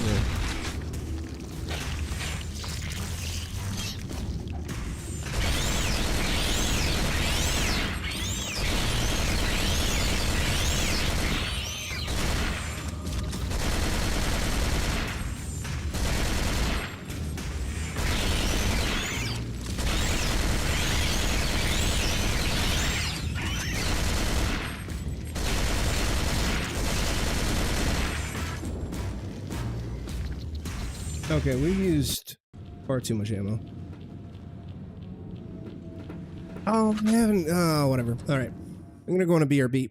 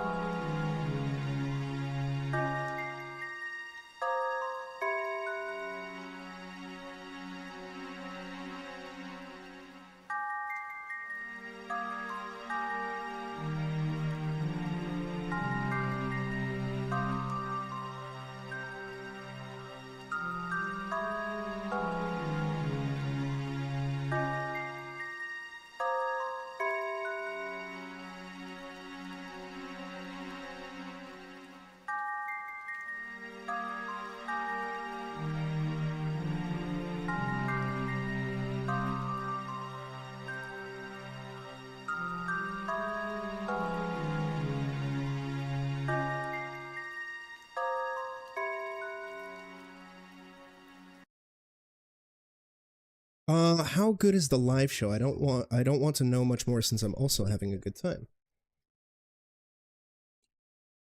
Baby. I'm not entirely sure I understand the question.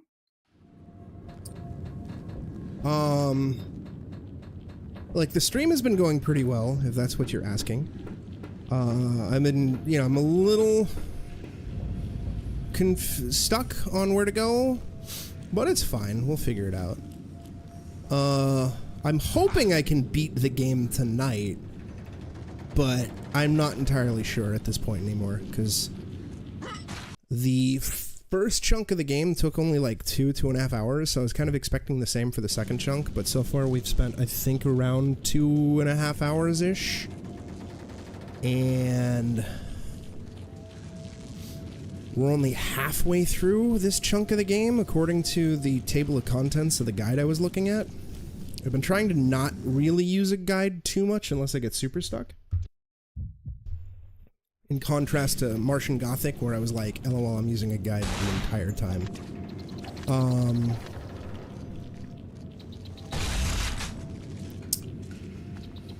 I do a lot of horror games here on the channel, Hola Superior. We do tons of horror games on the channel, especially this time of year. I'm currently doing this thing called Back to GHOUL, where I'm doing non-stop horror games and horror-adjacent games, and my loose definition of horror-adjacent games, until the start of November.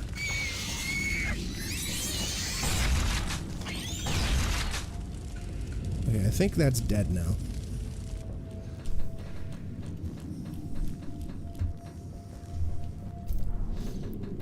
Like, next up, the next newer game that I'm going to be doing is Seven Mansions Ghastly Smile, which is a Japanese exclusive Dreamcast game that has an English patch.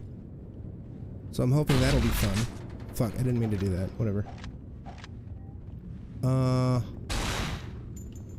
I'm just trying to preemptively destroy corpse heads in case they... Oh, I think that head is destroyed. In case they come up. But I don't know anything about Seven Mansions. There's a few games on my list that I know literally nothing about. I was just like, oh, that's a game. That'll be cool. That'll be fun. That'll be neat to play. Old retro horror games that I know next to nothing about. It's exciting. Every single time. I think I've heard of... Dude, that's low-key wild. Every horror game under the sun, every retro horror game under the sun, I find something new. It makes me happy. Makes me hope that, I'll have enough games for future Back to GHOUL. Because I'm always concerned about new horror games. Or, you know, new old horror games.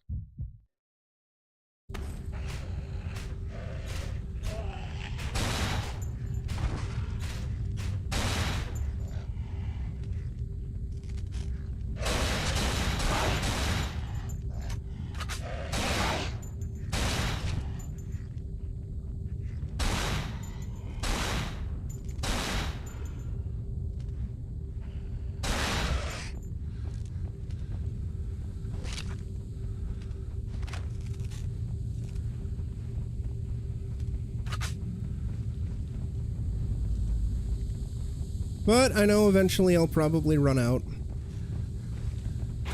But, you know, I can always replay shit.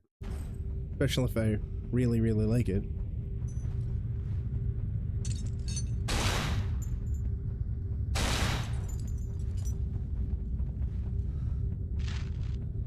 A report about contamination. No ammo for this jerk. Sorry. I'm also a mod on several Twitch channels, so I kind of try to keep an eye out when I'm streaming on the channels that I mod for. If they happen to be live at the same time as me. In this case, it's Flower, please, dude.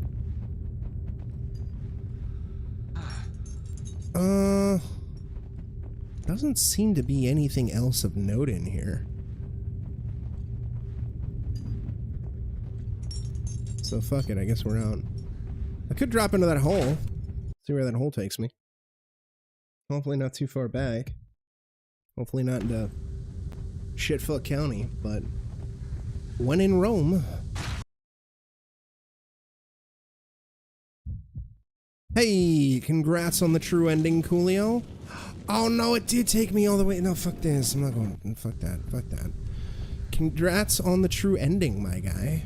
I'm glad you really, really dug it. I'm glad it was worthwhile. There's always, of course, the fear and the risk of the damn thing's stuck. The damn thing's stuck. The true ending not being all that great. But apparently there's an after story too, since it's the EX Plus. Oh well, that's cool. It's the game that never ends. So far it's going good. It's going a little slower than I was expecting, though. I was actually kind of hoping and expecting to be beating the game around now, just based on how quickly it took me to get through the first chunk of the game. Especially because we got through Nocturne so quickly and that SCP game so quickly. But it turns out that that's not the case. I did look, and apparently this is indeed the way I need to go. That underwater elevator thing, but I want to get whatever the hell's in here. I might have to finish this off in the morning/afternoon. Given that it is 2 o'clock in the morning, I don't know. We'll see how the next couple hours go. But if I have to, you know, finish it off later, oh well. You know, it's not that big of a deal, you know. Not the end of the world. Especially because this game is still supposed to be relatively short. I think How Long to Beat said it's about 6-ish hours long. Which is on the shorter side of classic older horror games. A lot of older horror games typically, from my experience, from what I've seen, generally wind up being around about 6 to 12 hours. Which, I kind of think is the perfect length for a horror game, if I'm going to be perfectly honest. Since I think doing anything longer than 12 with a horror game runs the risk of outstaying its welcome. There are exceptions. This is not like an exact one-to-one exact science or anything. You know, Resident Evil 4 is a horror game. Even though it's a little more on the action side of things. And that game is first playthrough. When you have no idea what you're doing, no guide, no nothing, you're just going in balls deep. Can take upward, and I'm talking about the original Resident Evil 4, mind you. Takes upwards of like 15 hours, give or take, I want to say. But it's so perfectly paced. It's just all killer, no filler, you know? Meanwhile, on the flip side of the things, you got something like Resident Evil 6, which takes like 20 to 30 hours. And at least for me, that game is way too long. Way too long. It doesn't help the fact that I don't really like the game all that much. So that makes it exceptionally exhausting.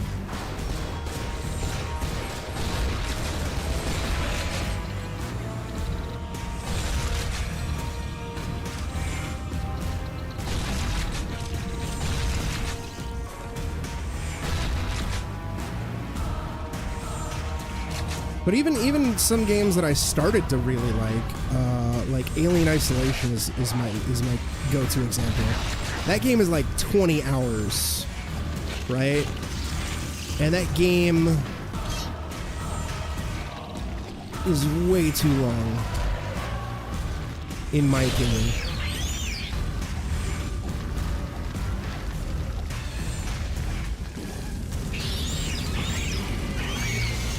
That game could have been 12 to 15, and it would have been a much tighter, better focused game, in my opinion. I realize that game length is a very contentious subject.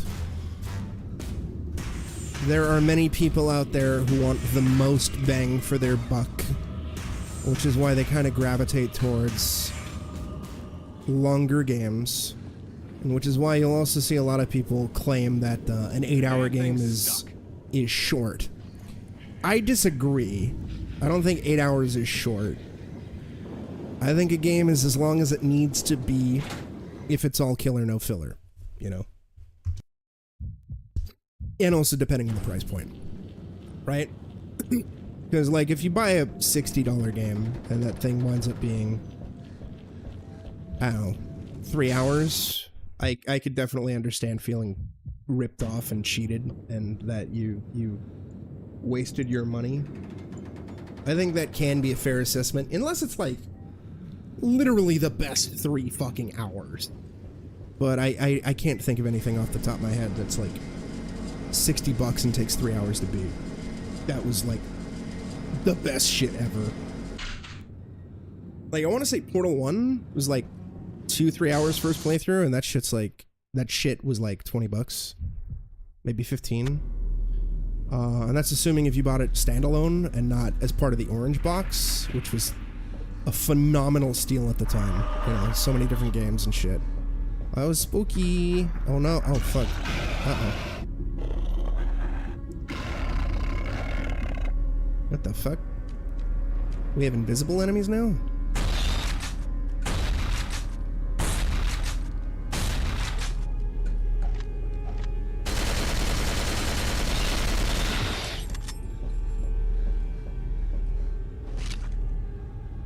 That's wild.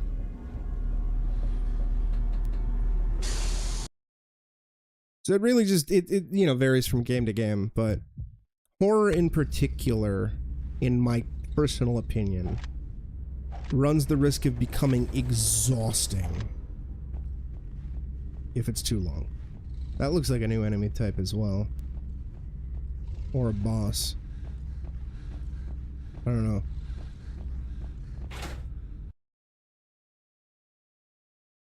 Since I think there's only so much you can do, usually. And again, it also depends on the pacing. Because you can also have a game that's pretty short, where the pacing is bad and it just feels really long. And similarly, you can have a game that's really, really long and the pacing is phenomenal and you get so super invested in it and it just doesn't feel that long because you're just so engrossed. So, you know, it varies, and there's no exact one-to-one, exact science or anything like that, since again,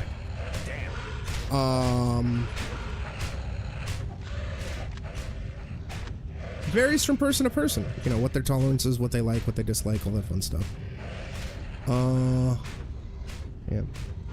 I want to see if I can hit that and destroy them all.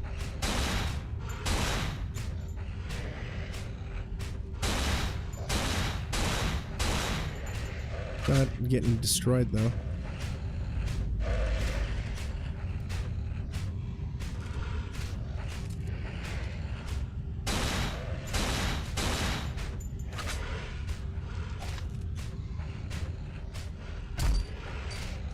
What the fuck? How did that bounce up there? That's dumb. Game. Let's try it once more. It's goofy as shit. Oh, it's glass. Okay, whatever. Never mind. Checks out. Still a bit silly. That's intense glass. So yeah, you know, it varies from person to person. What their preferences are, what they like, what they dislike, etc., etc., etc.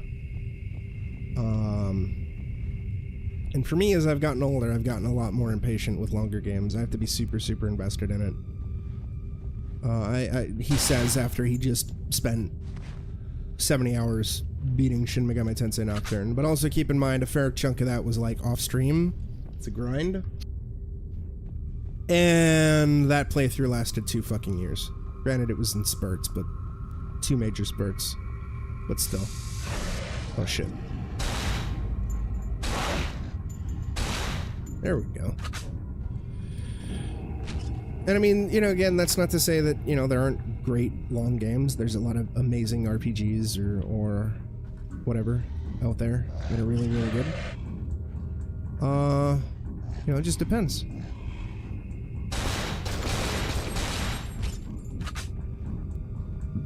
But I can say, me personally, as I was saying earlier, I'm not as big into open world shit anymore.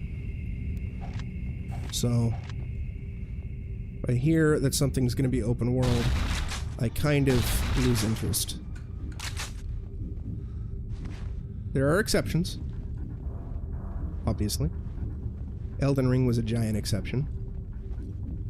And despite its length, and despite not loving it nearly as much as everybody did, although I do like it a lot, don't crucify me, goddammit. That is probably the one Soulsborne game I've played the most, and even replayed the most. Surprisingly. That actually very, very surprised me.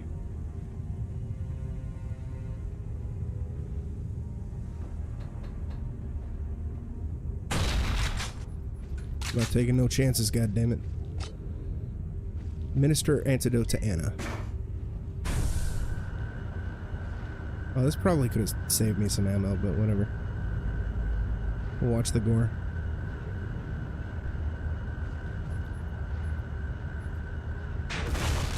Oh, fuck!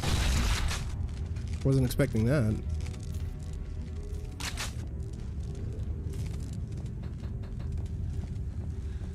Like, I know Resident Evil 3 Remake gets a lot of shit, or a lot of people call it, like, a really, really short game.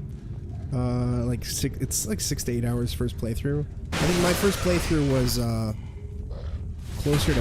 No, it was like 9, because I played it on a hardcore first playthrough.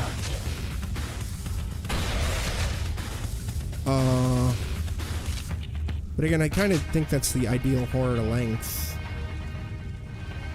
Especially considering the fact that I wasn't as impressed, or I didn't like Resident Evil 3 nearly as much as Resident Evil 2 Remake. Kind of glad it was shorter. But, you know, whatever. It is what it is. This is also why people should just wait for sales and not just buy shit at launch unless they're, like, really, really, really, really, really, really, really colossally hyped for a game. And even then, maybe don't at launch. I know game devs are counting on it. Like, they need that money to try to, you know, keep the lights on and shit. But at the end of the day, games are expensive. And it's your money. And you should, oh, fuck, it was an invisible way. You should, only, you know, buy shit if you're comfortable. Oh, wow, that was crazy. I didn't know that was a thing. That was neat.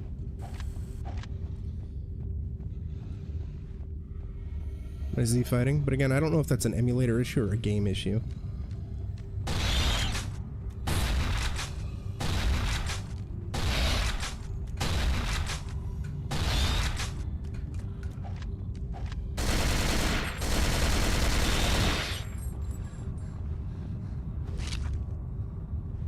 Kind of the risk about playing older games.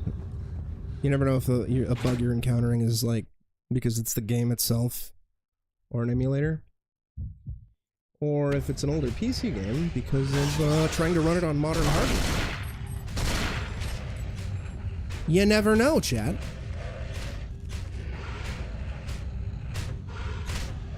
It really does. It's hilarious. I love it. This game is super charming. Oh no! All burned. Yeah, I think we're just gonna get all burned all the time. Oh fuck! We got dragged into it. But also at the same time, you know, with emulators you get save states. And, you know, if you're like me, I don't mind upscaling a game. I know some people are against the idea of upscaling older games, but I'm fine with it. Especially if it means that I can play it at a better frame rate. Because some older games, their frame rate was dog ass at release. But if I can get a better frame rate, that's cool. It's unlocked. The damn thing's stuck. The damn thing's stuck. It's unlocked. Hey, there we go. Yeah, I really dig this game so far. Like, I'd definitely consider replaying it. I don't love it, but I really like it. Did I pick up new shells? No. I don't know if we have an... Oh, no, it's just a standard boy. Oh, no, never mind. He's in, like, a cell or something. These cells are totally gonna fucking break. Yep, hey, there we go. Oh, good, we got a big boy. We got one of the, electric boys, I think? Eye glowy boys? Because this normally happens when it's a big boy. The vent just broke. Although he hasn't popped up, so fuck him. Oh good, we got shoddy shells.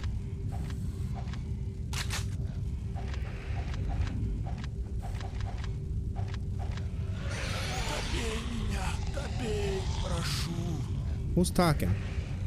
I'll do it. I just don't see you.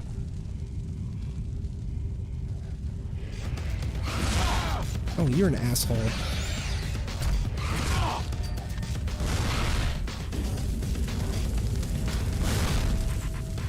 Oh, that was easy.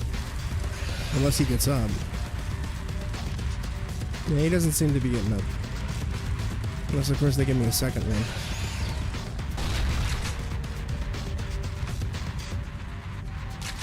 Oh, fuck, they did give me a second one. Oh, no, he just got up. Never mind. Oh, fuck you. Hey, we did it. I don't know if that... No, it didn't kill him. Now he killed him. Although, of course, now we're super low health, so I'm a little concerned.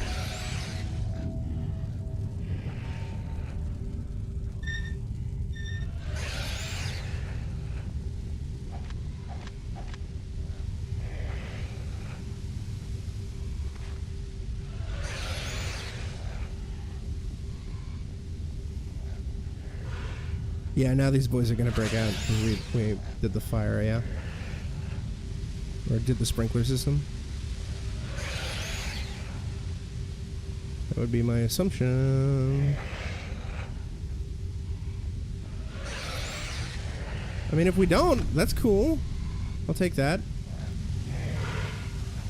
Anything that gets me closer to the end of the fucking game. Again, I don't want to sound like I'm bitching or mad. Because we're only, like, I think, collectively 4 to 5 hours in. I just want to beat it tonight. I just hope I'll be able to.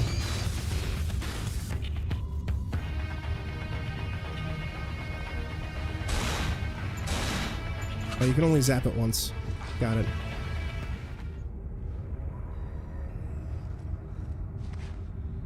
Nothing for me.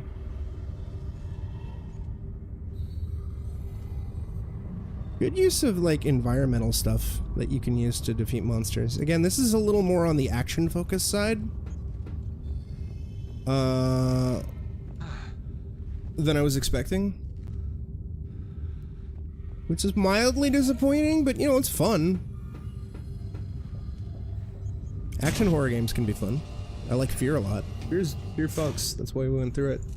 I'm looking forward to getting to Fear 2 in a few weeks, days, I don't know.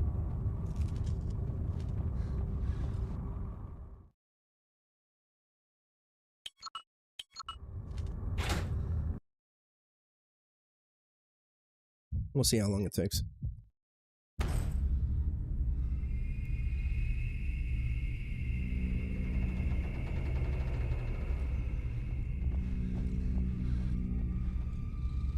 Yeah, that guy's gonna get up. Won't fucking stop, chat. That guy's getting up.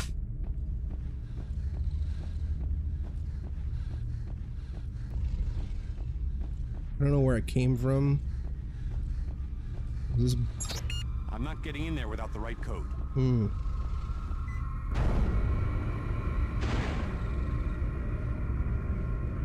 Oh, and there's 2 of them. Maybe 3. Hostile life form detected. Yep, here we go. In a high security area. Begin evacuation protocol B. Begin evacuation plan B. This is not a test. Took too much damage. Just pop one of those spears.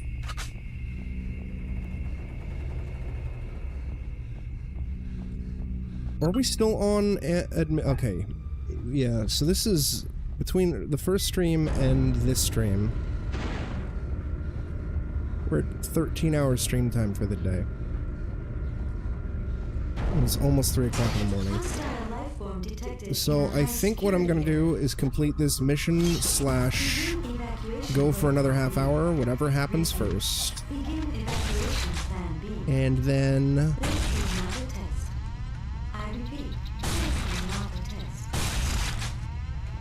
we'll raid out so I can get some sleep. Well, I won't immediately go to bed after stream. Doors unlocked. Even though I should. It's because since it's after 2 a.m. Pacific, I might as well boot up Zenless Zone 0 and complete my dailies early. The damn thing's stuck. The damn thing's stuck. Oh, fuck. Yep, here's the big boy. Oh, he's clipping to the ground. Oh, what a funny guy. Again, I don't know if that was emulator issue or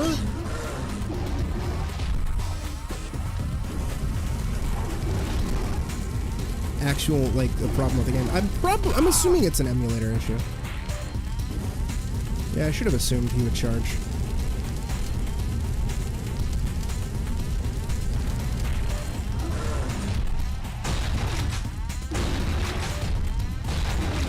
Classic Twitch mobile.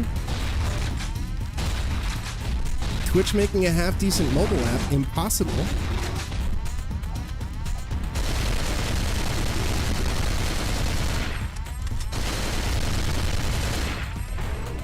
Oh, that would have been a lot easier. I'm dumb.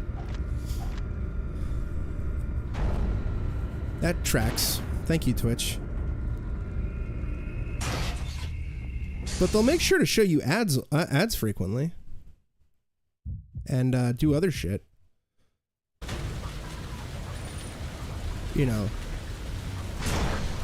Anything that allows them to get more money, they'll do. But, you know, actually having a completed finished product or a useful product, a non-buggy product, servicing their users in a way that's meaningful and important. Nah, fuck it.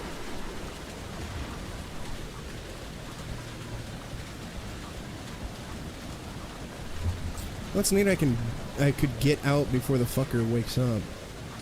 This is assuming I'm going the right way. Assuming. I don't know. But again, it is 5-hour mark, which means I have done 12 hours of streaming for the day.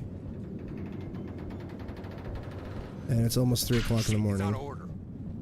So I'm probably gonna end the stream real soon, and I won't beat this like I expected.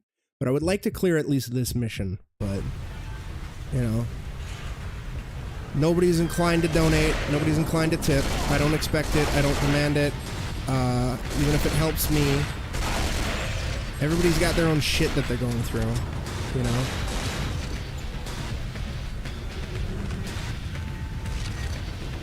Everybody has their own potential financial issue or financial crisis. And, you know, similarly, if people don't think I deserved it, then, you know, that's entirely fair, too. I don't ever want to ever under any circumstances sound like I am tip shaming or sub shaming or bitch shaming or any of that shit, because I'm grateful literally for every single cent that anybody feels I'm worthy of. Don't feel bad. Don't even worry about it. I know you've already done way too much as is, especially given your financial situation. Like, I am grateful for people who simply just view the channel, even if it's just for a little bit. Like, do I want to grow across Twitch, YouTube, Kick? Yeah, I do. I don't want to take any fucking shortcuts, though. But, you know, I'd like to grow, but I'm not gonna, like, lose sleep over lack of growth, lack of subs, lack of bits, lack of tips, any of that shit. Like, granted, it would really fucking help. I'm not gonna lie or beat around the bush. Yeah, especially in regards to tips, just because that just goes to me directly, and I can just immediately have access to it as opposed to waiting. Because like whatever Twitch money I make, I don't get it until the 15th. So like any bit or sub money, I don't get it until around the 15th of the following month. And again, I don't want to sound like I'm poo-pooing that or ungrateful, because I'm grateful for literally everything. It's just a matter of there's bills to pay, and things are always hairy. I just wish the games industry would stop being on fire and fucking hire me. But, you know, what are you gonna do? I like to think I don't sound like that, but you never know with how people sound or how people will take you. And I always feel like I have to absolutely, positively, 1,000 billion% clarify shit. Because you hear and see so many instances of people like doing, like shaming viewers for not doing stuff. Like the famous one is like, well, you know, if you can afford a cup of coffee, you can afford a sub to me. It's like, bitch, fuck off. What they do with their own money is none of your fucking business, right? If they want to give you their sub, they will. If they can afford your sub, they will. If they like watching your content and they don't want to spend the $5-6 because they want that cup of coffee, or they want, I don't know, fast food, or they want to put it towards something else, that's entirely their fucking prerogative. They're allowed to do whatever the fuck they want, you know? Like, I fucking hate those types of people. It makes me fucking cringe in my skin. Those people are fucking shit. Yeah, exactly. As Vale just said, for some people, that cup of coffee is the one luxury they afford themselves daily to get through their daily IRL grind. Exactly. If somebody wants to spend $5 on a Starbucks cup, or McDonald's coffee, or whatever, more power to them. You know, just, you gotta do what you actually gotta do, you know? Like, you spend on money for your own pleasure or bills or whatever, you know? And if you are kind enough to support a streamer, they should be internally grateful. No one should ever fucking expect anything on this platform or any platform. Like, it is a miracle, and I am eternally grateful for everything everybody has done throughout my entire time on Twitch. Like, whenever I say, hey, I am fine with people who just hop in and lurk and they don't sub and they don't chat or any of that shit, I mean it. Like, sure, yeah, I would be lying if I said I didn't want people to sub, you know, because it helps me pay my bills, especially in these trying times. Or when I had a job, it allowed me to have a little bit of disposable income, you know? But I'm not going to lose sleep over it. I'm not going to fucking shame anybody for it. I'm not going to fucking do any of that nonsense. Because, in my opinion, it's fucking nonsense. In my opinion, you're an asshole. if you try to guilt somebody for not subbing, not cheering, not tipping, not whatever. And especially given the fact that, like, when my house burned down, this fucking Twitch community helped me out considerably. Additional people helped me out considerably in my personal life, people that I knew.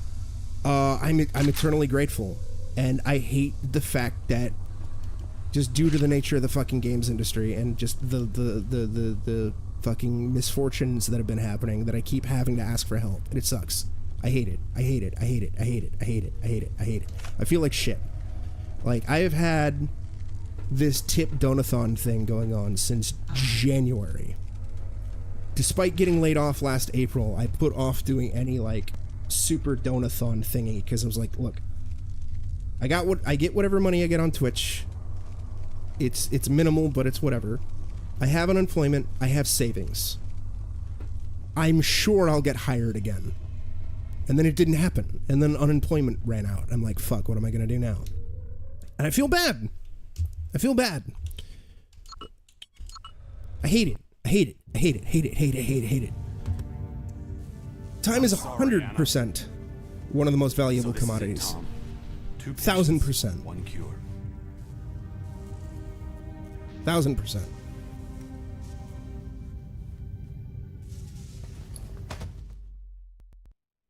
Wow. Well, Cam, what you just said makes me hate that person even more. Hansen, move it. You've got work to do and you're running out of time. What a scumbag. Let's make a deal. I get those notes, you take care of Anna. Get her out of here. You play hardball, Hansen, but you got a deal. For those on the YouTube/Kick side, when I first started using Twitch, I actually watched her. Was one of the initial Twitch recommendations before I met or found anyone, and she literally timed me out and told me if I couldn't sub to screw off and not watch her because I'm selfish. No, she's selfish, and she doesn't deserve your views. She doesn't deserve anybody's views. Fuck her. She is a piece of shit scumbag. And I would say more, but I don't know if she still streams on Twitch, and I know Twitch is very, very, protective of their higher tier people who make money, even though I don't think she should make any money, and that she doesn't deserve any money for being such an awful fucking piece of shit human being.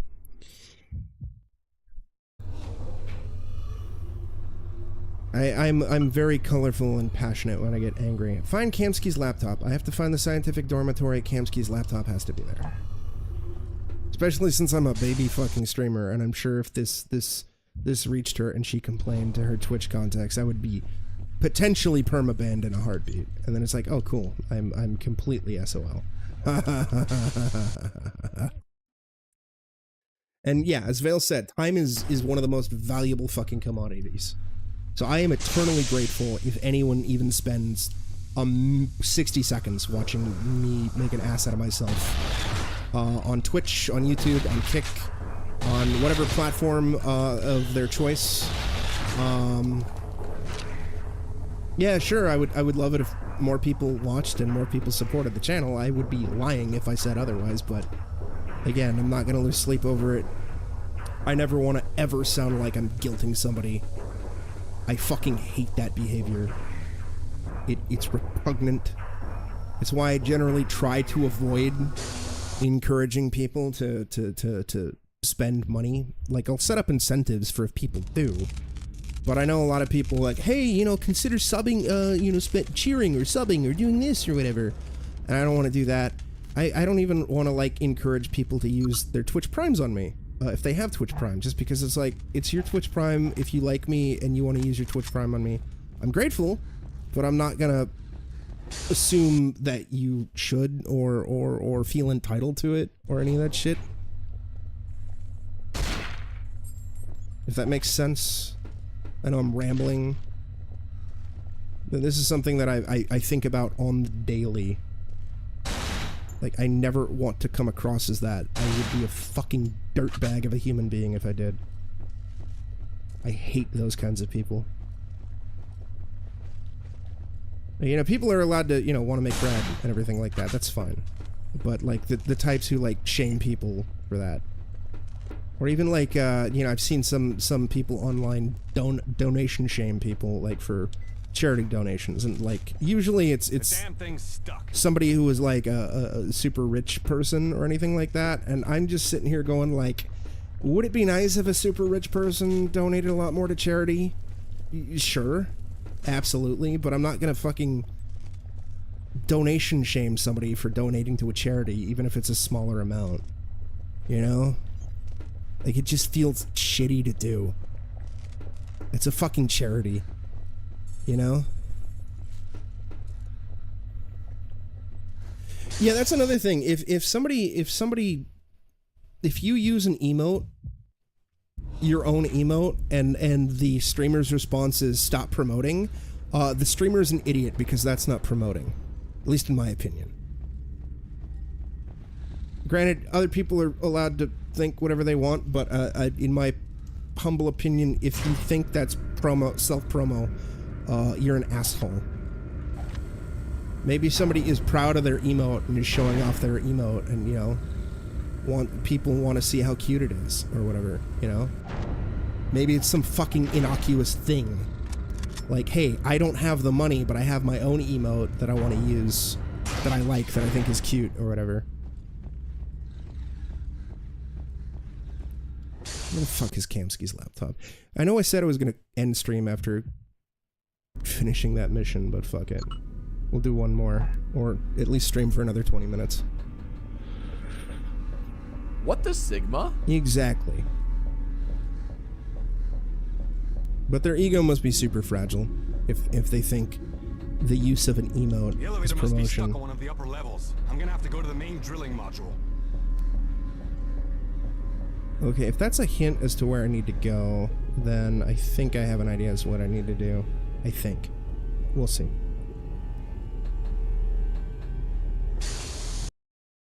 But yeah, like, when I lost everything from the fire, like, I fucking lost everything, and y'all and others helped me pull through that shit, and it was fucking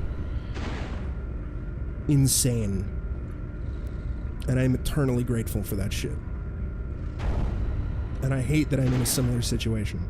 Just less severe since, you know, I actually have stuff. I don't have to rebuy shit. Well, not as much shit. There's still plenty of stuff I need to rebuy that I never got around to rebuying. I mean, if you want, I'm not going to encourage it or not going to tell you to, but, you know, if you want, I'd appreciate it. Again, I would love to grow, and I definitely feel as though my channel has hit a bit of a wall. There is, like, a substantial amount of growth during the pandemic, because, of course, a lot of people grew during the pandemic. That's fine. That's understandable.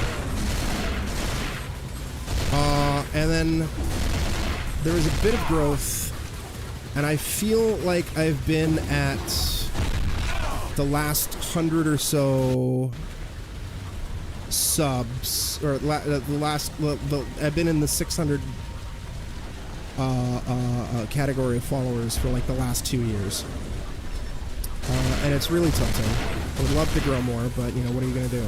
And it feels like every single time I get a follower, I lose a follower. And I'm pretty sure it's mostly because, like, those other, the channels that are, the viewers that have followed me in the past who are getting unfollowed were bots or something. That's my assumption. Or at least my hope.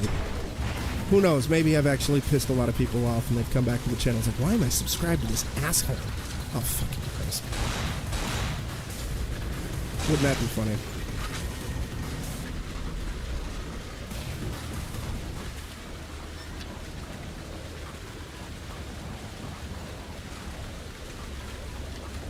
Yeah, Darkside Phil is a special breed of asshole. It's also every single time I get pissed off or frustrated at a game or like really struggle with it, I always am like, I don't want to be the next DSP. I don't want to. I feel so bad. That's why I try to like make fun of myself more whenever I get shitty in a game. Once I do that, Bennett will find a way to get you out of here. You'll die! Probably. But you'll be safe, Anna. That's what counts. Goodbye.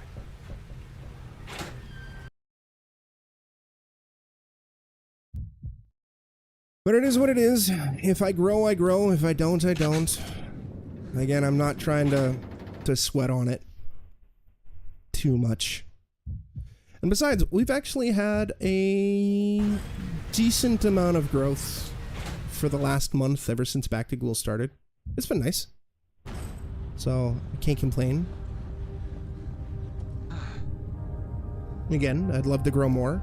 At least growth on Twitch, anyway. I don't think I've really grown that much on YouTube. And I sure as shit haven't really had much growth on Kick.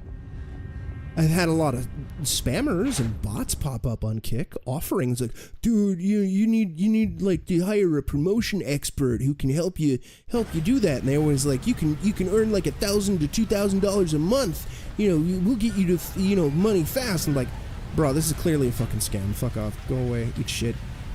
Eat shit. Eat shit. Oh, there you go. Oh no, it's spooky. Fuck you. I'm not dealing with this shit. I'm running past you. I don't even know how you climbed up here, guy.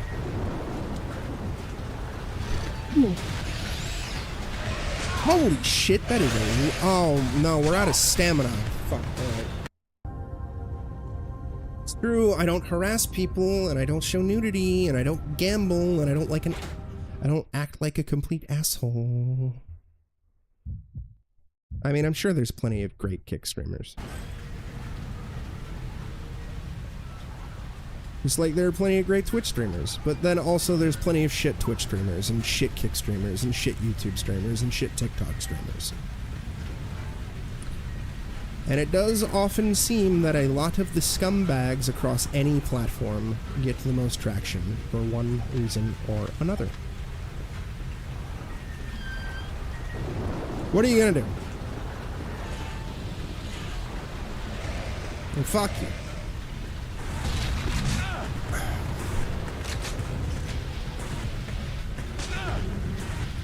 I would rather amputate my hand with a hammer than ever become a nuisance streamer. I have morals, I have conviction.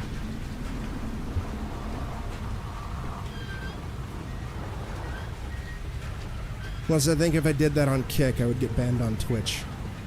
Because I'm pretty sure Twitch will ban you for stuff you do off platform.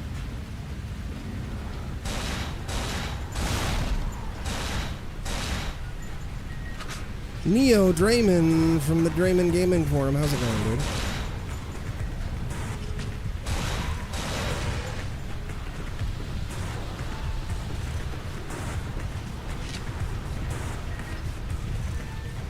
Thank you for shouting out, Neo.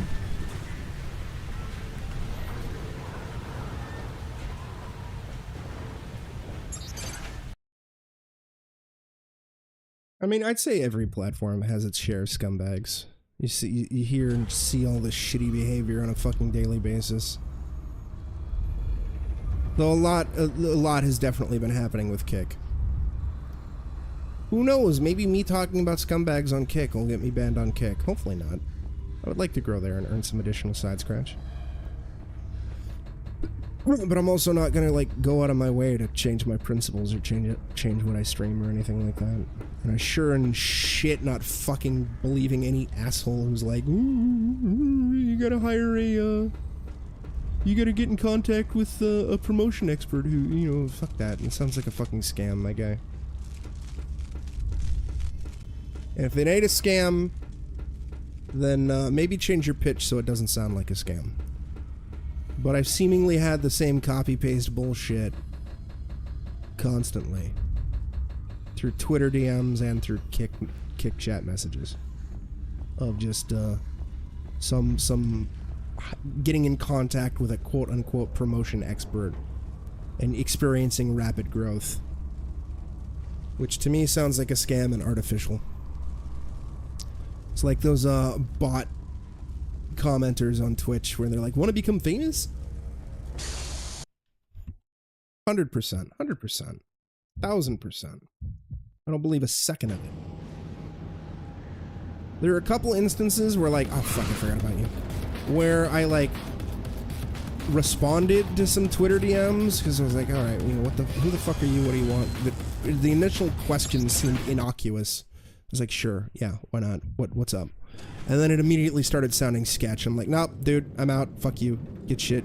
Eat shit. You're banned. You're blocked. Eat my ass. It's especially suspect when I would get a Twitter DM and they're like, oh man, I see you killing it out there. You know, you seem to be really consistent. You know, shoot me a link to your channel. It's like, bro, if you're following me on Twitter and you're saying that I'm, quote, really consistent with my content, then why aren't you following me on Kick anyway? If you want to link to my Kick channel, like it's literally posted just about every single time I go live, along with Twitch and YouTube.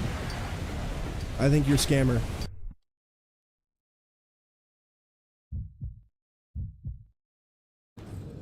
Yep, that tracks too. Oh no! I wish I still left those explosive barrels here, but whatever. Although, I did have a legitimate sponsor reach out, which was wild. I'm very confused by it, but... I haven't had any fake sponsors hit me up yet that I know of.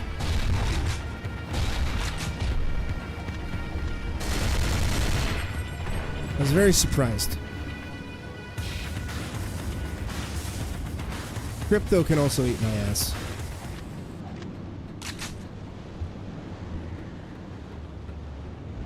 Like these fucking new meme coins and fucking all that shit. Back off. Although, real talk, you know, if I had a time machine, I would totally go back in time and tell myself to invest in Bitcoin. And tell me to invest in GameStop and AMC and all the other shit before it gets popular. Damn thing's stuck.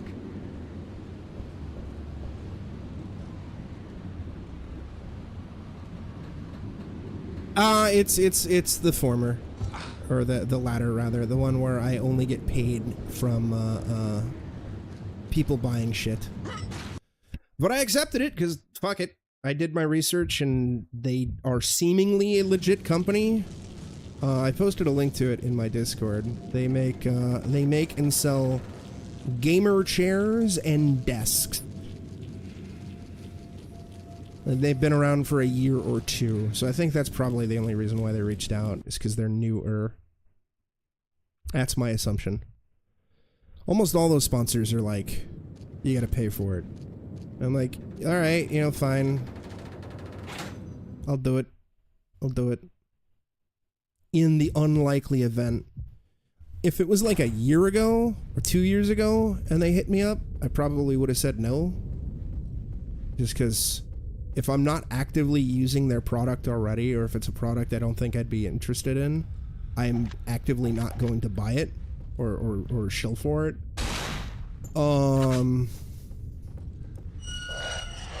fuck. Oh, I thought I cleared this out on a previous attempt.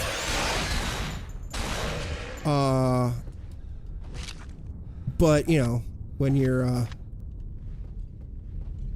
only source of income is the generosity of others through Twitch, you do what you can to try to get by. In the unlikely event somebody will buy something. I don't expect anybody to buy anything, but you know, whatever. That's like also why I did Zenless Zone Zero, for example, and Honkai Star Rail sponsorships. Although I had less success with Honkai. And I especially accepted those because of the fact that I knew Lee really liked those games. And I technically could count as a new player if I downloaded the game from my own link. A door with no handle. So at the very least, I could make a little bit of money by streaming the game myself and everything like that. Which is what happened with Honkai. I made like $50 from that sponsorship simply by just downloading the game from my own link and streaming it for y'all. And then Zenless Zone Zero, I made like $200 because I managed to get a couple people to download it and play it for a little bit.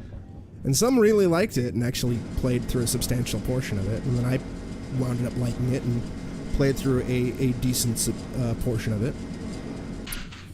And that was a neat little $200 that helped me out during those trying times back at the start of the year. And you know, $50 is also nothing to scoff at. Like, sure, would I have liked it if more people clicked the link so I could have made more money? Yeah, but I'm not going to guilt people into doing it. If people don't want to do it, they don't want to do it. It's fine. But generally, like, if I wasn't in this financial rut that I was in, I probably wouldn't have accepted the Blacklight sponsorship. That Blacklight's the name of the company, by the way. The ones who do the office chairs and desks and everything like that. My general stance with sponsorships is only accept one if it's something that I could see myself using regularly or something that I already use. Like if G Fuel reached out, I fucking 100% accept the G Fuel sponsorship. Are you kidding me? 10 billion% accept the G Fuel sponsorship. Even if Gamer Subs hit me up, because I've had a couple things of Gamer Subs before. 100% accept that. Something I could 1000% see myself using, or already am using. If I got an Audible sponsorship, right? Audible is a product that I actually used fairly often years ago when I had money and a lengthy ass commute, you know?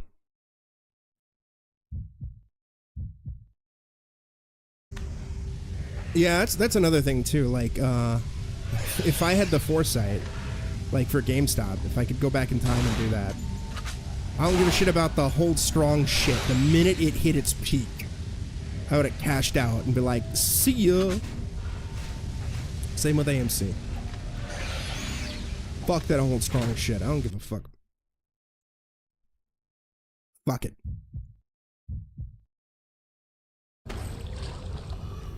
But it's got to be something that I ideally would use. That's my normal criteria. Under better circumstances. It's also like why I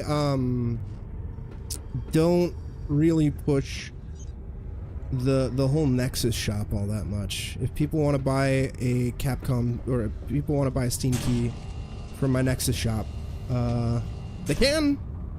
I'd be grateful because I get a piece of the commission and everything like that, but I don't want to push shit or it forces people to spend money. Where the fuck am I supposed to go? I have to find the scientific dormitory. Kamsky's laptop should be there. Granted, I will be ending stream relatively soon, but because it's 3 o'clock in the morning and I need to go to bed. It's giving Project 2025. No, ReactBot, no. No, bad ReactBot. Where the fuck is Kamsky's laptop? Yeah, we got back to Anna. No, what, oh, this is, oh, we actually did that apparently. So there's part 6, 7, 8, and 9. So we have 4 missions left. Let me just figure out where this is on the guide and see if there's a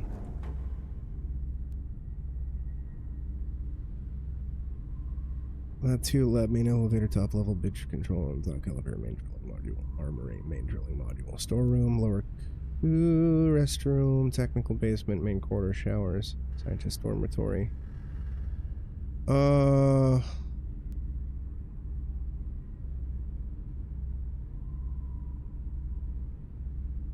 it seems like we still have a sizable chunk left in the game. Sounds good, Cam. I'm gonna crash out now too, because again it's 3 o'clock in the morning, and we have done. Granted, there was a gap in between shit, but we have collectively done 12 hours of streams today. 12 and a half hours. But thank you all for stopping by, and Coolio, thank you for the sub. I sincerely appreciate it. I will be back later today for more bullshit. I was hoping to beat Cold Fear today, but oh well. In the meantime, I'm gonna send you all on over to Flower Please, who's doing some Dead by Daylight. I don't know how much longer she'll be at it, but she'll be at it hopefully for a little bit.